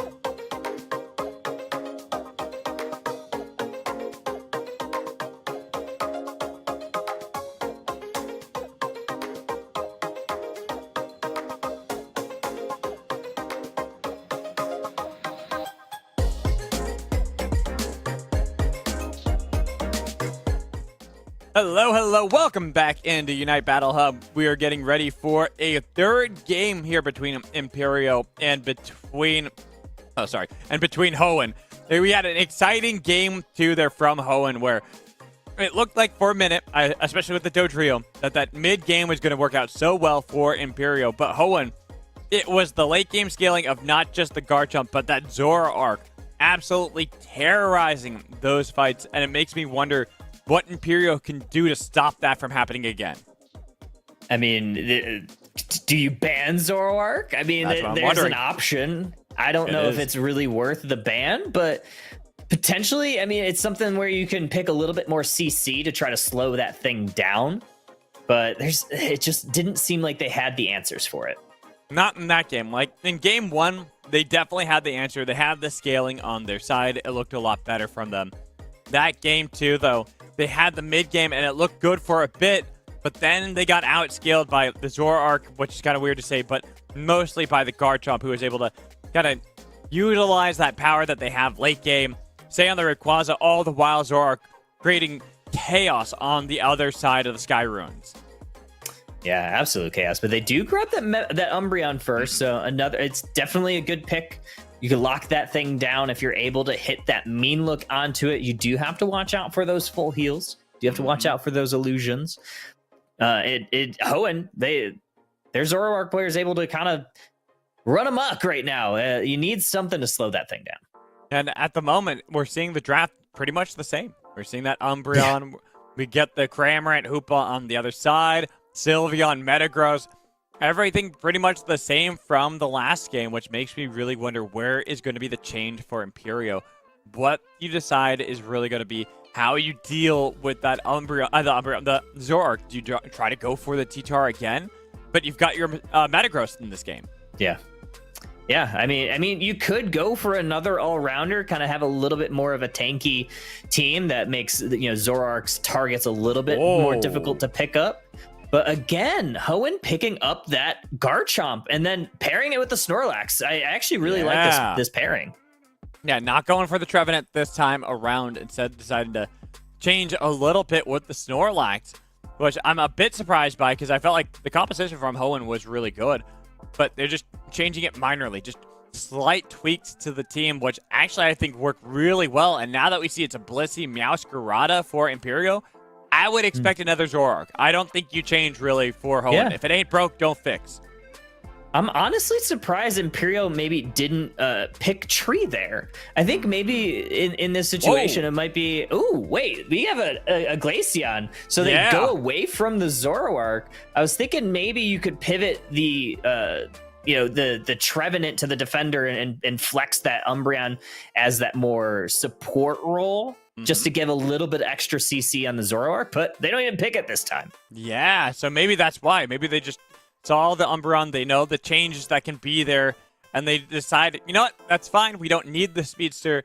We got the double attackers here, and I'm really curious as how this is going to work with Hoenn, because it kind of feels that with that Garchomp, you're always going to have that late game insurance, right? But they really do have this mid game that is going up against something that is very heavily mid game too in Imperio. Yeah, I feel like Glaceon kind of gets lost in the shuffle of all the attackers. Been playing it a lot this season, and it still feels absurdly strong, especially if you're able to, make it to level 6 relatively early. I mean, you might see some sort of split jungle from Hoenn just to help get Glaceon towards that level 6, but it's still very strong, and especially against things like Umbreon and Blissey that are going to try to keep the team healthy. That just shreds through that HP. Yeah, a lot of sure hits there that allow a lot of that damage to go through no matter what. It's going to be really nice for the side of Hoenn. But I think you hit the nail on the head. Can you get to that early level 6 for Hoenn for this Glaceon? I think it's going to be the big thing. Their mid game is good, but they've got to get there in a relatively stable position up against Imperial, because I feel like Imperial, they've gone back towards the mid game composition like they did in Game 2. And this time, they don't have to worry about a Zoroark.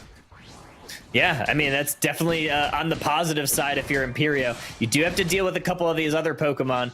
Ooh, nice little play there by Imperio, but here comes this Floragato looking to chase down this Gible.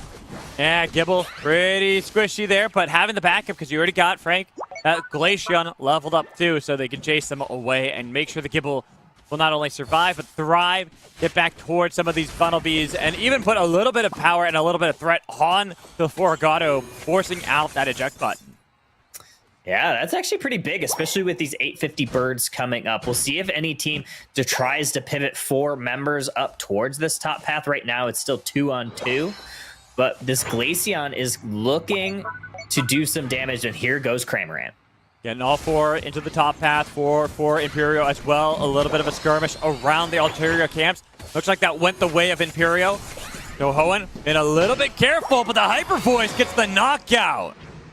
I like the pivot to Hyper Voice here. Since you don't have a speedster to deal with, the Hyper Voice is actually a pretty great tool to help shred some of the defense and some of the special defense on the side of Hoenn.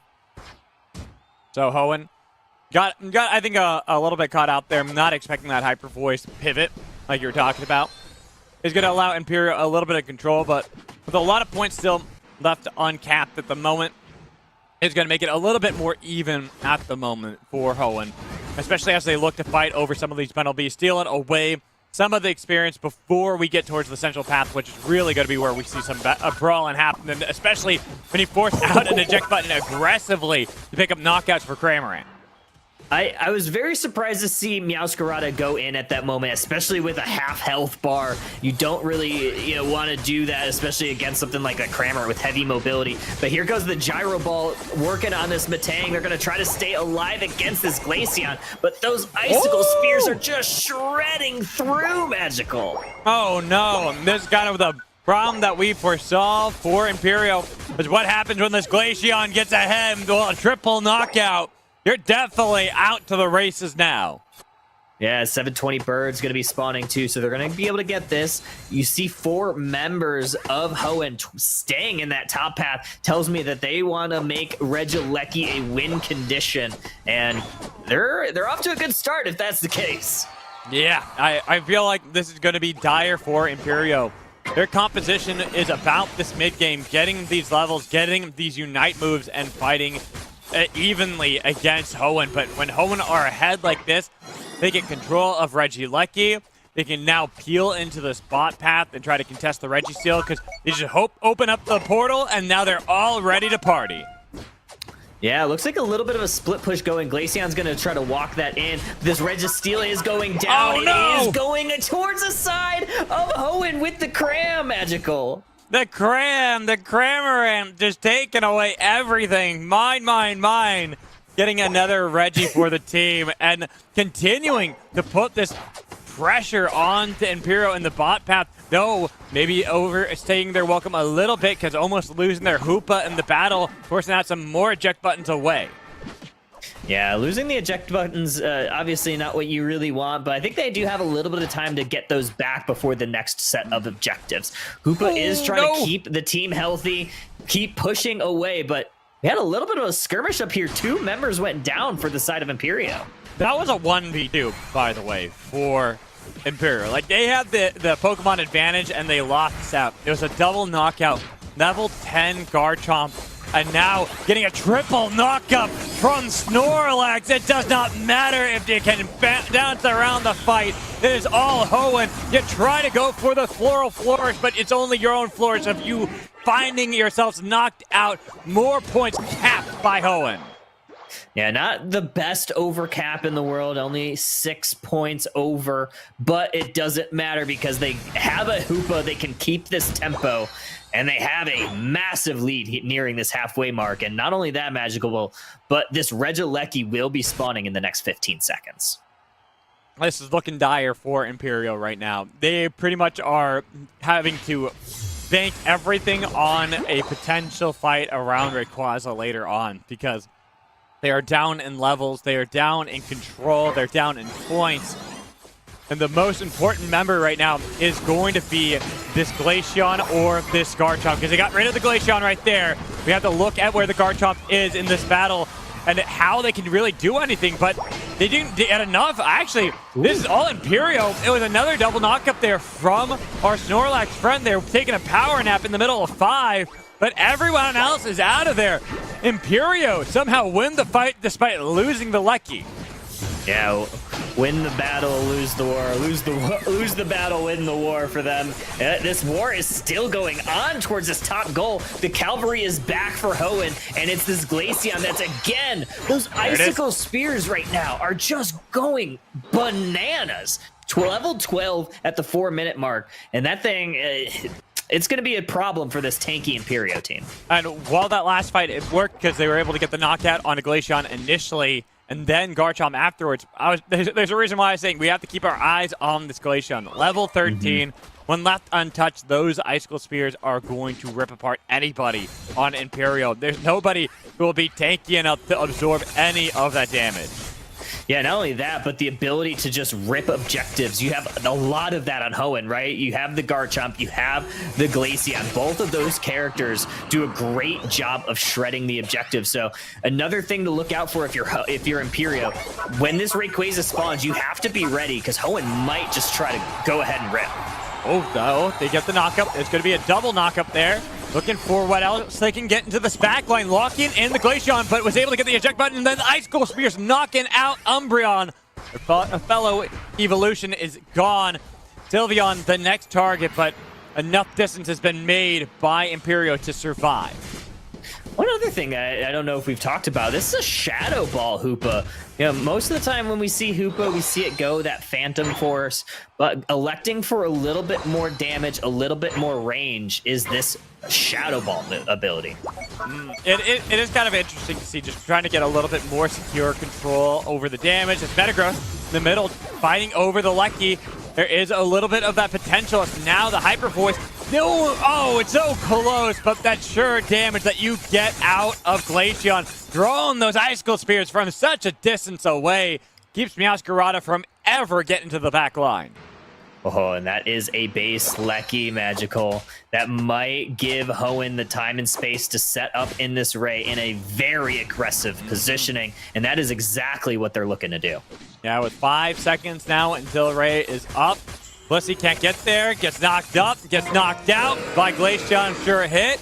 They are now forced. Imperial, it is do or die, and it looks like it ain't gonna work out so well for you. Gatling Gulp has been popped. They've got everything with a double knockout, securing Rayquaza. Hoenn will secure victory. We've got nothing but reverse sweeps today on the broadcast, and we get another one as Hoenn will continue forward in the lower bracket.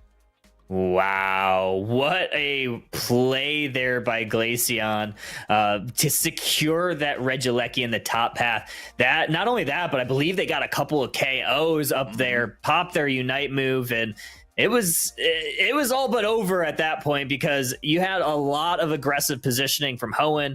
Blissey just trying to do their best to get some vision to see if the team was ripping and just walked into just an ambush from Hoenn. It was very well done from Hoenn. Like you said, getting that Lecky, it was a base Lecky, so they have to defend it. They have to make sure that they're not losing out on that pressure there, but that gives enough time for Hoenn to set up, and we already talked about how they had good scaling on their team, plus having beaten the mid-game team comp at their own game in the mid-game. It didn't really give Imperial many options outside of a hopeful steal onto Rayquaza, and once that failed, Imperial knew it was over. Yeah, it's unfortunate for them. So Hoenn moving on in the loser side of this bracket. But wow, what a pickup by Hoenn to grab that Glaceon. Well, just probably the MVP of that match. It was everywhere all 100%. At once. Not only that, but you're also forcing Umbreon. It went foul play instead of the lockup move that that Mean Look provides. No speedster, so you kind of make it go. Probably the worst, the lesser of the two moves. Mm-hmm. So I mean, really nice play. I think it was just really well done from Hoenn across the board on how they adapted to this game, this series. Where game 1, they got outscaled, and so in games 2 and 3, they just made sure they always had that insurance. They always had something that could get them to the late game if they needed to, while they tried to contend around the mid game that Imperial was playing up against them, and they did well at that. And a lot of props, as you said.